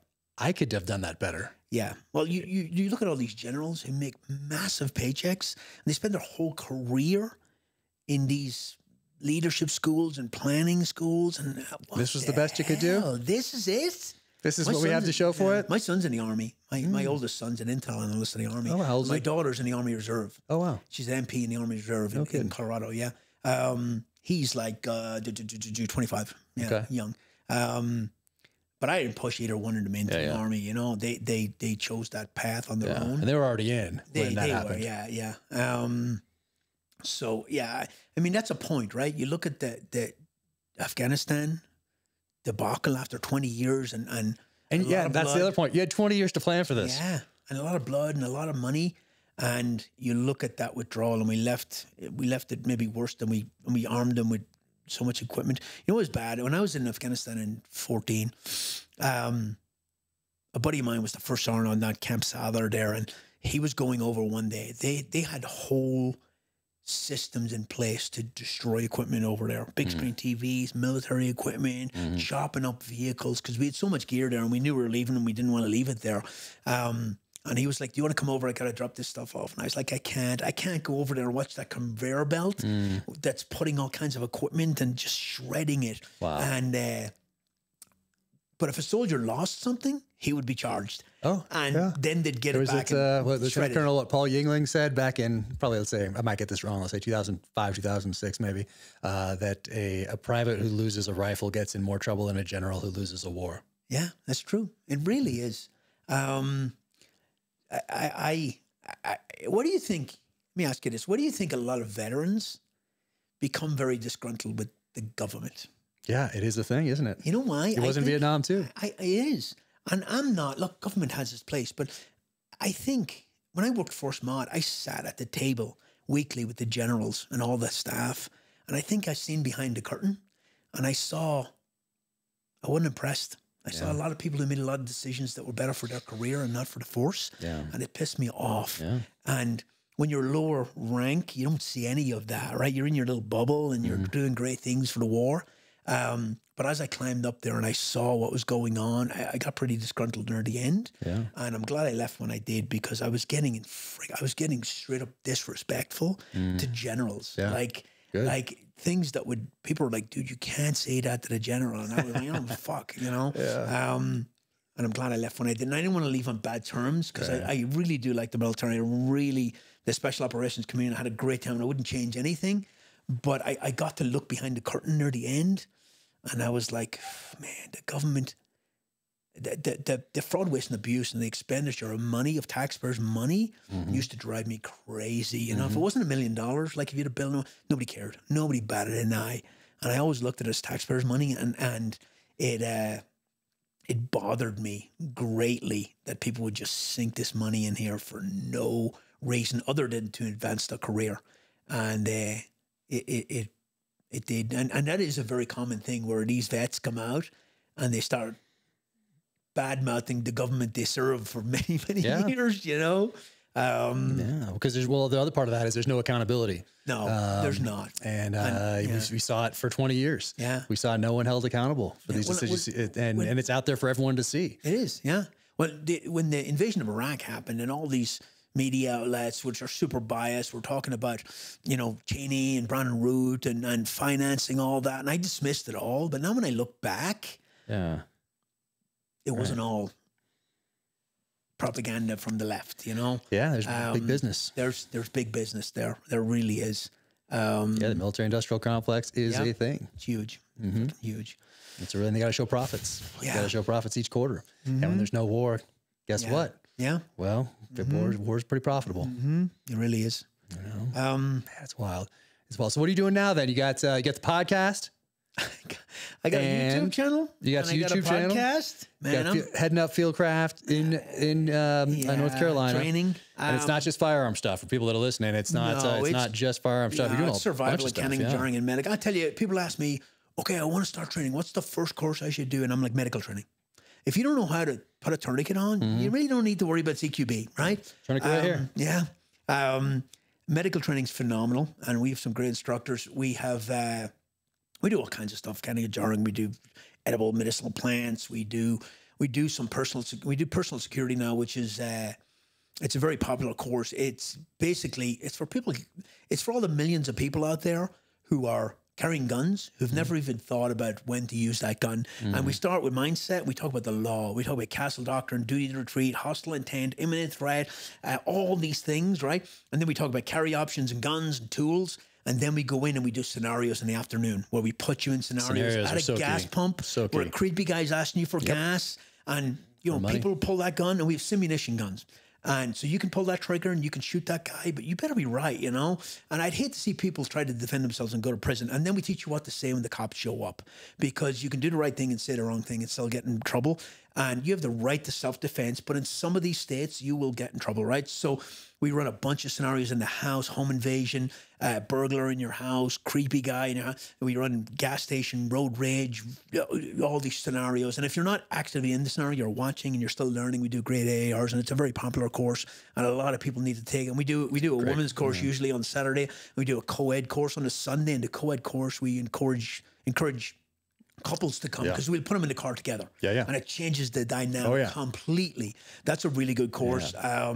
I'm doing a bug-out planning course, a 2-day bug-out planning course at the end of February, just for planning. Well, I've seen some of the videos for those things. Those things seem pretty wild. Yeah, well, the breakout one is... Yeah, the breakout one, that's what I'm talking about. That's crazy, yeah. That's a Robin Sage, basically, a scenario exercise for a week. And you guys do that in North Carolina and here, right? Well, I ran one here about 2 years ago, but I ran them in North Carolina because I have the assets there and I have the structure and I have all the facilities. And it's basically...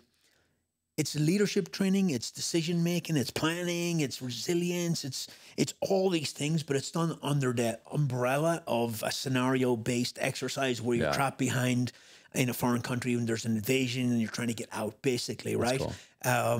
So that's another one. The breakout, the bug-out planning one's just a planning exercise, and I'm pulling in like senior special operations guys to help me teach that. It's just planning, right? Got a lot of stuff going on. It's hard to market training sometimes, and people are hurting. It's hard to get them to spend money on training, because training's like it's a want, not a need, you know? But again, training trumps equipment. There's no point in having a medical kit in your car if you don't know how to use it. And we've reduced the cost of a lot of our classes to try and accommodate people. But we're chugging away, and we're doing a lot of stuff. So I have my own YouTube. I have my own, my Instagram is kevin.p.owens. And then my YouTube is connected to the top of it. It's just Kevin Owens. I have a bunch of videos on there. And I'll just keep plugging away at that. Yeah. Very valuable, all that stuff you put out. is extremely valuable. For a guy who had no social media like a couple of years ago. Yeah. I started working for Glover and I'm like, Mike, can I work for you and stay anonymous? And he was like, no. I'm like, damn it.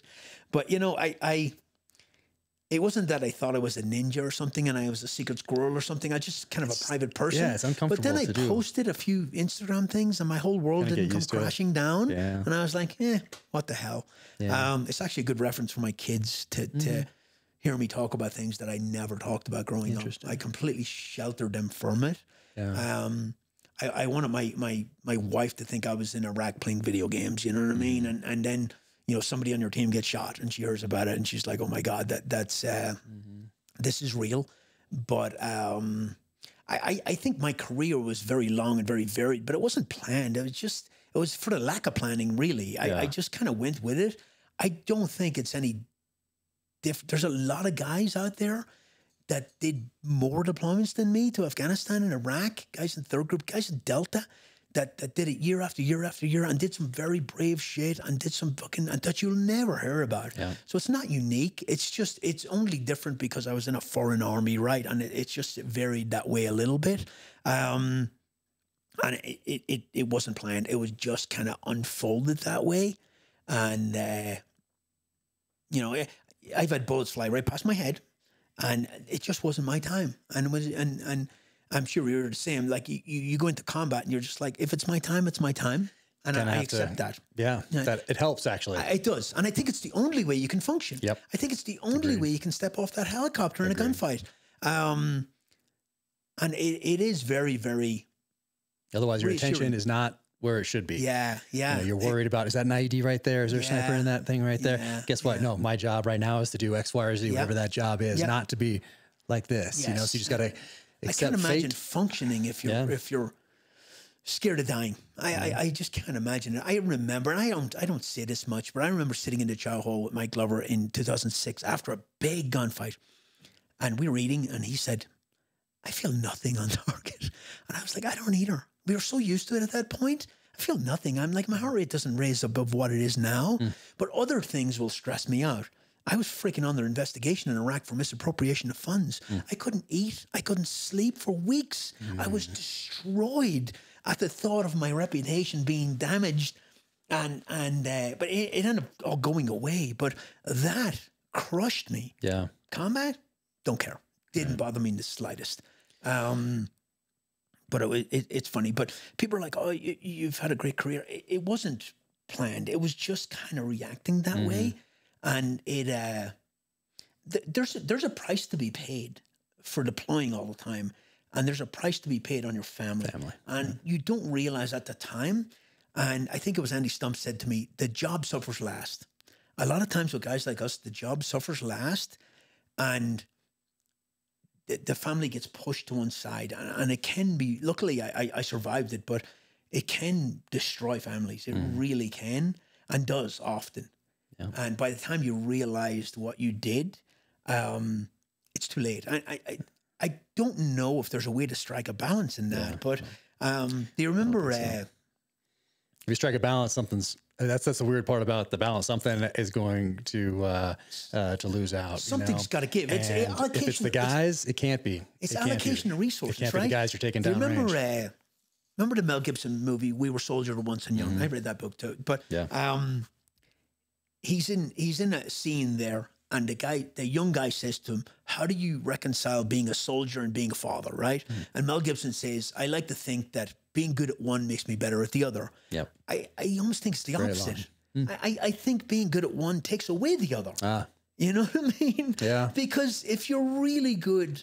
I guess it depends on the perspective, because you can put everything as life or death, or you can be like something that is of really important, let's say to you or to, let's say, a spouse. Well, it's not life or death, so it's no big deal. Well, to them, it is a big deal. Yes. And you have to realize that it is a big deal to them. Be empathetic, and you know, not everything is the military. So you have to. I guess it's maybe a too simplistic way to put it, but there's something to it. I think. But I think if you pour your heart and soul into the military, which the military doesn't care. When you leave, they'll say, don't let the door hit you on the fucking ass on the way out, right? You're not, everybody's replaceable, but you pour your heart and soul into the military, and there is something that falls off in your family, right? There is, even when I worked at sniper school, I worked way more hours than I needed to probably. And anyway, you don't look back, right? That road leads nowhere. But people should understand that there is a price to be paid. And especially when you're in combat year after year after year after year, it does take a toll on people. And it takes a heavy toll on people who've actually been very, very heavily engaged. Yeah, I actually managed that quite well. I don't know why. I don't really talk about killing people much, but I think being able to manage that, I think part of it's baked in your DNA, honestly. Yeah. And I don't know that training helps. It's not, now I have absolutely no regrets about anything I did. And I been in a lot of combat raids. So people I shot needed to get shot, right? So I think if you look back and there were some things you did that you regret, it would be harder. Yeah. But that I'm not there. So maybe that's why it doesn't bother me at all. I did an interview on my way out of the military with a psychiatrist, and I was like, I have absolutely no regrets. Did you see people shot? Yes. Did you shoot people? Yes. Did you see friends get shot? Yes. Did you see this? Yes. No regrets. I'd do it again now. You put me on that roof right now, I'd do the exact same thing. And I think that is what helps me process it. Because guys who do stuff or see stuff, they compartmentalize it, they put it away so they can do their job, and then it comes back later on, especially when alcohol gets involved. And that's the one. Alcohol, Ambien, sleep cycles, marital problems, TBI, PTSD. Yeah, it all. Like you get these guys, especially at the top tier, they go at 100 miles an hour for years and years and years and years and years. And then they retire and they have nowhere to go. They're sitting at home watching TV, and then they pour alcohol on top of it, and it crushes them, right? People say, oh, when you get out, I'm going to take a year off.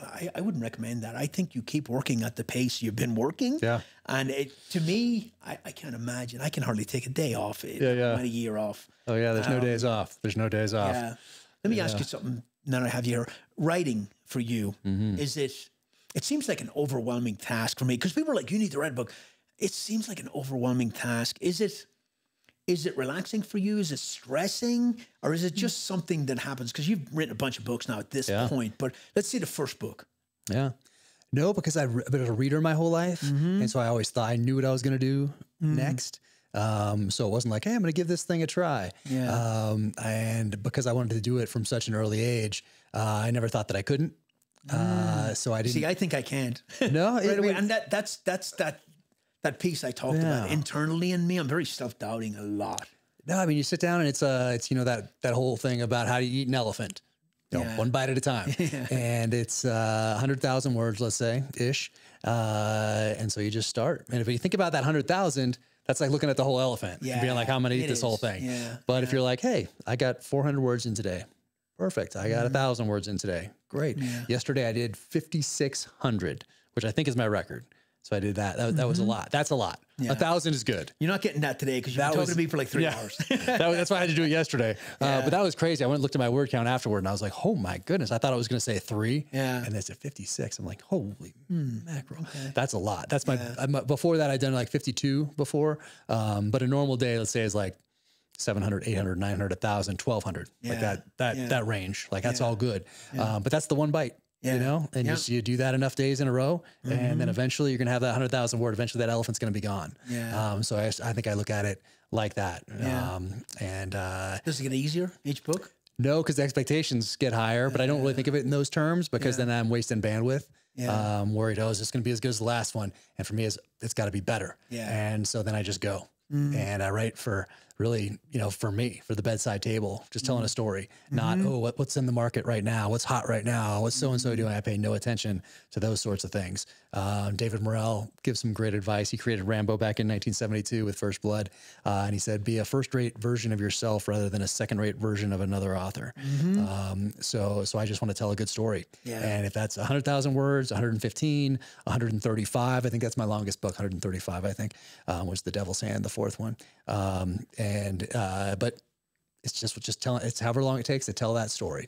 And people are trusting me with their time. So I'm going to put as much of that's all my heart and soul in there. It's very therapeutic because I get to revisit some of these feelings and emotions behind certain things downrange and apply them to a completely fictional narrative. So I'm taking that and turning it into a positive and moving things forward, but I'm attaching emotion to things, which is a very therapeutic and positive way to take that foundation of the past and use it going forward. So it's, so I love it. I love it. You should, I mean, you have a very unique story.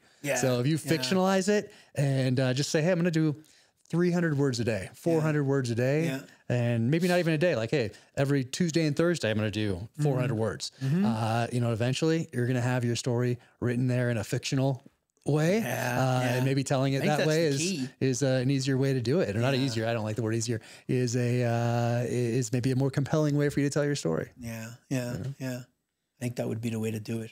If I could get and it sounds like fiction. Like you're like, what? This guy, if I was to pick up that book and it was a novel, if it was a work of fiction, I'm like, what? This guy in Ireland, what the? And then he does this. That's all made up, but I'm going to go with it. You know, but it's a fantastic story. We skirted through a lot there. Like, and I felt like I was taking up too much time. So we skirted kind of fast near the end. And that's why with the podcast now, I'm taking each block, like one podcast is one deployment. But I still skirt around certain things I'm not comfortable talking about because of those reasons I talked about earlier on. But if it's a fictional book, I can tell them all and I can just say, it never happened. You know what's a funny story? I don't know if I should tell you this on this. Do you have to ever do shooter statements in Iraq, right? CSI Ramadi, CSI Baghdad. So shooter statements are basically, you're in a gunfight, you got to write what happened and all that. I remember doing shooter statements in 2006.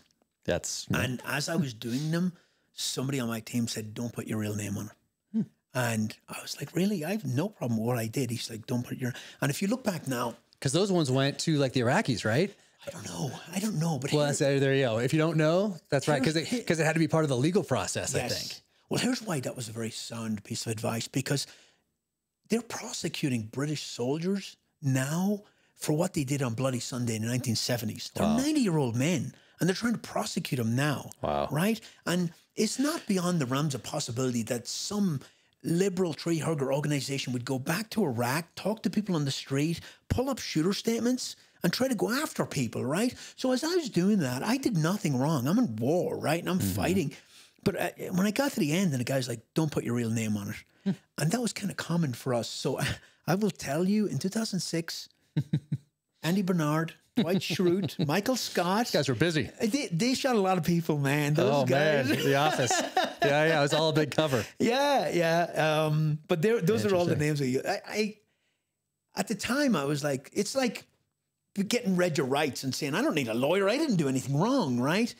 But at the time, I was like, I don't need to put a fake name on here. I did nothing wrong. But in hindsight, looking back now, actually probably smart, right? Because there's no context to what happened. Right. There's their story and our story, and you know, the world is gray. It's not black and white. Well, I saw the news this morning. I saw what Prince Harry did, his interview or his book coming out, and did the 60 Minutes interview. So I didn't see it. I was working, but I saw that there's this controversy about him saying that he, when he was an Apache pilot or co-pilot in Afghanistan, he killed 25 people, 24 people, something like that. And so now, okay, that's out there. It's fine. Now I just saw this morning on, I was checking Al Jazeera. And I saw Al Jazeera has an interview with someone in Afghanistan saying we checked all our records for that day where he says he did this, and no militants were killed that day. It was all civilians killed that day. How it goes? And so they just flipped it. So I don't know, half the world's going to see that, you know, whatever, that are looking. And now what do they see? That's their news source they trust. And like, look, they were just out there murdering civilians. And where you sit is where you stand. And that's what they'll believe, right? Because they're looking for goes back to that propaganda, using media that we talked about in the beginning. Yes, it really does. And that's why I don't talk about it much, because it's too hard to explain the context in which you pull the trigger.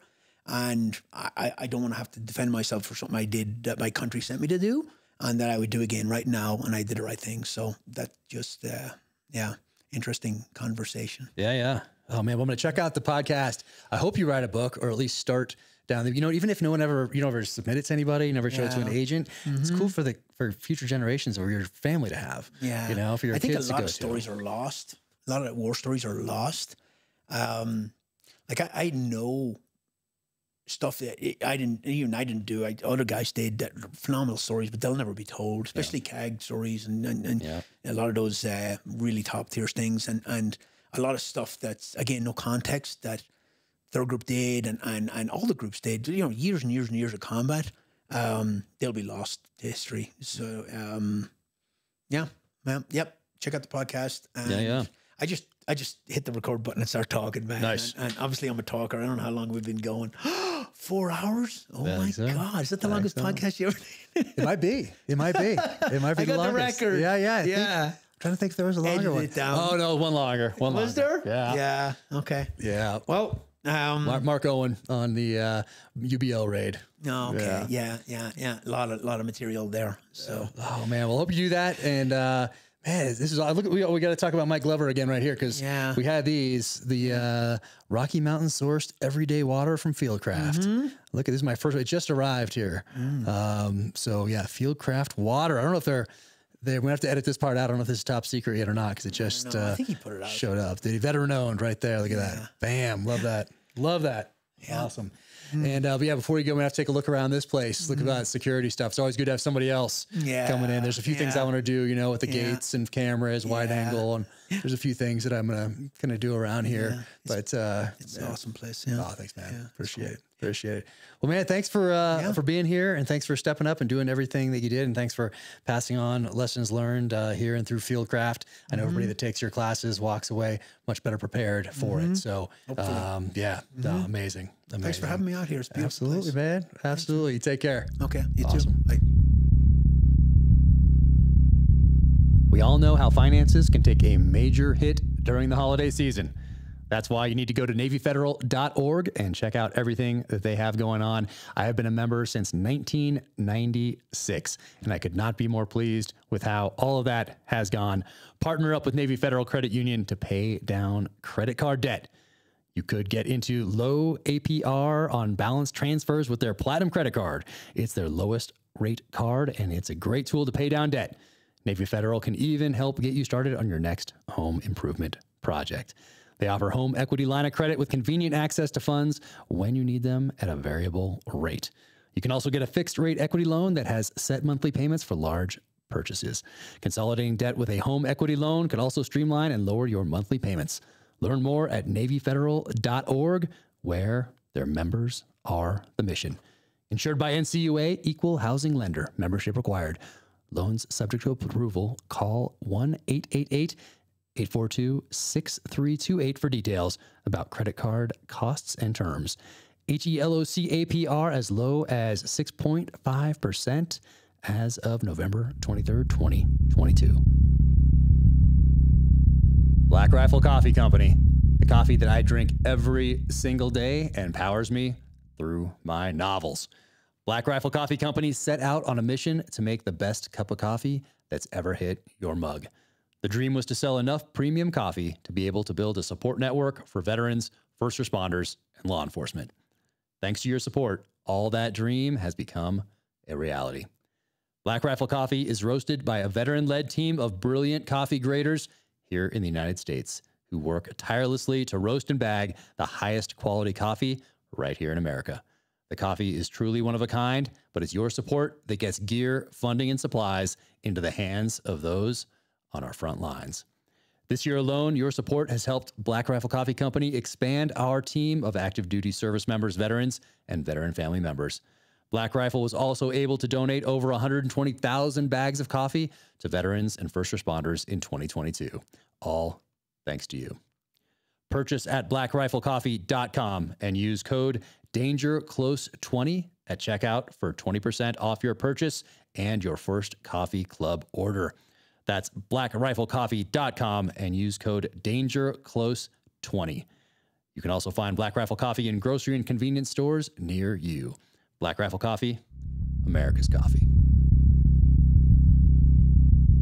Thank you so much to 6 Hour for jumping right on board out of the gate to make this podcast possible. Obviously, I am a huge SIG fan, having carried the P226 on every deployment downrange in the SEAL teams. But SIG was a supporter. They were friends well before I was a New York Times bestselling author, well before I even had an Instagram account or any social media presence whatsoever. So thank you guys all so much. Ron, Tom, Jason, everybody at SIG who gets up every day and continues to crush it and lead the way. SIG is always adapting. They're always at the forefront, whether it is firearms for citizens, whether it's firearms for our military, ammo, suppressors, optics, training, fire control units. They are doing it all, and they are always pushing that envelope and trying to do it better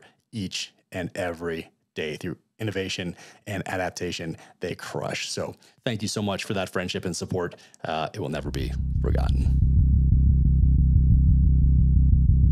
Welcome to the gear highlight portion of the Danger Close podcast. First off, Hoyt has a new bow here. It is called the Cobalt, and it is for youth archers, so for kids. So they were kind enough to send this up for my littlest, who is 12, and Caleb Brewer out at Stick Sniper Archery in Tucson built this up for me. So Hoyt, thank you so much. Thank you, Caleb, also. Can't wait to have you on the podcast, my friend. And yeah, this thing, awesome. So thank you guys. Appreciate it. Bam. Check out Hoyt. All right. What else? Hidden War. Bam. John Norris, been on the podcast before. This is a second edition of his book called Hidden War right here, former game warden out in California. And he asked me to write the foreword. So I did. And check this out. Second edition right here. And Dom Rosso, also been on the podcast before, out at Dynamis Alliance. And he sent me this. If you've read the books or have followed me for a while, you know that the Combat Flathead is one of my favorites. Look at that right there. And this is a new version right here, has a coating on it, so it does not rust. And then I don't know if you're gonna be able to see that or not, but Dom put the cross tomahawks on there for me. So awesome. Dom, thank you so much. Sincerely appreciate everything. Go to Dynamis Alliance, and I think it's at crusheverything.com now. But if you type in Dynamis Alliance, that'll pop up as well. Check out these combat flatheads, the blades, all the gear out there. And look at this, inspected by Dom himself. So very cool. And Dynamis sticker right there. Crush everything. Oh yeah, honor. Very cool. So Dom, thanks, buddy. All right, let's see. Oh, it's a new sheath on that too for those who are paying attention. And what is this? FieldCraft water, everyday water, Rocky Mountain source, FieldCraft Survival, veteran owned. Look at that right there. That is a cool can. Well done, Mike. Awesome. And Black Rifle Coffee, not only do they have coffee, but they have a sticker club. Are you a member of the sticker club? Look at that. Every month, different stickers. Look at that right there. And of course, the exclusive coffee subscription club. So this one right here, I love this because it tells you the different ways you can make it. So Chemex right here. So it has a bunch of different ways. Cold brew gives you some directions right there. Oh yeah. Look at that artwork right there. Oh, laissez-faire, is this your work right here? The Teddy Roosevelt. I see what you did there, Black Rifle Coffee. Well done.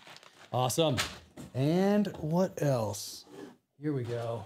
Protect right here. So they are a supplement company, and my buddy Nick Norris is over there. We work together in the SEAL teams and love this stuff. The hydration stuff right here and the energy.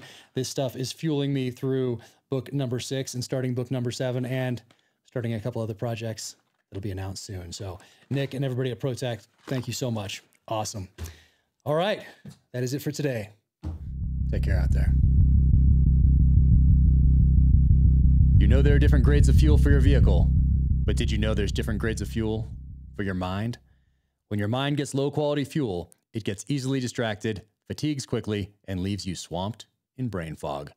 But when it gets high quality fuel that's packed with the electrolytes it needs to operate at optimal levels, your brain cells fire more quickly and efficiently, which keeps you focused, energized, and ready for anything. That's why Navy SEAL veteran Nick Norris created Protect Hydration. It's an electrolyte supplement that contains the optimal ratio of electrolytes your mind needs without any of the sugar, artificial sweeteners, or other junk it doesn't. And people love it so much, it sold out 3 times in 2022. They just got some back in stock right now. Danger Close listeners can get 25% off. Visit Protect, PROTEKT.com/dangerclose and start giving your mind higher quality fuel today. Once again, visit Protect, PROTEKT.com/dangerclose for 25% off. Thank you for tuning in to the Danger Close Podcast, an Ironclad original presented by Navy Federal Credit Union. My next novel, Only the Dead, hits shelves this spring and is available for pre-order now.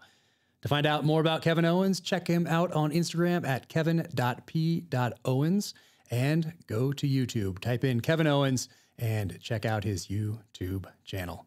You can follow me on the social channels at Jack Carr USA, officialjackcarr.com. That is the website. You can sign up for the newsletter there. And until the next time, take care out there. Stay safe. Be strong. Keep fighting.